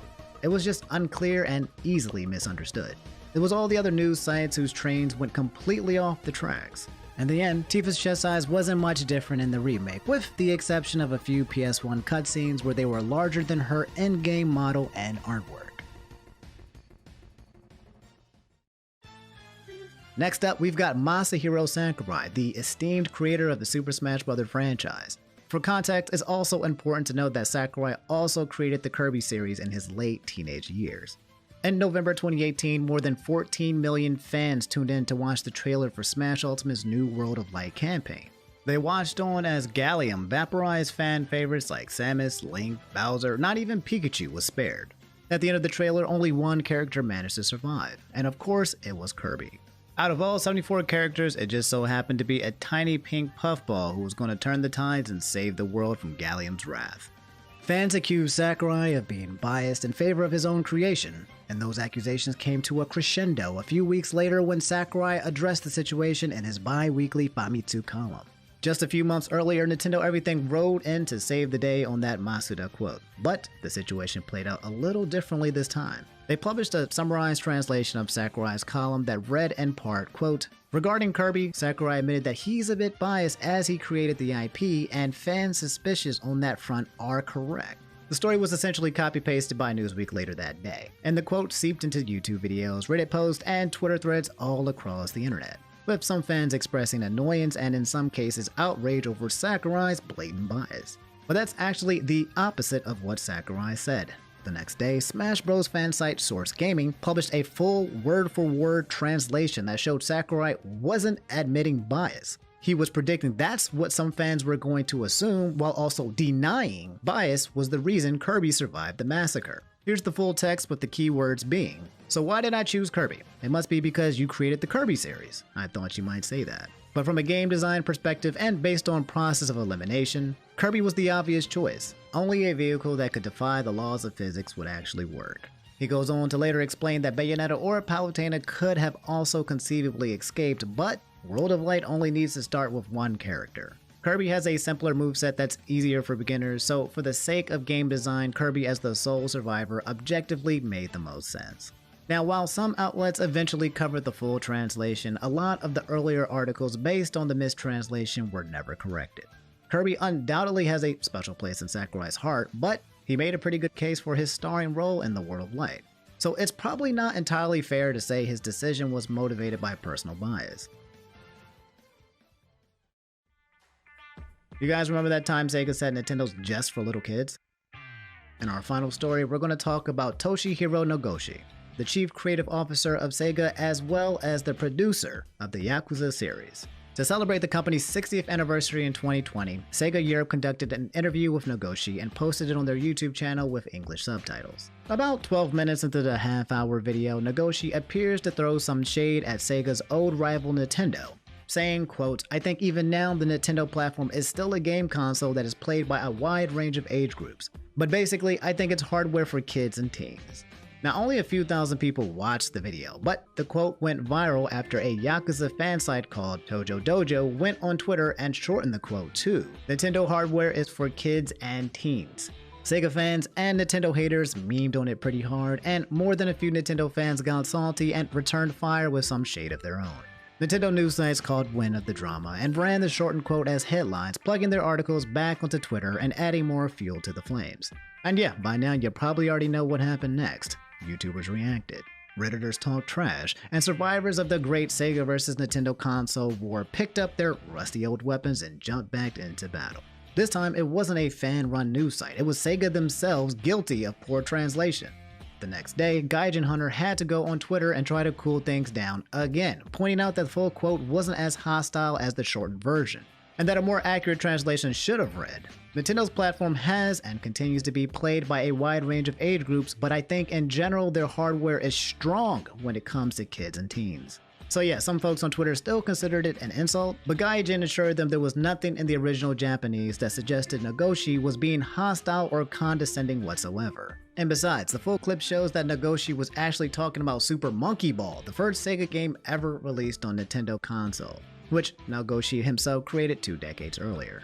The fact that he's a Yakuza guy and those games weren't ported to the Switch had absolutely nothing to do with it. So yeah, Sega's non-ideal translation and the way it was taken out of context for clickbait made it sound like he was dismissing Nintendo consoles as just for kids, when all he really said was people of all ages love Nintendo and they've been especially successful with the younger generation. A few news sites reported the correct translation, but a lot of console war combatants never heard the real story.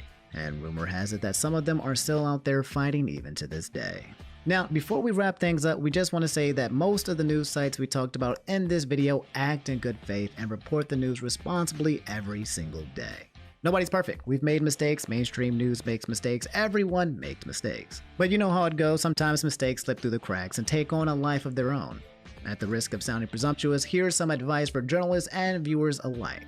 Next time you see the internet catch fire over an interview translation, take a moment to consider the source before deciding whether to join in or not. Who knows, maybe you'll still want to, or maybe not. We're not your dads, do whatever you want. At the end of the day, we don't really care, honestly.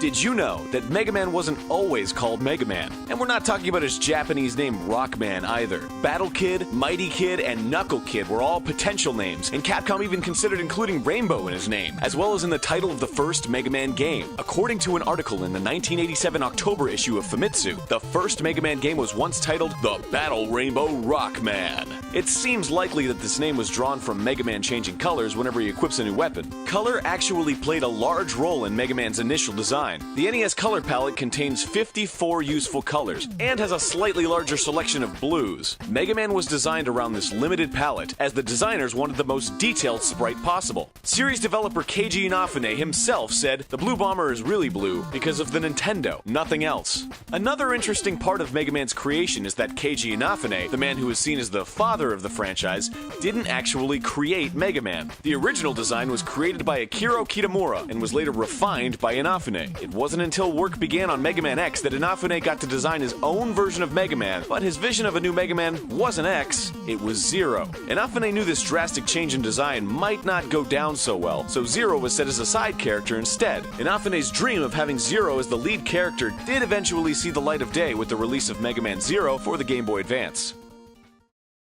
Mega Man's Dr. Light and Dr. Wily's full names are Dr. Thomas Light and Dr. Albert Wily, after Thomas Edison and Albert Einstein. They even share some likenesses, although Dr. Light was apparently based on Santa Claus. What's unusual about this is that Edison is generally seen as the one on moral shaky ground after allegations of animal abuse and inventing the electric chair. Einstein was a pacifist who once said war was a disease and is seen as an upstanding man. One theory as to why the villain of the series is based on Einstein is that Einstein created the formula that led to the development of the atomic bomb. He even urged the US government to research and develop the bomb during World War II, fearing that the Nazis were also trying to develop atomic weapons. And since Japan was devastated by 2 atomic bombs at the end of World War II, it's understandable how a Japanese developer could draw parallels between a fictional scientist who unleashes havoc on the world and Albert Einstein.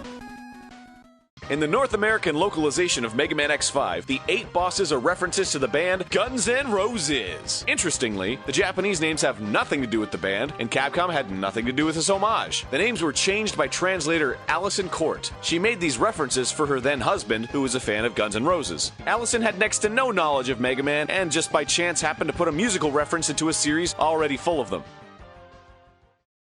Mega Man Star Force is an action RPG for the Nintendo DS set roughly 200 years after the events of Mega Man Battle Network. Star Force has notable similarities to the Battle Network series and is seen as kind of a spiritual successor. The game's overworld is in a 2D isometric perspective, and the battles take place in a very restricted low-poly 3D environment. This is important to note, because when searching through the ROM of Mega Man Star Force, it's possible to find a range of somewhat fleshed-out 3D models and environments. Firstly, there's a set of non-playable characters, a net Navi, and a human child. Though fairly unpolished, these models would be useful for a game's testing period. What's also interesting is that this net Navi bears a striking resemblance to the Battle Network character Normal Navi, which doesn't appear in Star Force. There's also a 3D overworld network area from Battle Network, and even an environment that appears to be a reimagining of AC/DC Town from Battle Network. A Honda car dealership and a 7-Eleven have been added to the town, possibly a relic of an early sponsorship deal. There are also models of Mega Man and Land from the Battle Network series, with an additional Mega Buster for Mega Man. When taking all this information into account, it seems as though Star Force was originally going to be a fully 3D Mega Man Battle Network game, but for unknown reasons was reworked into an entirely new series. Mega Man games have many alterations between the English and Japanese versions, but they aren't all simple differences in translation. Oil Man, one of the robot masters from the Mega Man remake Mega Man Powered Up, was changed due to controversy surrounding his design. He was black with big peach-colored lips. This was seen as a racial stereotype of black people. His design was changed so his body was dark blue with yellow lips outside of Japan. The Mega Man comics had their own redesign, where Oil Man would cover up his face with his scarf. There's another occurrence of censorship and localizations of the Mega Man games. When Reploids are destroyed with a non-buster weapon in Japanese versions of the Mega Man Zero games, blood can be seen bursting out of them. The blood was removed from every non-Japanese version of the games, but oddly didn't affect the game's rating in Japan. All games in the series were classified as Zero All, which is comparable to the ESRB's E for Everyone rating.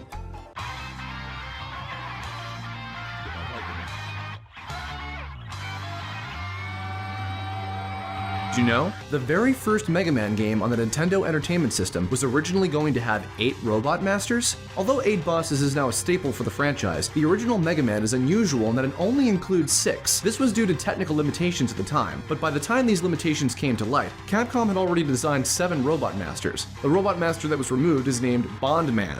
The original 6 Robot Masters were created as industrial robots gone bad, and represented trades such as construction and timber felling. Bond Man was likewise designed to fit this theme, and would have used a powerful industrial adhesive that would hold enemies in place upon landing a shot. This mechanic was instead utilized for Iceman's weapon, the Ice Slasher. Bondman later made an appearance in a manga titled The Men Who Created Rockman, the Rockman Creation Legend, illustrated by artist Hitoshi Ariga. Ariga would later go on to create the Rockman Remix, Megamix, and Gigamix manga series. Bondman garnered a bit of a cult following in Japan, and the long-lost Robot Master nearly had an opportunity for return in the 2006 PSP remake Mega Man Powered Up. Producer Keiji Inafune considered using Bondman as one of the 2 new Robot Masters in the game, but ultimately scrapped the idea, stating, "I thought about reviving Bondman, but it was a little tough. What we could present in Rockman was a little different than the time I created Bondman. So rather than throwing him in hastily, I decided to leave Bondman as the legend he is, and I created 2 new characters instead. The 2 Robot Masters in question were, of course, Time Man and Oil Man, bringing the original game's total up to 8 Robot Masters in line with the tradition of every other classic Mega Man game that followed." The Mega Man Battle Network series was created for the Game Boy Advance and was inspired by the growing popularity of cell phones and the internet with a young Japanese audience in the early 2000s. The concept of a cyberspace version of the Blue Bomber came from this idea and led to other classic Mega Man characters such as Roll, Proto Man, Bass, and the many Robot Masters being repurposed as digital beings called Net Navis. Human partners, or Net Ops, were also created to illustrate a sense of story-based control over the Net Navi characters, and to add further relatability to the player. When developing Battle Network's gameplay, the team found blending an action game like Mega Man with new RPG elements proved to be very difficult. The game's director, Masahiro Yasuma, stated, "There were 2 things that were kind of problematic about Battle Network 1. First of all, there was never a game of its type before. There was no pattern to follow, no rough idea to go upon. If there was any type of game, it was never really successful, and they all failed." Coming out of this failure, the Pokemon and Yu-Gi-Oh franchises were used as the model of what to go on, as they were considered the closest equivalents. The Battle Network series has collectible battle chips that appear throughout the games. From Battle Network 4 onward, 2 versions of each game were released containing different chips and Net Navis to collect and battle against, with connectivity between the 2 versions in the style of Pokemon. However, according to the Mega Man Battle Network official Complete Works art book, the original pitch for the first Battle Network contained an idea of having 3 different games, each with their own playable characters. The document states that version A would star Lan Hikari and Megaman.exe, created specifically for the anime series that would air alongside the game's release, but these 2 would eventually go on to be the central characters for the entire franchise. The scrapped versions B and C would feature a pair of twins named Seimai and Rodo Kazumi, who would operate a pair of Navis called Mega Man Buster and Mega Man Blade. A note on this same document states that while the stories of all 3 games would tie into each other, only 1 game would be required in order to collect all available battle chips. This contrasts with the Pokemon style the series would later take. One unused concept from this early document document is a boy named Mike Kennan. Kennan was originally set to be Roll.exe's net op and would have been an unlicensed net battler older than Lan and his friends. It also states that Mike Kennan would have passed along Roll.exe to Mail Sakurai and would have then taken up an earlier version of Base.exe. Ultimately, Kennan was scrapped, Mail was made into the sole operator of Roll, and Base was given an entirely separate backstory in the games that followed.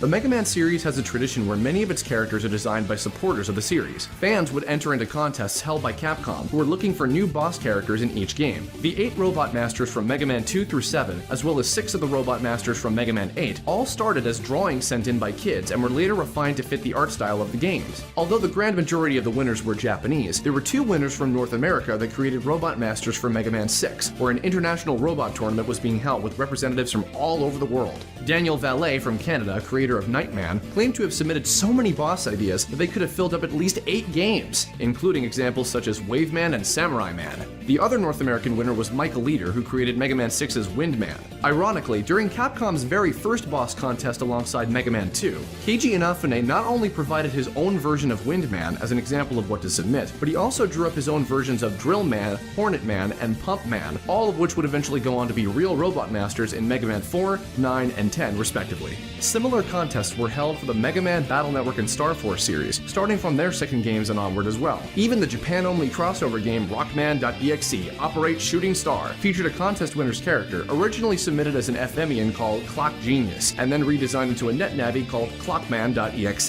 in order to fit with the setting of the game. The most recent examples come from the unfortunately cancelled Mega Man Legends 3, where a boss, an enemy, and an animal character were all designed by members of the Capcom Dev Room forum. They were set to appear in the prototype version of the game before the plug was pulled on the entire project. The mobile game Rockman Crossover had its own contest, with the winner's creation being Arcade Man, a robot master who attacks by summoning other Capcom characters. The last bit of interesting Mega Man trivia this time around comes from the Disney animated film Wreck-It Ralph. The movie featured cameo appearances by several real-world video game characters from various games, including a few from Capcom's Street Fighter series. However, Dr. Wily from the Mega Man series was supposedly going to appear during an early scene where Ralph is visiting the Bad Guys Anonymous group. A photo from the D23 magazine featured a shot of Ralph talking to Zangief, Bowser, and Dr. Wily, but later that year in November 2012, the movie premiered and Dr. Wily was nowhere to be found, instead replaced with a generic ninja character. It's unknown exactly why this happened, but since Mega Man Universe and Mega Man Legends 3 were both cancelled the previous year in 2011, while Wreck-It Ralph was still in production, it very well might have been connected to Keiji Inafune's departure from Capcom the year before that in 2010. Of course, some more uplifting news came from Mega Man himself appearing in another massive crossover featuring many iconic game characters, as he was announced to be a playable character in the new Super Smash Bros. For 3DS and Wii U.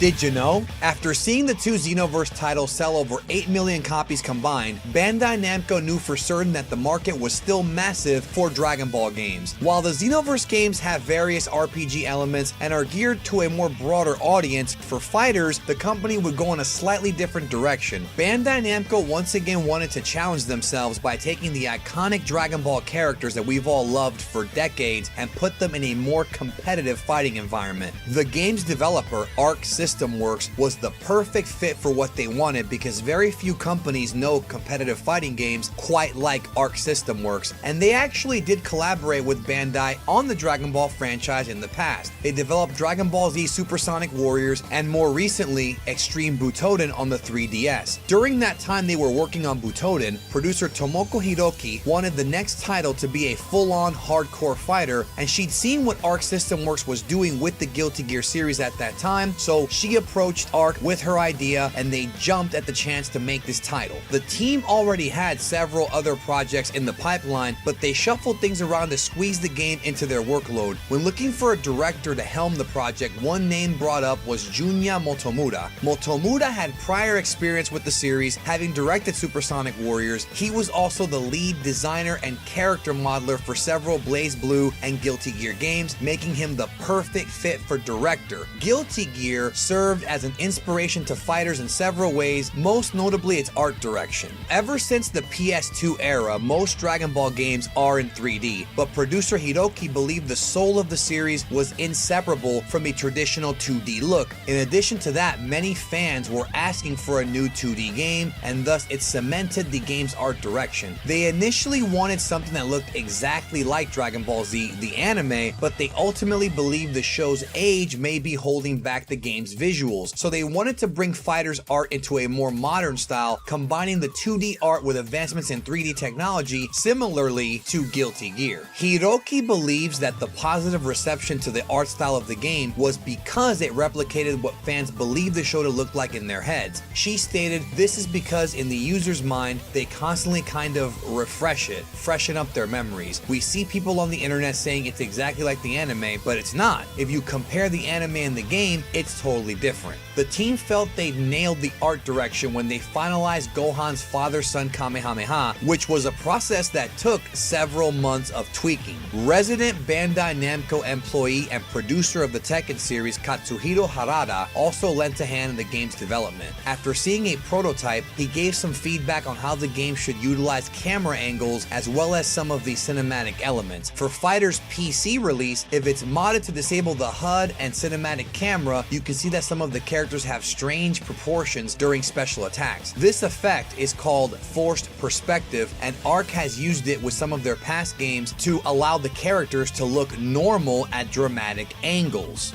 Dragon Ball FighterZ included a brand new character made just for the game known as Android 21. Instead of retreading the story of the manga like many Dragon Ball games of the past had done, Arc System Works went with an original story, with an original character that they needed to help draw attention to this original story and become the centerpiece of the story. Plus, they wanted a character that would instantly catch people's eyes and a unique design. Although a joint creation from Bandai, Toei, and Shueisha, 21's design was handled by Dragon Ball series creator Akira Toriyama himself. Toriyama himself is no stranger to supplying character designs for Dragon Ball media, even if he's not directly involved with the product in question. There have been several characters in the past that Toriyama himself has penned. Arc described what they wanted from her design. Toriyama came up with her final look, with the team calling it a great honor to work with the original creator. During the discussion about 21's design and her role in the story, Dragon Ball publisher Shueisha suggested she be an android and that she should transform to keep her from being an offshoot of the character Cell. One reason they chose a female design was to add a bit of variety, as the Dragon Ball universe already had an overabundance of male fighters. A press release that would officially announce the game was scheduled for June 12th, but was accidentally posted on Bandai's website 3 days earlier. Titled Dragon Ball FighterZ with an S, in the press release, an official logo for the game was found shortly after, naming it Dragon Ball FighterZ with a Z. The name Dragon Ball FighterZ was originally just going to be a code name, with Bandai hoping to find something with a nice ring to it later on. Some of the proposed names that were talked about during this time included Dragon Ball Rising and a reuse of the Butoden name as a tribute to earlier Dragon Ball fighting games. Hiroki said they chose the Z as the last letter of the alphabet, and they wanted to drive home the ultimate end-all aspect of the game. This, of course, would be coupled with the fact that the letter Z already had strong ties to the Dragon Ball name for several decades. Since the announcement of the game, buzz has been very high. FighterZ is one of the fastest-selling Dragon Ball games in history, shipping out over 2 million copies in only 5 days. Within the first week of its release, people were so quick to data mine the game and found many files that hinted at future content within the game, like DLC or maybe things that were cut out of the game before the final version. In the game's files for future Trunks, the Sword of Hope from the Zamasu arc of Dragon Ball Super was found fully modeled. Initially going unused, fans speculated that Zamasu would be added as a playable character, which indeed did happen a few months later through DLC. the sword itself is used in both future Trunks and Zamasu's dramatic finish attacks. Speaking of Zamasu, there's actually an interesting secret about Zamasu's English voice actor that ties into Dragon Ball FighterZ. The English dub of Dragon Ball Super credits Zamasu's voice actor as David Gray. However, many suspect that this is a pseudonym used to hide the real identity of the actor. Despite having the exact same voice, the credits in FighterZ list Zamasu's voice actor as Sam Magisters, adding to the confusion. Sam Magisters is an anagram of James Marsters, an actor who already has ties to Dragon Ball. Marsters is a longtime fan of the franchise and actually portrayed King Piccolo in the universally panned Dragon Ball Evolution live-action movie. Although using a pseudonym here might seem a bit strange to some, it's not uncommon for voice actors to use aliases and fake names. It's a common practice that avoids complications with acting unions, and it allows the actors to work around having exclusivity contracts. Dragon Ball FighterZ has many secrets and Easter eggs, most of which come in the form of the game's dramatic finishes, which often reference iconic moments in the series. For example, the character Yamcha has a special finish when facing Nappa on the Rocky Field stage, referencing a battle during Z's Saiyan saga. The death of Yamcha at the hands of the Cyberman has become an inside joke and a meme among fans, as it demonstrates Yamcha's lack of power compared to other fighters. However, players can turn the tables on Nappa in FighterZ, recreating the original scene with Nappa taking Yamcha's place, so that's a W for the Desert Bandit. FighterZ also has character-specific quotes at the end of matches, one of which was changed just days before the game's release. In a victory against Gohan, Goku would say, "Gohan, you've gotten a lot stronger. That makes me proud." Finally, this received a fair amount of backlash from fans, as it gave the impression Goku was never proud of his son's accomplishments, and fans should be aware that the line is not in the original Japanese and was changed for the localization. Piccolo, on the other hand, had a much less backhanded statement, which fueled the joke in the fandom that implies that Piccolo's a better father than Goku ever was. The line was changed to remove the word finally by the time of FighterZ release.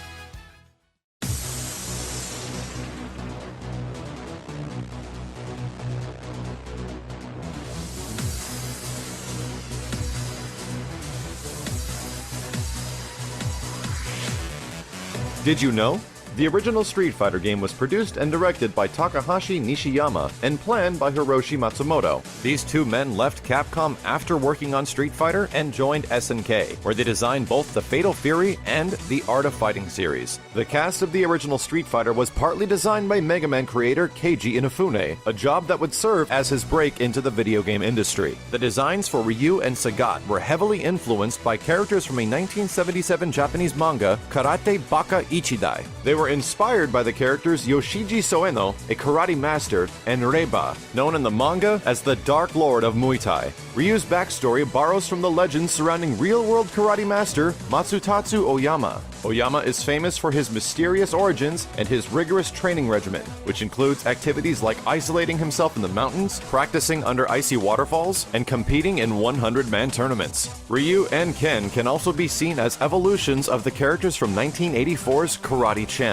As well as the side-on perspective, the game features protagonists in white and red uniforms, highly specific command inputs, and bonus rounds. Additionally, the Karate Champ sequel Player vs. Player featured a two-player mode. It also featured a number of locations from around the world, as does the Street Fighter series. Other Street Fighter characters have real-world origins as well. Kickboxer Joe from Street Fighter appears to be based on kickboxing legend Joe Louis. Eagle, the British bouncer, looks a lot like a bodyguard from the Bruce Lee film Fist of Fury. Eagle's design also borrows from the appearance of Freddie Mercury, the lead singer of the British rock band Queen. M. Bison's design unmistakably resembles the design of Yasunori Kato from the film Tokyo: The Last Megapolis, right down to the glowing eyes and star on his cap. DJ, notable for being the only Street Fighter character designed by Capcom USA, gets his appearance from martial artist, actor, and inventor of the Tai Bo exercise program, Billy Blanks. Fei Long is an obvious nod to actor and Jeet Kune Do inventor Bruce Lee. Final Fight and Street Fighter characters Hugo, Andre, and Alex are based on American professional wrestlers Andre the Giant and Hulk Hogan, respectively. Their rivalry is a reference to the famous fight between Andre the Giant and Hulk Hogan from WrestleMania 3.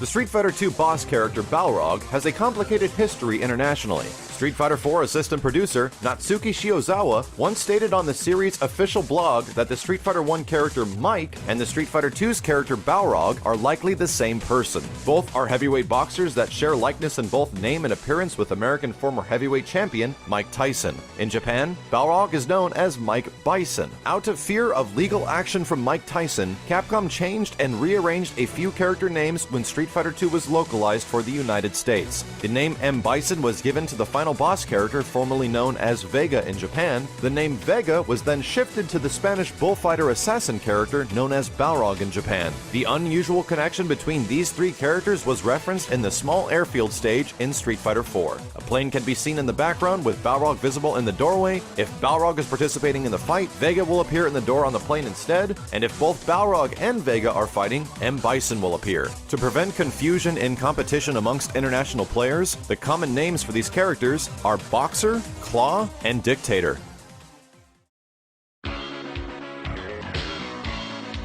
The combo system that debuted in Street Fighter II was originally a bug in the game's code. This bug enabled the player to cancel during the animation of some moves by performing another move, allowing for a combination of several basic and special moves. This accidental combo system caused Street Fighter II to go on and become one of the most influential fighting games ever, inspiring the development of Mortal Kombat, Killer Instinct, The King of Fighters, Virtua Fighter, and Tekken. At first, the developers thought being able to hit several times in succession was unfair, and changed it so that the second hit would always miss. Street Fighter II director Akira Nishitani stated that this was changed back because it was dull. Leftovers of this mechanic can still be seen with E Honda's 100 hand slaps and Chun-Li's lightning kicks, as some of the hits in these attacks will not connect, allowing the opponent to escape. The developers also experimented with doubling the damage dealt when the opponent is dizzy. They did this by applying a flag to every frame of dizzy animations, but the idea was later discarded and the flags were removed. One frame of Ryu's dizzy animation was accidentally left unchanged, however, resulting in an exploit in the final game where Ryu takes double damage if he's hit during this frame of his dizzy animation.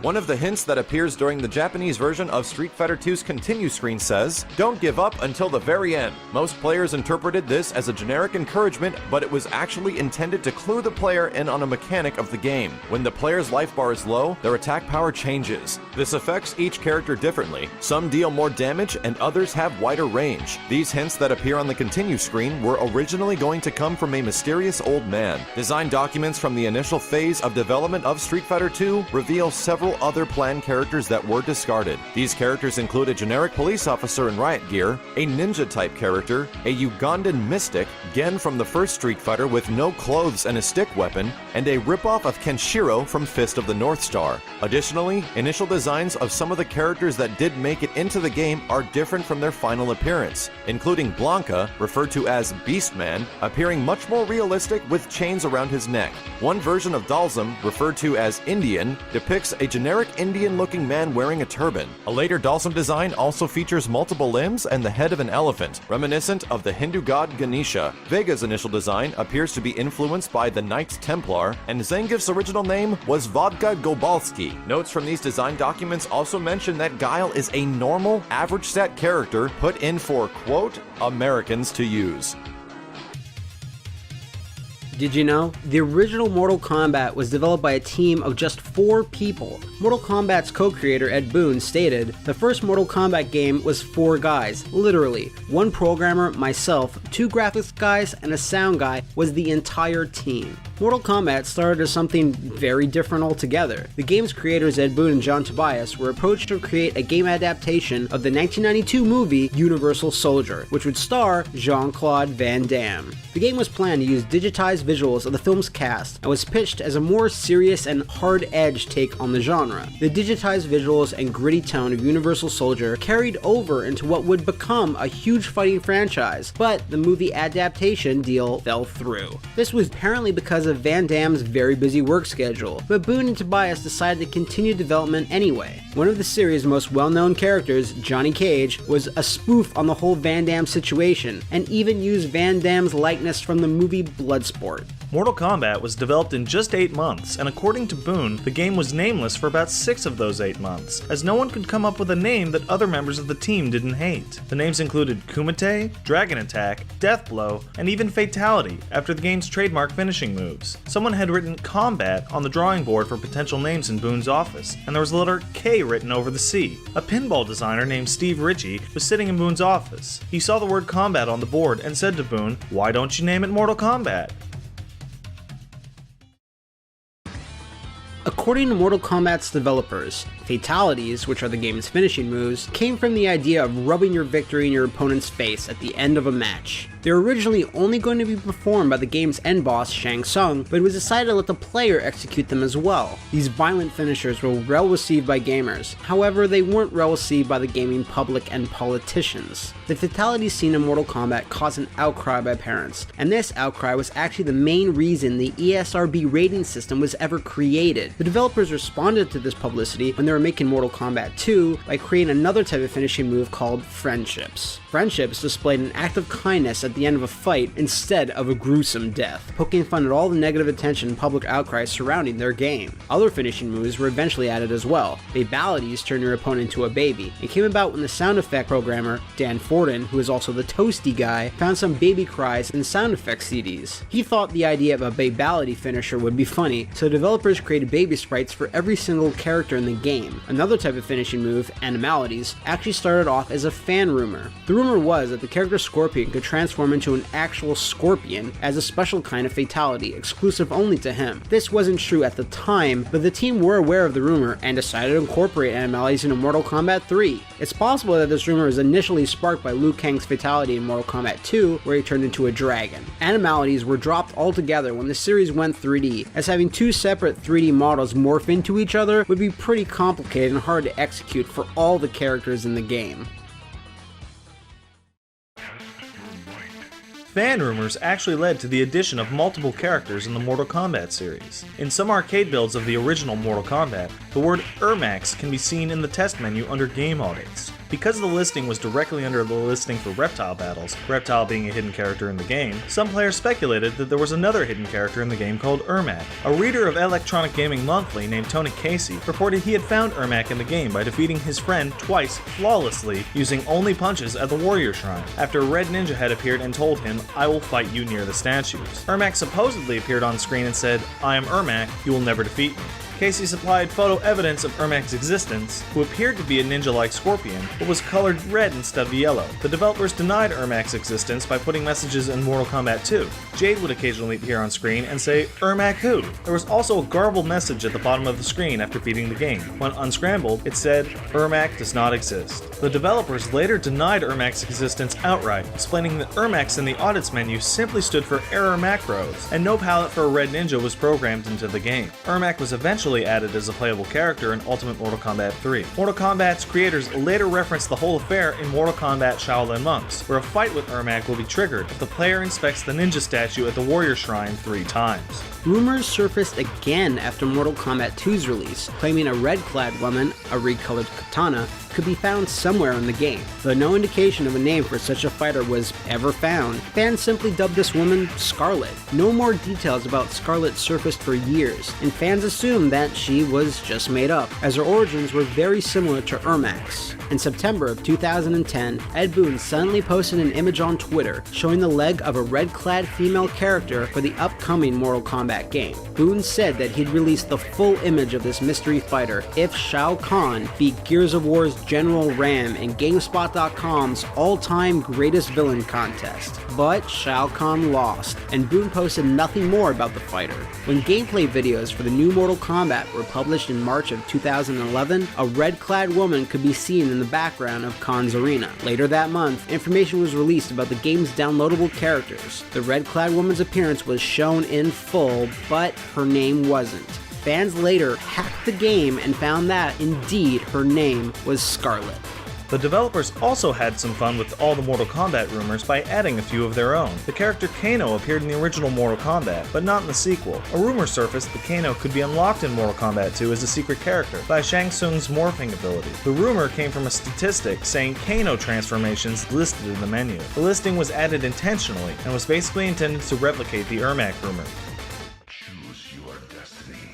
Did you know? The characters Sector and Cyrax were originally named Ketchup and Mustard during Mortal Kombat 3's development because of their red and yellow color schemes. These names are referenced in both MK Deadly Alliance and Armageddon under Cyrax and Sector's Sambo fighting style, as Sector has a move called Ketchup's Revenge. Footage of the names being used can also be seen in Mortal Kombat Armageddon's bio cards, and there's even an early image of Sector being referred to as RoboCop. The character Jax was originally conceived as a kickboxer, but the idea was eventually scrapped. It's thought that this was because the developers felt that Jax would be too similar to certain characters from the Street Fighter series, like Balrog, Sagat, and DJ. Jax was also originally going to be named Curtis Stryker, but this name was put aside and was later used for a different character altogether in Mortal Kombat 3. Originally, Jax was planned to appear in the first Mortal Kombat, but was ultimately replaced by Sonya Blade. The change was made because there were no female characters in the Mortal Kombat roster, and Ed Boon and his team wanted to add some variety to the lineup of warriors. Sonya was named after Ed's sister, and she inherited Jax's role in the game's story, having a rivalry with Kano. In an episode of G-Force Icons, Ed Boon stated that Kano's eye and metal-plated face were directly based off the T-800 from Terminator 2: Judgment Day. The ninja Rain was originally a red herring created by Mortal Kombat's developers. In the arcade version of Ultimate Mortal Kombat 3, a character called Rain could be seen for a second in the game's attract mode, and seen to be fighting as a playable character. Rain's inclusion there was a joke, and was intended to spark fan rumors and efforts to try and unlock him in the game. Fans eventually gave up searching for ways to find the elusive warrior, and came to the realization he was another example of the developers having fun with rumors and secrets. The font used to display his name is slightly different than other characters, and this is possibly a hint that he wasn't real at all at the time. In the console versions of the game, however, he was eventually made playable anyway. The fact that his name is Rain, that he wears purple, and he later turned out to be a prince, is a reference to the album Purple Rain by Prince. Sub-Zero, on the other hand, was originally going to be named Tundra. The name was later used as the original name of Sub-Zero's younger brother, who then replaced Sub-Zero after he died at the hands of Scorpion. The original Sub-Zero then became Noob Saibot, whose name of course is Boon and Tobias backwards, referencing series co-creators Ed Boon and John Tobias. In every Mortal Kombat game from Deception onward, Noob Saibot's name is displayed as Noob. Fans believe that since John Tobias left Midway Games, the Saibot part of Noob's name had to be removed for legal reasons. However, this seems unlikely as Tobias doesn't own the rights to the name Saibot. This shadowy fighter usually attacks as two beings in all of the Mortal Kombat games, and according to Ed Boon, one is called Noob and the other is Saibot. This seems like a more reasonable explanation why his display name in newer games is just Noob, as Noob would be the main fighter and his doppelganger would be considered an assist. The character Borracho's name is a play on words. His name comes from the Spanish word borracho, meaning drunk. His sloppy nature and his drunken fist-fighting style also sprung from this idea. The character of Baraka has an appearance that was based on a mask of the vampire Nosferatu. The developers modified the mask, painting it to look more horrifying, and added false fingernails to extend the teeth. Early art also shows alternate Baraka designs as a human ninja wielding hook swords. These hook swords were later passed on to Cabal in MK3 and quickly became his signature weapon. Shao Kahn was originally going to have the same animalistic teeth as Baraka, but the idea was eventually dropped because the developers wanted Outworld to have a greater variety of races other than just the Tarkatan horde. Shao Kahn was digitally resized to be taller in MK2, making him tower over the other characters. This was actually necessary as the actor playing Shao Kahn, Brian Glynn, wasn't very tall to begin with. There's even a group photo of Glynn and the game's developers where Ed Boon appears to stand around 2 inches taller than the mighty ruler of Outworld. The lead character in Mortal Kombat Deception is named Shujinko. His name is derived from Japanese, and his literal translation into English is protagonist. When Shujinko travels to both the Chaos Realm and the Nether Realm in the game's Conquest mode, a few characters seem to be speaking in a garbled language. They're actually talking backwards, and are saying things like, I am talking backwards. Spooky, isn't it? Drink milk. Get plenty of sleep. Listen to your parents. Do your homework. If you have decoded this, you had way too much time on your hands, my friend. It is said that John Vogel is a genius. John Vogel is a genius. Those last two comments were about Mortal Kombat series developer John Vogel. Vogel is an artist who has worked on the franchise since its inception, and his mention in the audio clips were likely just a fun in-joke. Rico is not Shao Kahn, though sometimes he secretly wears the Emperor's helmet. This audio is a reference to fan reactions about Raiko's ending in Mortal Kombat 4. In the console versions of the game, Raiko's ending showed him walking through a portal into Shao Kahn's throne room and putting on Kahn's helmet. Though the ending was just a joke by developers, many fans thought the ending was stating that Raiko and Shao Kahn were canonically the same person, or that Raiko had managed to overthrow the Emperor. This same scenario was also joked about specifically in a mission where Shao Kahn sends Raiko a warning after hearing a rumor that he had been regularly sneaking into his chamber to wear his helmet.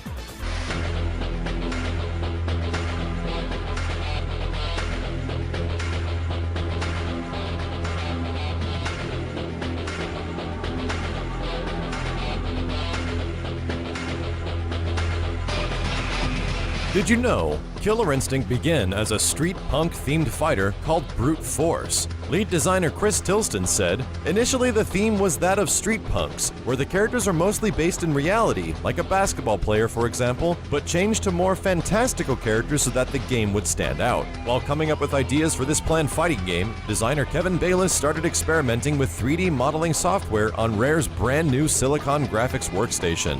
In 1993, Rare showed Nintendo a tech demo of a boxing game with 3D pre-rendered graphics, and pitched the idea to create a new Donkey Kong game using the same technology. Nintendo was so impressed that they asked to see what else Rare was working on with the 3D style. Rare then showed off some character designs that Bayless had been modeling, and as a result, Nintendo gave Rare the support they needed to develop Killer Instinct. One of the designs was a robotic ninja with a ponytail that was later developed into Fulgore, the character TJ Combo developed out of the boxing game prototype, which was also modeled by Bayless. Some of the character designs, specifically Glacius and Cinder, were created after Rare started experimenting with shading and creative effects in the modeling software. It's also rumored that the special effects seen in Terminator 2 Judgment Day and of course the T-1000 were a direct inspiration for the Glacius and Cinder distinct visuals. If true, this would be an amazing coincidence, as actor who played the T-1000, Robert Patrick, starred in 1987's Behind Enemy Lines, which was originally titled Killer Instinct. In an interview at KillerInstinctCentral.com, Kevin Bayless mentioned that Cinder was originally more lava-based than fire-based, and that he had even been considering giving Cinder the ability to swap back and forth between the two modes. Orchid went through drastic changes during development as well. She originally had a red outfit and blonde hair, and went by the names Roxy Rave and then Wanda. Riptor was named Toxin at one point, Spinal was called Argo, and TJ Combo was formerly named Mr. Fist. Cinder went through the most changes, with the names Meltdown, Magma, Heat Shade, and Pyrotech. In fact, Cinder's name was being changed up until the 11th hour of development. There is even arcade data voice clips of the famous Killer Instinct announcer saying Heat Shade and Pyrotech. Heat Shade, Pyrotech. Saberwolf is named after one of Rare's earliest successes back when the company was called Ultimate Play the Game. Saberwolf was released on the ZX Spectrum in 1984 and then later on the Game Boy Advance in 2004. Spinal's design, and especially his ending cinematic, are an homage to the skeleton warriors featured in the Ray Harryhausen film Jason and the Argonauts. Spinal's ending shows him storming onto the Hollywood scene and acting in a movie backdrop that looked incredibly similar to one of the sets in the 1963 classic. Idol's ending cinematic is a reference to Blanca's long-lost mother ending cinema from Street Fighter II, but instead of Idol embracing his mother, he clubs her. Chief Thunder's ending cinematic had been the source of confusion regarding Spinal's backstory. In Spinal's character bio, it states the undead skeleton is over 2,000 years old, recreated with cell regeneration technology by the evil Ultratech Corporation. However, in Chief Thunder's ending, it's implied that Spinal is the warrior chief's missing brother Eagle. The Killer Instinct comic series muddies the water even further when it's revealed that Fulgore is actually Eagle, wearing a cybernetic suit brainwashed by Ultratech. The Killer Instinct arcade cabinet was the first of its kind. It required an entire hard disk drive to store the FMV sequences and CD quality audio. Killer Instinct was promoted as if it ran on Nintendo's Ultra 64 hardware. However, this was simply a marketing ploy. In reality, the Killer Instinct arcade boards were custom-made and co-designed by Rare and Midway. Animations in the original arcade version were produced using an early motion capture system. The archaic motion capture suit was apparently quite temperamental. Lead designer Chris Tilston stated they didn't even have the final hardware and that the technology of the suit was still being worked on. When it came to time of capture for Orchid's animations, designer Kevin Bayless told Retro Gamer, Louise Stamper got suited up for some of the Orchid animations so that she could walk like a lady for the cutscenes. I even remember attempting to walk like a woman wearing high heels in the suit, but it looked a little dodgy to say the least. Rare didn't have high hopes for the success of Killer Instinct, especially after the failure a few years earlier of their previous arcade game, Battletoads. But the cutting-edge graphics, unique fighting engine, and outlandish cast made Killer Instinct a massive hit. According to designer Chris Tilston, weekly arcade reports revealed exactly how commercially successful the game was becoming. Although the Killer Instinct arcade machine was highly expensive for its time, some arcades would take over $1,000 a week in a single cabinet. It wasn't long before the machines had even paid for themselves. The fighting game crowd embraced the new game wholeheartedly, but a few serious game-breaking exploits were discovered by these new fans. The bugs and glitches could be attributed to a rumor that the two main playtesters for Killer Instinct absolutely despised fighting games. The most famous exploit, of course, belongs to Cinder, who could easily perform an infinite combo that could not be broken. The issue got so out of hand that a ROM update had to be issued for the game, and back in 1994, Nintendo had to send a team to manually travel and install the update to every single Killer Instinct machine, all 17,000 of them. Did you know? The Super Nintendo port of the original Killer Instinct was essentially a backup plan after an attempt to port KI to Nintendo's Ultra 64 hardware fell through. A promotional spot on the intro reel of the arcade cabinet stated, "Available for your home in 1995, only on Nintendo Ultra 64. But Nintendo made it impossible for Rare to fulfill that claim after pushing back the release date of the 64-bit console all the way to September 1996. In an interview with Retro Gamer, Chris Tilston talked about this tumultuous time for Killer Instinct.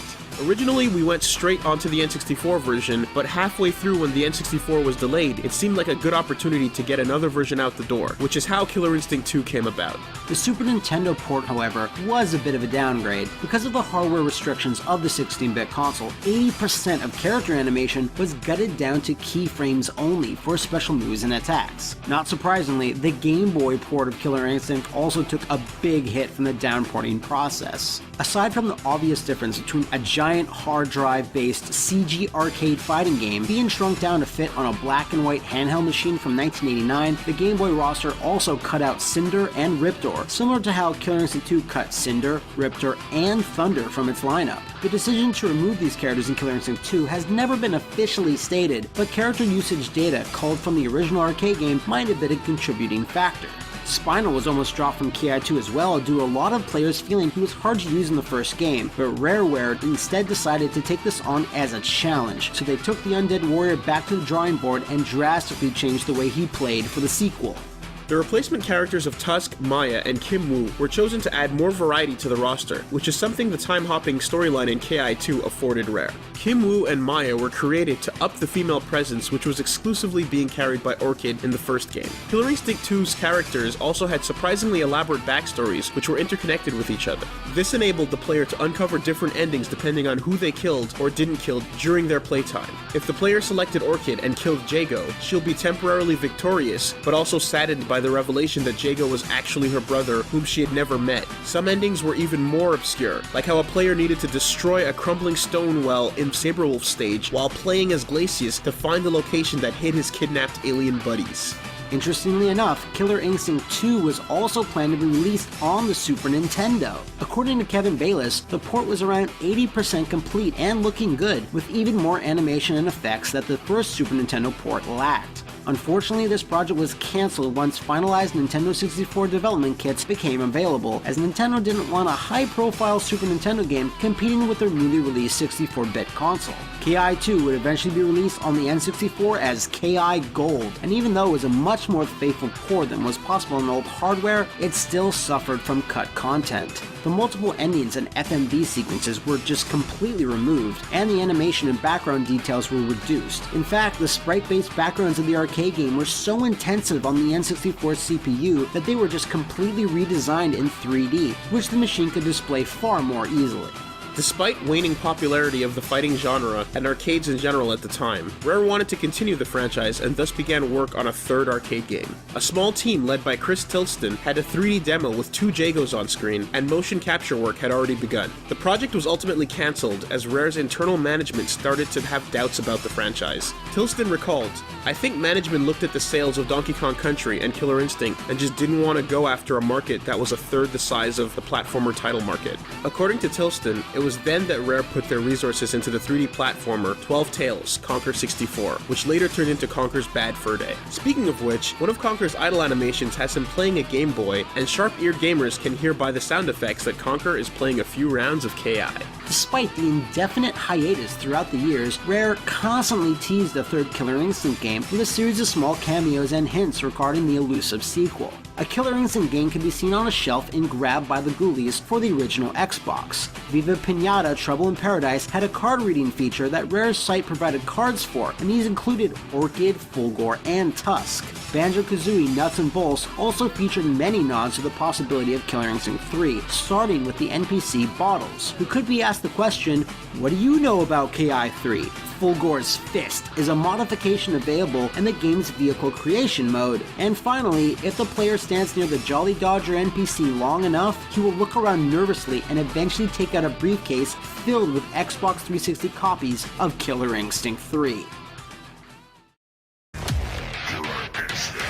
At E3 2013, Microsoft announced Killer Instinct would make a return on the Xbox One, with development lead by Double Helix Games. While some fans lamented the fact that Rare was not directly involved with the project, others have pointed out that even if they had, all the staff who worked on the original games had long since left the company anyway. One of the founding forces behind Killer Instinct, Ken Lobb, is still credited with the role of producer, as he joined Microsoft in 2001. Lobb is also the voice of Thunder in the latest installment. Killer Instinct for the Xbox One has a series of interesting secrets, the most prominent revolving around the music of the game. If the players remain idle during a fight for a certain amount of time, the background music becomes less and less intense until it completely changes to mimic some classic Killer Instinct themes. Another audio treasure is the fact that navigating around the game's menus will actually play the defining notes of the original Killer Instinct theme each time the cursor is moved.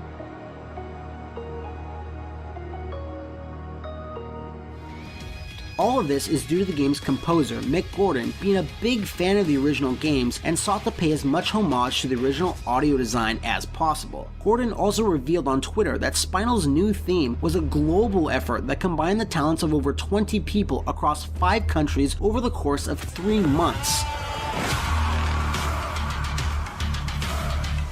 It was conceived to be sung in Swedish, with warriors who are attempting to summon Spinal to aid them in the forthcoming battle. The song includes the sound of a Tibetan kangling, otherwise known as a human leg bone flute.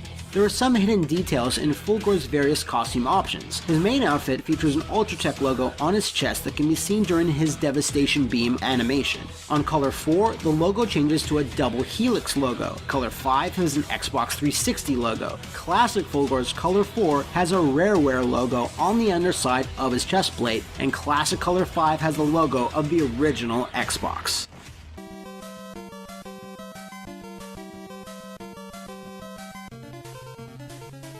Did you know? Double Dragon drew inspiration from the series director Yoshihisa Kishimoto's real life. Kishimoto's fascination with making action games stemmed from his own experiences as a teenager, where he'd get involved in fights at school on a daily basis. This led to the creation of the Kunio character and the franchise, who was first seen worldwide in the NES brawler River City Ransom. Double Dragon was originally going to be a sequel to Technos Japan's beat-em-up Niketsu Koha Kunio-kun, which was titled Renegade in the West. Renegade needed a graphical overhaul to appeal to North American audiences, as Kunio-kun drew inspiration from the street gang culture of Japan. The localization process was expensive and slow, so when Kishimoto started development of a follow-up, his supervisors asked him to change direction and make a game that would have appeal in all territories. Originally intending to create a direct sequel to Kunio-kun, Kishimoto looked at a variety of sources for inspiration. 2 of the most notable influences were action movie star Bruce Lee and the post-apocalyptic world seen in Mad Max. In an interview with Retro Gamer magazine, Kishimoto stated, "When I was a child, I saw Bruce Lee movie Enter the Dragon. I became his biggest fan. He made the most incredible action movies in the world, and I wanted to become like him and create the most incredible action games in the world." The two heroes of the franchise, Billy and Jimmy Lee, have referential names. Billy Lee is a combination of Bruce Lee and his character in the film Game of Death, Billy Lowe, and Jimmy was named after popular Led Zeppelin guitarist Jimmy Page. The background stages and roving gangs seen in Double Dragon were modeled after the gritty world of Mad Max, which was popular in Japan during the late 80s. Double Dragon was a technical marvel when it released in arcades in 1987, as it was one of the first games of its type to feature long scrolling backgrounds without jarring transitions or scene changes. Each mission, from the streets to the factory all the way to the final hideout, segued into each other without a drop in the action. Creating this was challenging for Kishimoto and his team, who recalled, "If we used free scrolling, then the user would be able to walk directly to the end of the stage without fighting at all. But because of the positions of the enemies are scripted, they appear when you reach certain points. So if the user doesn't fight, all the enemies will appear on the screen and follow Billy and Jimmy. There will then be too many sprites on screen and it will make the game freeze." In the same interview with Retro Gamer, Kishimoto reflected on some of the Easter eggs hidden throughout the 1987 arcade version, saying, "Did you notice the red car on the first screen of the game inside the garage? It's the car from my first Laserdisc game, Road Blaster." Double Dragon was ported to several platforms, including the NES. Despite being the only port that Kishimoto worked on, this version had to take several cuts due to technical limitations. The biggest omission was the two-player cooperative mode that the game was popular for. As the player only assumes control of Billy throughout the adventure, the team came up with an idea for a twist ending. Jimmy appears as the final boss and is revealed to be the true leader of the Black Warriors, who kidnapped Billy's girlfriend. This ending does not appear in the arcade original, which has both Lee brothers fighting for Marion's affection after defeating the villain, Willie. Despite commercial and critical success, Double Dragon struggled to stay relevant in arcades. Nothing illustrated this point better than the sweeping changes brought in by Double Dragon 3, the Rosetta Stone.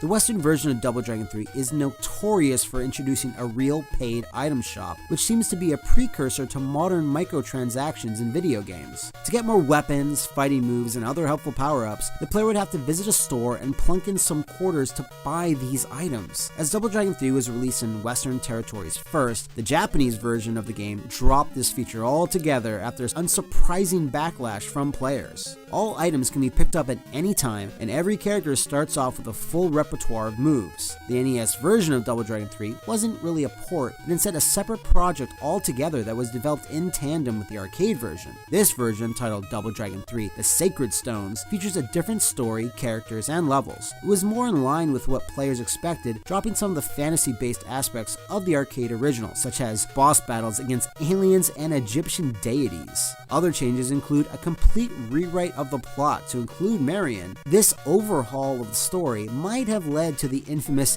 Bimmy and Jimmy misspelling seen in the game's intro sequence.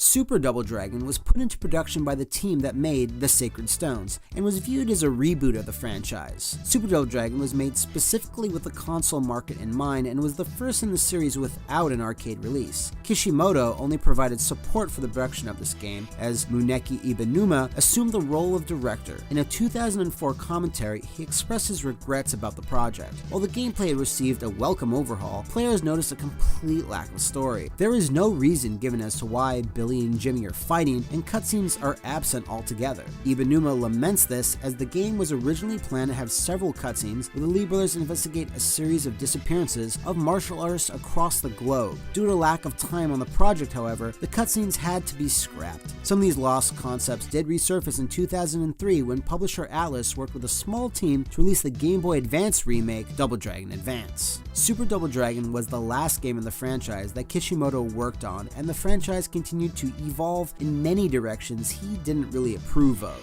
This includes a children's animated series produced by DYKG Entertainment, simply titled Double Dragon. The cartoon even got its own game called Double Dragon 5 The Shadow Falls. However, this wasn't a side-scrolling beat-em-up at all, but a head-to-head fighting game. Another fighting game named Double Dragon was made for the Neo Geo in 1995, which included elements and vague interpretations of the 1994 film Double Dragon. This would be the last Double Dragon game seen from Technos Japan before going out of business in 1996. Mexican developer Evoga and Japan's Noise Factory tried to develop another Double Dragon sequel, but were unable to use the IP due to being purchased by Million Inc. Since the team had already spent money on the project, they continued production under the name Rage of the Dragons. This turned the game into an homage to the franchise with the inclusion of Billy and Jimmy, the Lewis brothers, and even the villain Abubo. The series continued to suffer due to brand confusion and the many unique interpretations of Billy and Jimmy Lee. Kishimoto lamented this lack of consistency to the franchise in an interview with Polygon.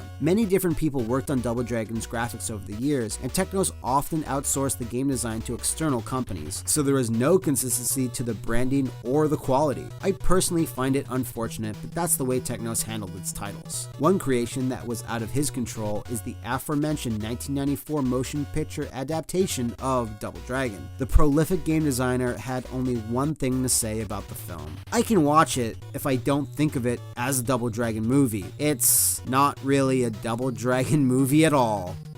Hello, and welcome to Region Locked.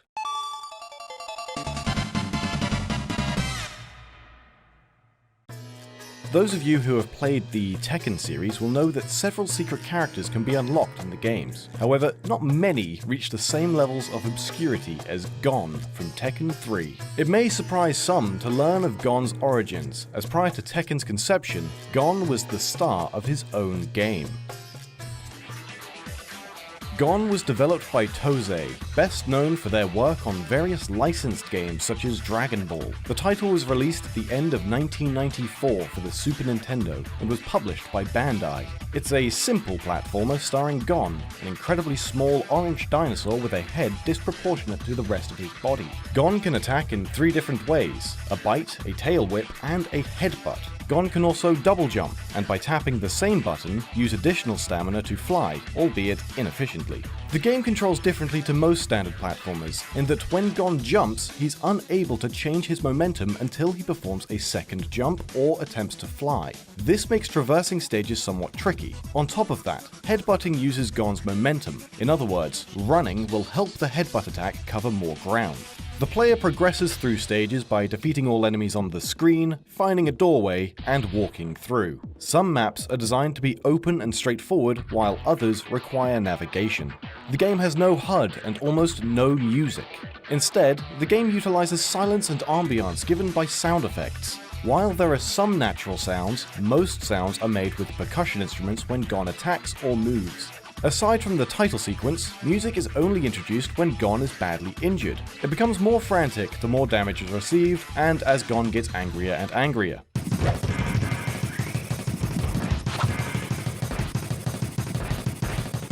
When Gon's hurt enough to receive a game over, he doesn't die, but instead destroys the world in a fit of rage by splitting it in 2. The story follows Gon as he progresses through each level. And to be honest, that's about it. There isn't much of a story besides what happens at the start of each stage. These range from Gon getting angry at a thieving monkey or Gon getting angry at a bobcat. The level is normally won when Gon defeats whatever it is that annoyed him. This storytelling stems from another medium that Gon has appeared in. Gon was originally a manga series created by Masashi Tanaka that followed the daily activities of Gon, who survived the extinction of his species and is the last remaining dinosaur. He has surprising strength for his size, and armor-like skin that lets him safely take a beating from some of the largest of predators. The series later received a TV adaptation with CG graphics. In 2005, plans were made for the production of a Gon movie. Moto Sakibara, co-director of Final Fantasy Spirits Within, was to direct the film. The original press release from Sprite Animation Studios slated the film for a 2007 release, but no news was published after this initial announcement. Although Gon has appeared in several products, he's best known to Westerners from his spot as a guest fighter in Tekken 3.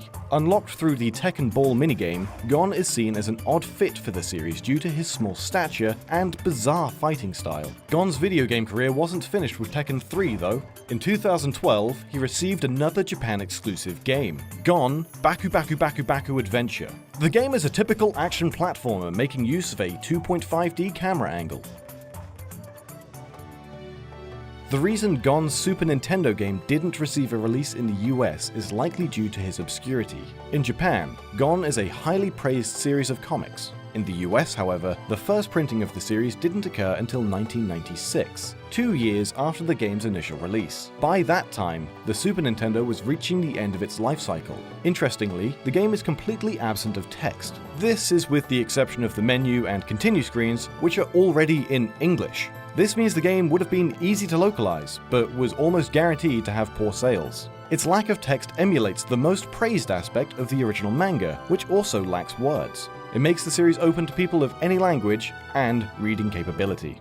The year is 2013. It's the year of The Last of Us. Grand Theft Auto 5 has just been released for the first time of many, and a new generation of home consoles is beckoning. Retailers are optimistic about the new systems in spite of recent hardships, as players increasingly switch to buying online. For Game, the UK's leading video game retail chain, the past 2 years have been particularly difficult. 2012 saw them entering administration and closing an enormous 277 stores nationwide, leaving over 2,100 people out of work. The upcoming consoles are expected to provide a much-needed revenue boost, but the company is looking for all the help it can get to stand out from their competitors. As the crucial holiday season approaches, they need something big and bold.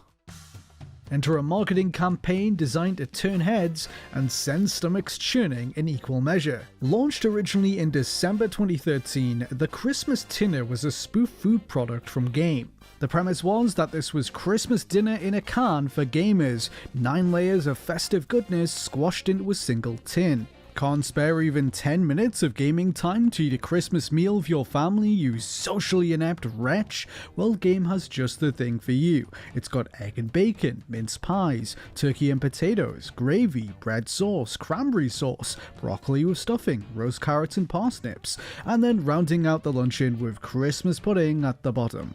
After being unleashed upon the world in time for the holidays, the Christmas Tinner became a phenomenon of sorts, quickly spreading beyond the niche confines of the games media. It was talked about on the radio, featured in newspapers, on daytime TV. It was even mentioned on Saturday Night Live in the US. Despite all of this attention, however, there was one big question that hung in the air, and it's one there is still disagreement about online to this day. Was Christmas Tinner even real to begin with? Some say it was just a marketing stunt, others claim to have genuinely owned one. The further I looked into this, the more I saw how little consensus there was in the matter, and what revealed itself to me was a mystery with as many layers as the product in question.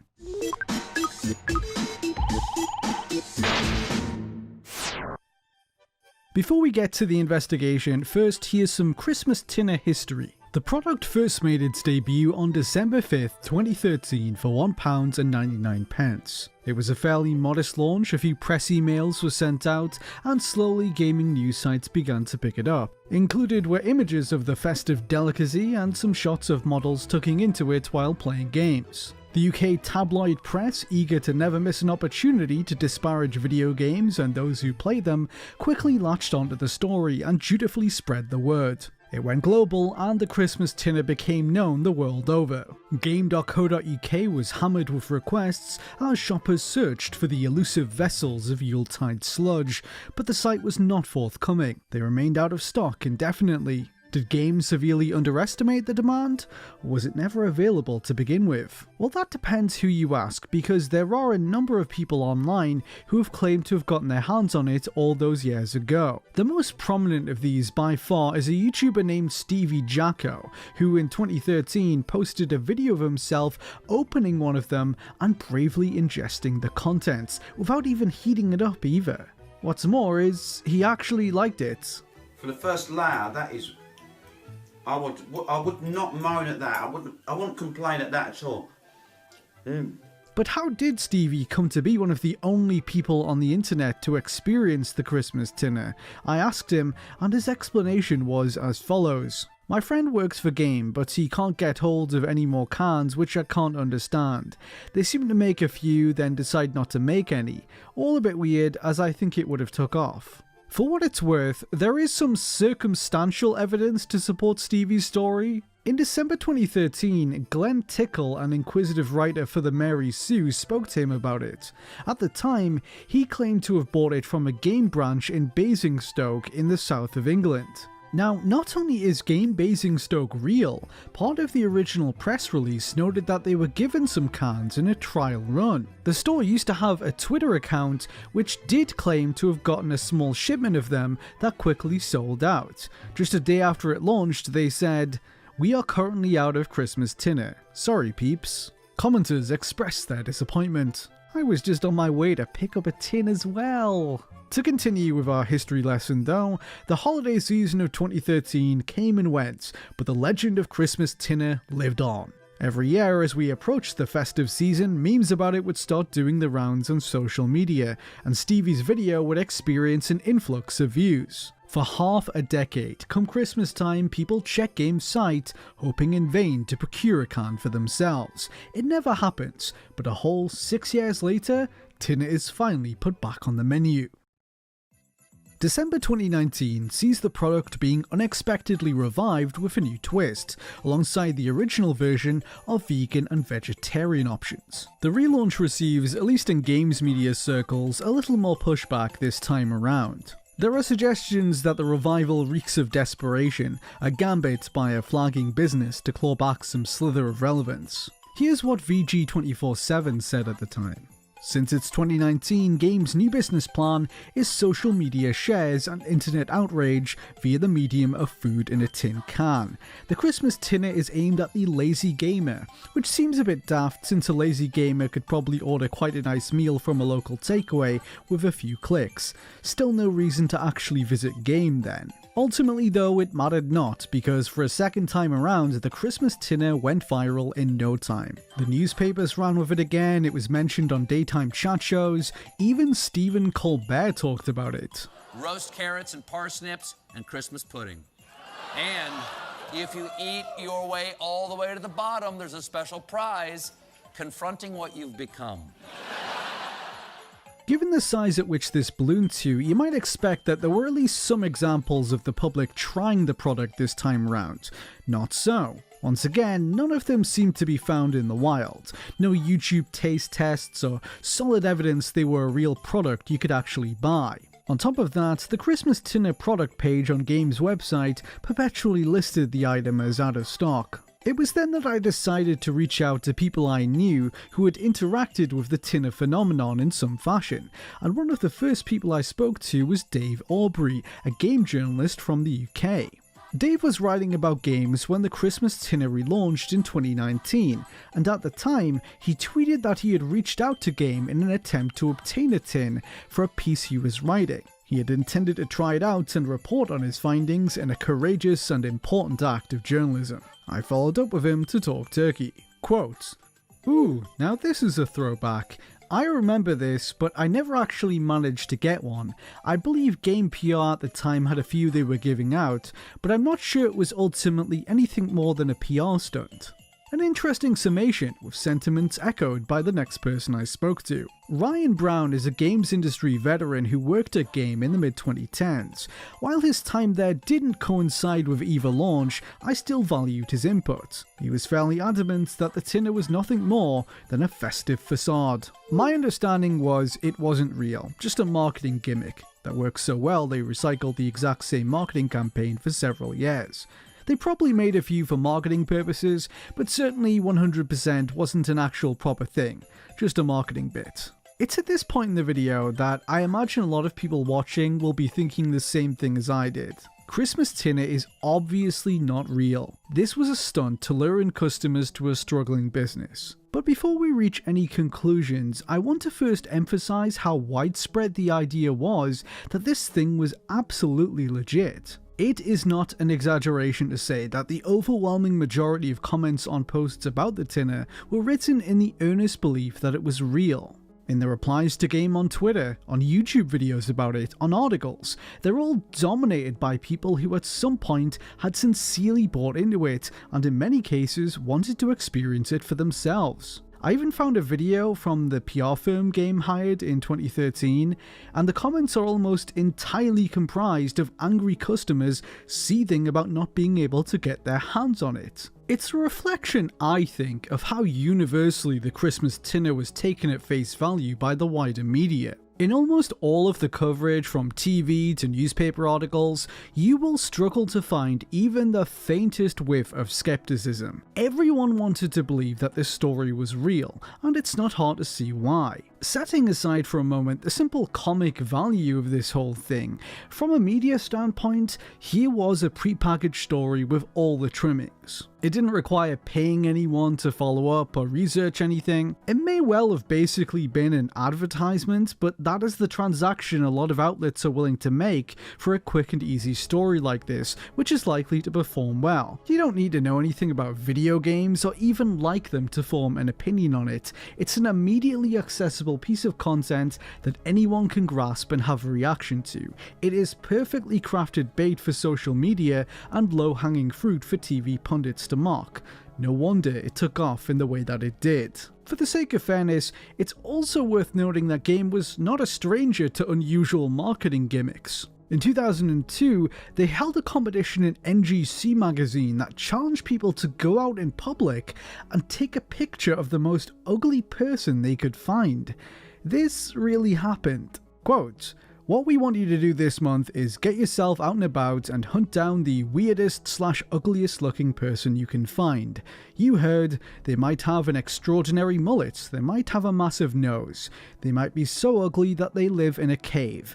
Whatever it is, we want to see them, and we need cold, hard, photographic evidence. The weirdest/ugliest of the lot gets free GameCube games for a year."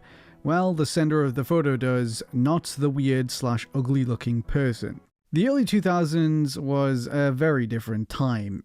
Anyway, it's time to explore the true origins of Christmas Tinner and finally get some answers. I tracked down the man behind Christmas Tinner himself, who gave me the scoop, although thankfully not of the product itself. It's August 2013. Chris Godfrey is a student attending Kingston University in England, where he's studying graphic design. It's there, during work on his dissertation, that Chris creates his original cursed concoction. He calls it the All-in-One. It was a 12-course meal of varied cuisines and flavours reduced to mush and packed tightly into a single tin. Included was a cheese course, ravioli, French onion soup, ribeye steak, and pie with ice cream. But a commercial product this was not, it was actually more of an art piece. Chris made the All-in-One as a satirical commentary on consumerism and the UK government's policies of austerity which were barreling down on working people. The designer was interviewed by Kingston University for an article, and from there word spread of his invention. Design websites began covering it, it was featured on the TV show Gadget Man with Richard Ayoade, and it wasn't long until it caught the eye of a marketing creative named Mark Perkins. Mark served as a creative director at a PR firm named MHP Communications. It was in 2013 that the company was hired by Game to create a campaign which would bring attention to their brand in anticipation of a busy holiday season,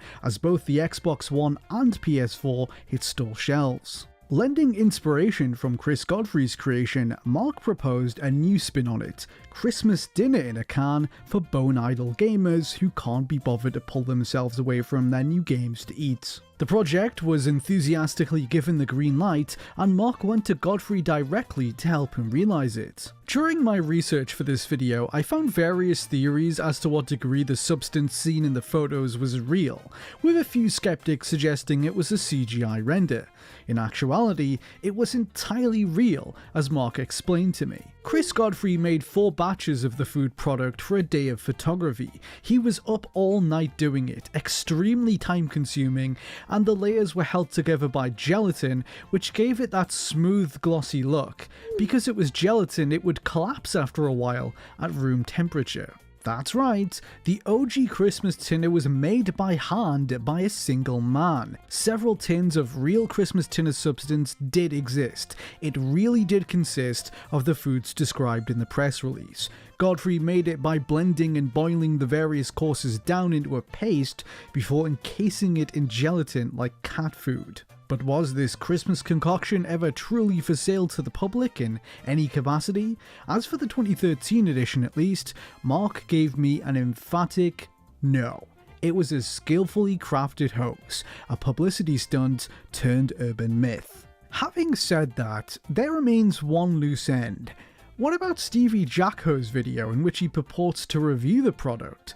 Well, shortly after I spoke to Stevie, his story began to fall apart like warm Christmas tinner. What first tipped me off was the can in the video. Not only is the colour slightly different from the packaging in the promo shots, there is a noticeable lack of nutritional information, something the UK government requires to be printed on food products like this. I asked Stevie to clarify which department at Game he obtained it from.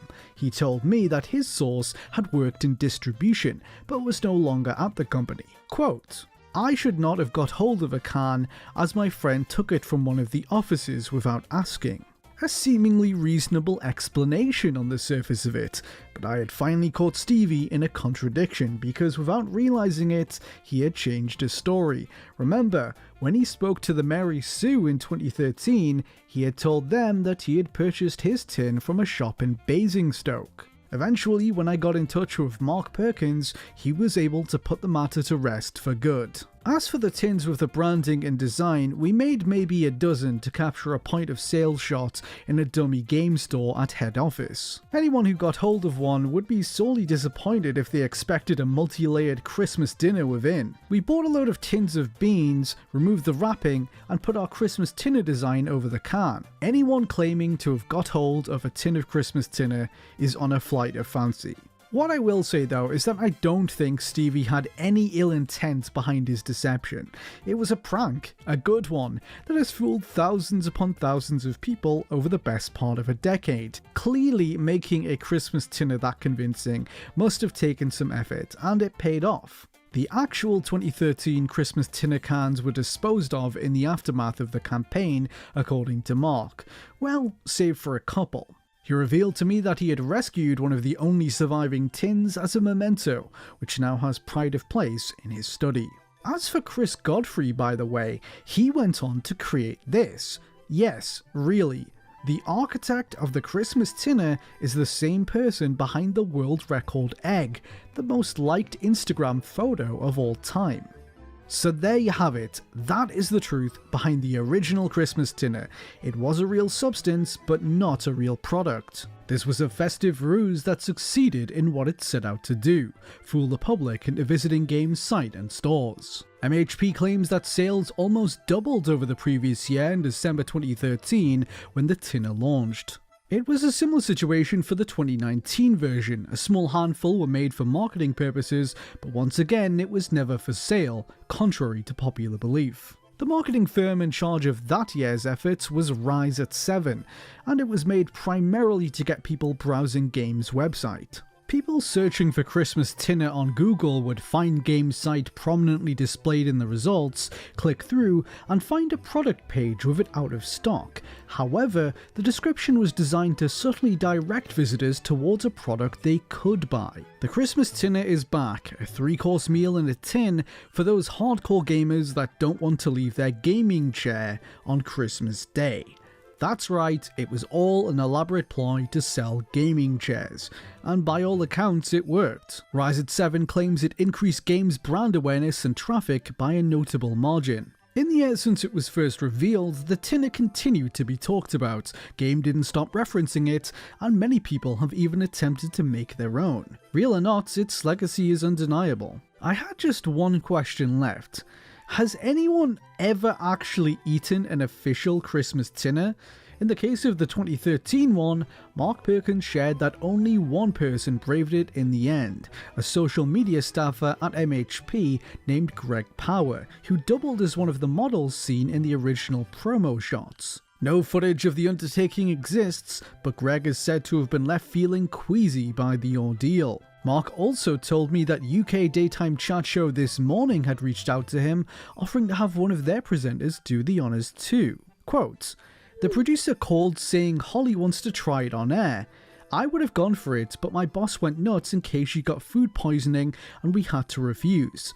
In hindsight, killing Holly Willoughby with a contaminated tin of Christmas dinner would have been a bad career move." As for the 2019 version, on the other hand, one of Rise at 7's employees named Mark Roffey did in fact finally provide a legitimate taste test video. The verdict? Tastes like feet. Hello and welcome to Did You Know Gaming Extra. Today we'll be looking at the real-time strategy series Anno. We'll be covering some exclusive behind-the-scenes trivia courtesy of this video's sponsor, Ubisoft. The Anno series has a long history, spanning some 20 years across 6 core titles and several spin-offs. Anno 1800, the latest entry in the series, is on the horizon. So before this game releases, we're taking a look at some interesting trivia from the series. Anno was originally developed by Max Designs and was seen as a competitor to the popular civilization building series The Settlers. Interestingly, Settlers developer Blue Byte would go on to develop every mainline Anno title from 2009 onwards, taking the reins of a series that was made to combat their own franchise. This is because Ubisoft not only bought Blue Byte in 2001, but also acquired the Anno license in 2007. Since Blue Byte were already intimately familiar with the genre, Ubisoft tasked them with helping to create the next installment of Anno, which was released in 2009. Ubisoft would then merge related designs into Blue Byte, the two teams who'd worked alongside each other to develop the games under Ubisoft. This put the Settlers development studio completely in charge of working on both Anno and the Settlers series. The first 2 entries in the Anno series were created prior to Related Designs' involvement, who seemed to be somewhat superstitious. The team at Related Designs acknowledged that while each of the Anno games is named after the time period it's based on, each of the digits within these dates add up to 9. The team was surprised to find that this wasn't the original intention of the series creators. However, the studio decided to keep the trend going as they believed that it would be a bad omen to change it. Ubisoft sent us to Gamescom to speak with the series creative director, Dirk Riegert, who began working on the series with Anno 1701 as lead game designer. He revealed that at the time he hadn't worked on a game at all before then. I was just arriving in the games world, so I'd never done a game before, and back in those times, it was like, well, have you done this before? No. Do you think you can do it? Sure. Well, great, you got the job. You are the lead designer. To make sure their product was close to the design of the first 2 entries, Dirk requested all documentation relating to the original games. He waited weeks before realizing that they already had everything after he was given copies of the games and was told to simply play them. The original team was of a relatively small size and made up of only those who could program. Because of this, many of the original game's mechanics were simply programmed, shown to the rest of the team, and committed to the release without any notes or documentation to divulge how they were. To try and make this third entry as close to the original games as possible, the team reverse engineered the initial 2 titles. Proud of their work, the team had the original developers come in to see how closely they had recreated their code, to which they learnt they'd implemented designs entirely differently. They were told that there was no point in changing it to match the original series, however, as the player would unlikely notice the changes at all.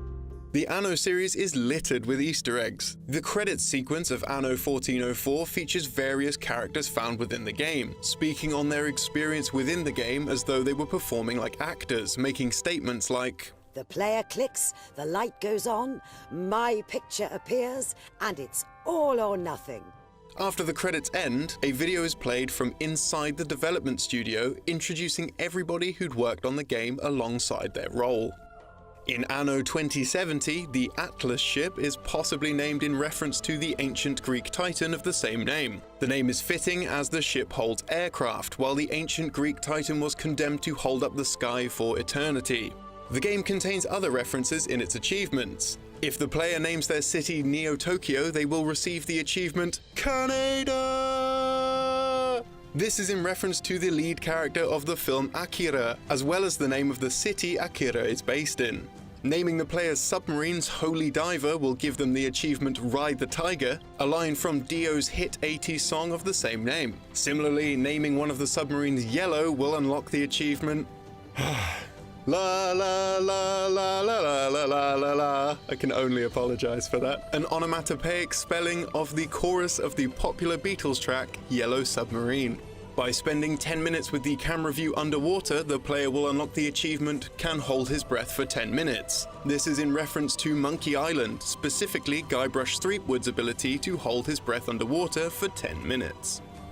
The time period of Anno 1800 was actually discussed during the development of Anno 1404, but the team didn't feel as though they would be able to do the period justice at the time. After 1404, the team took to the future, creating a game in the period of 2070. This lended them the confidence that they would be able to make a game set in the 1800s properly, and thus the latest game was born. Extra. Today's episode is a spooktacular special. What defines horror? A sense of unease? The abnormal? The downright spooky? Well, games are full of scares, ranging from morbid jokes to unexplained creepy glitches and Easter eggs. Beavis and Butthead in Virtual Stupidity is a point-and-click PC game released in 1995 and ported to the original PlayStation in Japan in 1998. The game centers around Beavis and Butthead attempting to get into Todd's gang by completing various tasks in Highland, Texas. Like most point-and-click games of the time, it isn't possible to die during the game. However, there is one particularly gruesome Easter egg that does allow the player to do so. In the bathroom of the coffee shop found during the Free the Sperm Whales mission, if the player proceeds to click the foot icon on all 3 screws of the broken mirror, then the skull drawn on the side of the stall, a secret cutscene will trigger. Butthead will pull out a weapon, say "F*** you, Beavis," and shoot Beavis in the head. Dumbass. Another spooky Easter egg comes from the PC game Carmageddon 3 TDR 2000. The game centers around the player racing and smashing other cars up and killing pedestrians. This is much like the film Death Race 2000, to which the original game was meant to be a sequel. In the game, it's possible for the tide to turn on the murderous player. If the player uses the Kangaroo on Command power-up at the north end of the map, they're able to climb a rock wall and find a secret tunnel. When driving down the tunnel, the player will be met with a message stating, "Friggin' Kangaroo on Command, freak." Turning back will show another large message blocking the player, reading, "Now you are stuck, sucker," trapping the player from escaping, forcing them to restart their game. Bethesda are infamous for the numerous glitches in their games, including some pretty weird ones. Possibly one of the creepiest examples of this can be found in the Elder Scrolls Skyrim. Throughout the game, there are mannequins that can be used to hang up spare equipment. A number of players have experienced a glitch, which causes these models to adopt the NPC AI. This has led to some spooky moments, such as having the mannequin's gaze follow the player, and sometimes even freely walk around.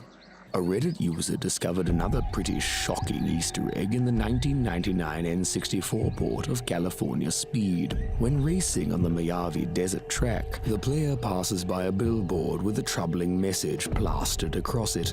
Sometimes, God takes mummies and puppies away. And sometimes, just sometimes, I do. The texture sparked interest as to how and why this was included in the game, with some theorizing that a disgruntled employee slipped the message into the E-rated game. It wasn't until 18 years after the game's release that the truth behind it was revealed. Randall Rigdon, writing for Pop Optic, reached out to the game's developers for answers. It turns out the billboard was not necessarily intentional, and was a byproduct of the outrageous crunch time on porting the game to the console. Developer Morgan Godat said, "Unfortunately, as we were in a tight situation to even get the most basics of the game stood up on the N64, we didn't have anything handy or relevant to put on the billboards, so I plugged in a placeholder asset billboard texture so fucking stupid there would be no way it could possibly be confused for a real shipping asset. This asset was obviously mistakenly left in due to the time constraints." Strange Easter eggs aren't exclusive to PC and console games. Programs such as Microsoft Excel contained hidden games like a flight simulator and a racing game called Dev Hunter. We're using the word game loosely, as these actually acted more like interactive credits. The first, and perhaps most bizarre, comes in the form of Hall of Tortured Souls, hidden within Microsoft Excel 95. This is accessed by selecting the entire 95th row in a new Excel document, right-clicking, tabbing over to column B, and selecting Help/About, holding down Control, Alt, and Shift while clicking the Tech Support button. Reminiscent of a cross between Doom and the Windows 95 3D screensaver, the player navigates a mysterious and eerie maze and ultimately comes face to face with a room full of developers staring back at them. And now it's time for this episode's random piece of trivia. Today we'll be looking at one of the sequels to the arcade classic Outrun. In Outrun 2006 Coast to Coast, if the player hangs around at the starting line after the race has begun, the flagman will start stretching. After stretching, the flagman will also do a dance. He'll either do a spin on his head or start to do the moonwalk. Hey everybody, this is Liam here. I hope you're all doing well. It's time for another Elite Beat Agents video. About 2 years ago, I spoke to a developer who worked on the game, Robert Ota Diederich. Robert was a programmer on Elite Beat Agents and a went on to the sequel to its Japanese counterpart. Snippets of this chat have been seen in other videos I've done before, such as my documentary for Did You Know Gaming on the history of Elite Beat Agents and the Went On series, so if you're interested in those games, definitely check that out first. We had a long conversation which unfortunately got cut off about halfway through due to a power cut. However, as a fan of these games, it was still really fun for me to chat to him. A bit of background, it was about 4 AM here, I was trying to be very quiet to respect my neighbours, and I was pretty exhausted, but Robert is such a nice guy and he humoured pretty much every question I threw at him, no matter how dumb it was. So this was a very informal chat, definitely not a professional interview or anything. I asked people on Twitter if they wanted to see some more of it, and so here it is, a developer from Elite Beat Agents answering my dumb fan questions at 4 in the morning. We joined the talk as I've just asked him what is the nature of the energy blast that comes out of the Elite Beat Agents and the people in that game. Not the best question, I guess, but you know, we had been talking for a while, and sometimes, you know, you just ask random things when you have the opportunity. So please enjoy. I swear some of it is interesting. Yeah, so I think we were talking about the process for how we put it together, or some of the story stuff, I think. Yes, sure. We were trying to figure out, like, you know, what is the energy blast that comes out of Elite Beat Agents. But you know, my summation is that it's still Tighe, because we don't have a literal word for it in English. We just kind of like dodged around that. Yeah. But it's encouragement. It's spirit. You know, again, because the stories were written first in Japanese and then translated over. You know, they kept a lot of that same style and spirit. Yeah. In case you're wondering, in Japanese, yeah, the text is still too fast for anyone to read. No one reads that fast in Japanese either. They're just like, I can't tell what's going on. I can't read that fast. Like, don't worry, that's the same for everyone. Yeah, I've always kind of liked that because it sort of encourages repeated plays. You know, even in Elite Beat Agents. That's one way to encourage replay. Oh, we have a visitor. We do. Kitty Cat wanted to say hi. Say hi, Misha. Oh, now you're silent. Okay. Hi, Misha. Speaking of cats, there are a lot of cats in these games in a Went On and Elite Beat Agents, and I've always been curious about that because it seems like the same cat recurs throughout all the games, just about. Oh, yep, it is. It is pretty much the same cat. There might be some like back of the envelope lore connect them together. I think at some point, like Umeji-san might have said that like the cat that's in the movie, like it really is supposed to be like that cat, and he might have something like the cat is it was actually the director's cat or something, but I don't know. Okay, sure. Yeah. I think there was something in Umeji-san's heart regarding the nature of the cat and everything else. Right. Okay. Before it got cut off, we were talking about songs that didn't make it in the game, and you mentioned Journey was one that was discussed. Yeah, that was one. But basically, like when one of the planners said, like, hey, you know, who'd be a great artist to have in this song? I said, like, Journey would be. I think it was specific. Like, what should we have for like our last song? Like, who'd be a good artist for the last one? I'm like, Journey. He's like, Journey. So that's the one that I most distinctly remember. Yeah, I always thought Jumpin' Jack Flash is a pretty interesting choice because that's not like a very fast song. Right. It was totally reimagined for Elite Beat Agents. Yeah, I always thought that was an inspired choice.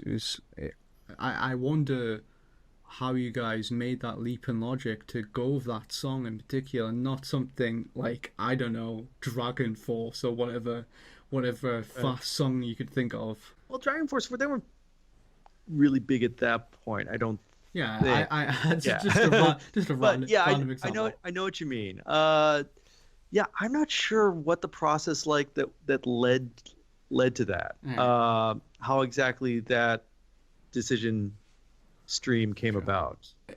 In terms of songs that maybe were discussed, one that I had heard a rumor about from a Nintendo source was that a Guns N' Roses song might have been in the talks at some point or another. Do you remember anything about that? I didn't hear anything about that. It would have been really cool.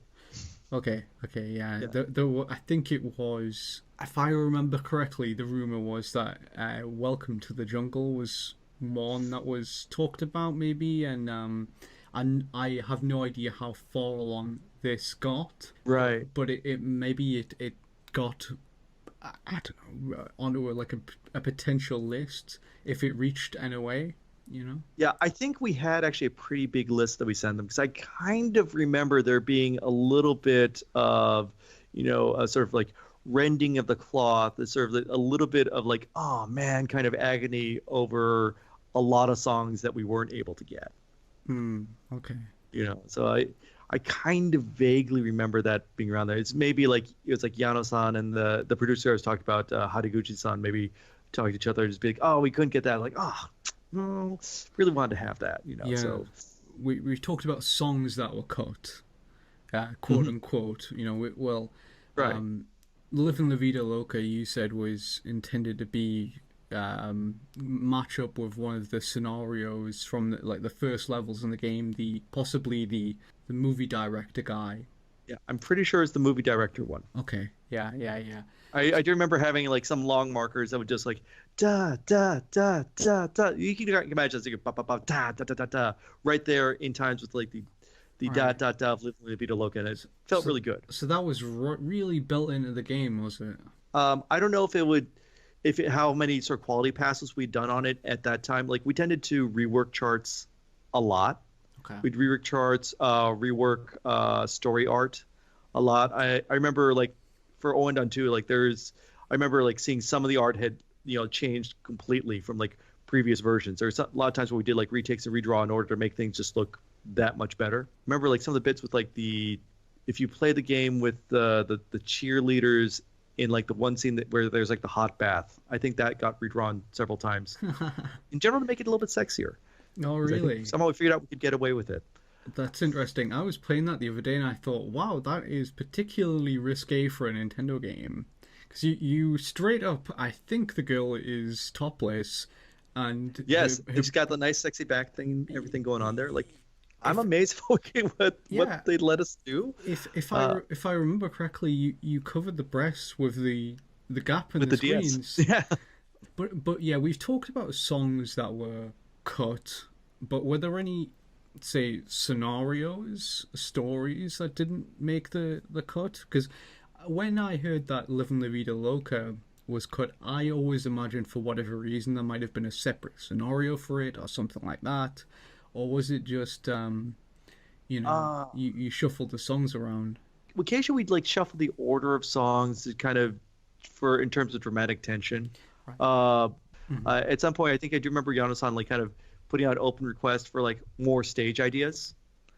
And I think pretty much every stage idea that everyone came up with, he looked at it like, yeah, that's not nearly crazy enough. Yeah. So I don't know that anything that like the standard staff suggested was quite insane enough for this world. Yeah. I do remember there were a couple meetings for a while, and this was I remember this for Owen 2, but I think we had the same thing for EBA, where there'd occasionally be meetings between like Yano-san and there'd be like Umeji-san, who did storyboards, and I think a couple other writers that we would bring on. Yeah. And they would basically have I think that for a while they referred to them as just like the funny meetings, the emoshorosa meetings, or the interesting meetings. Like we're basically, I think they were basically doing like iteration passes on the story. Like, how do we make this funnier? You know, Yeah. it's like this is all right, but how do we take it to like the push it to that level? Yeah, well, they are pretty crazy, those stories, yeah. Is there any other interesting anecdote or trivia that you can share from working on these games, whether it's Oendon 2 or EBA? Is anything that comes to mind that you think is interesting?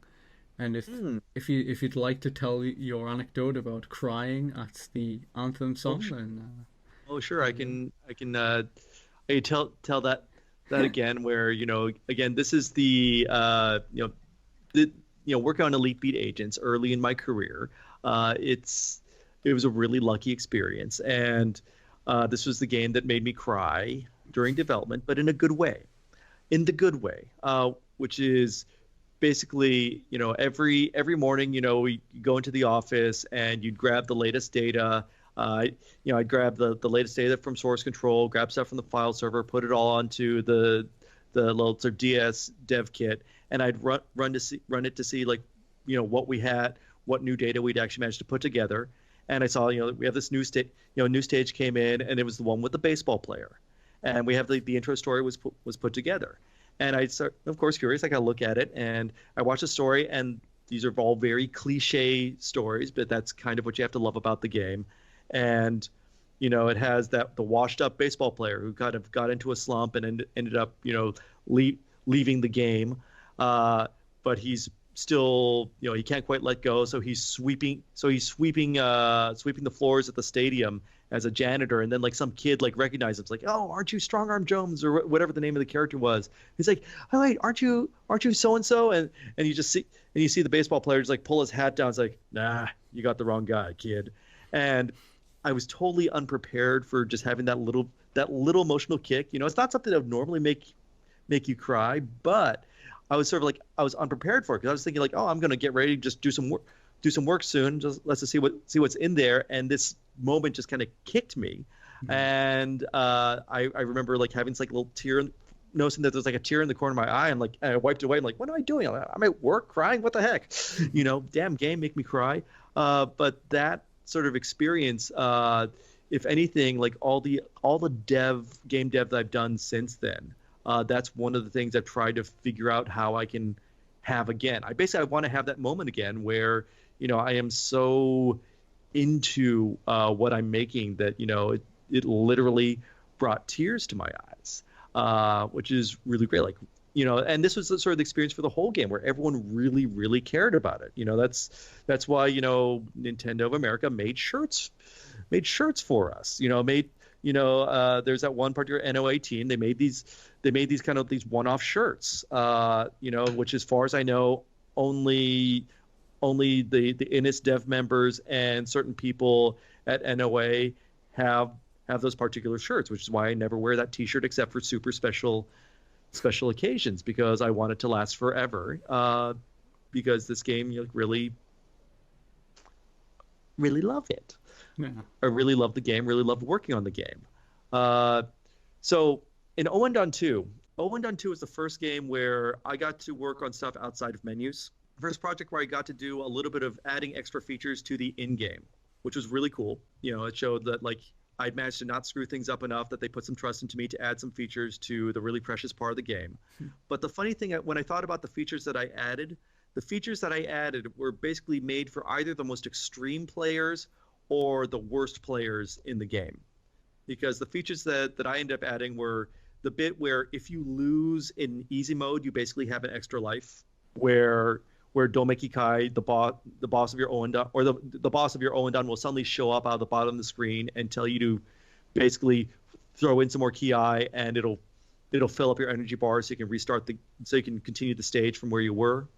And then the other settings I ended up adding were the bits where you'd like make the markers disappear before you're supposed to touch them. You were the fiend that added that to the game, were you? Yeah. I think it was probably the producer. It was probably Fuji-san who was a producer who came to us off of from Monolith. He was a former Monolith person, so he was actually literally like right across. He came from across the street. There were certain restaurants in the neighborhood because we were in the same neighborhood as Monolith Softs. So there were actually certain restaurants that he didn't like to go to because he'd run into former coworkers. Not that it was a bad relationship. It was just like weird. But yeah, so he added like the extra features at the end that you could sort of like unlock to make the game extra hard. So my first like contributions to gameplay were at the far extremes of our difficulty curve. That's so cool. Yeah, I loved working on that. Yeah. I remember some of the pictures for the galleries for the game. We actually had to do a little bit of trickery in order to get all the colors we needed on there. Okay. Because the DS is weird because parts of its architecture were basically they're inherited from the GBA, which inherited its structure from the Super Nintendo. So there is still literally a Mode 7 in there. And some of the API you can look at it and say like, yeah, this is probably the same functions, maybe updated a bit, that were called on the GBA on somewhere else. And there are various limitations for how many colors you can have using what systems. So in order to display some of the pictures in the gallery, we would have bits where most of the picture would be done up in one system, might have been done up in the 3D, using the 3D system, just doing like a flat plane. And then to get a few of the extra colors, we'd managed to sort of extract out some of the colors, and we would lay additional basically sprites as patches, so we could have the extra colors showing up for certain bits. Do you know what happens when you close the DS lid while you're in the training mode for the game, when you're in the tutorial? No, I don't. It makes you restart the tutorial.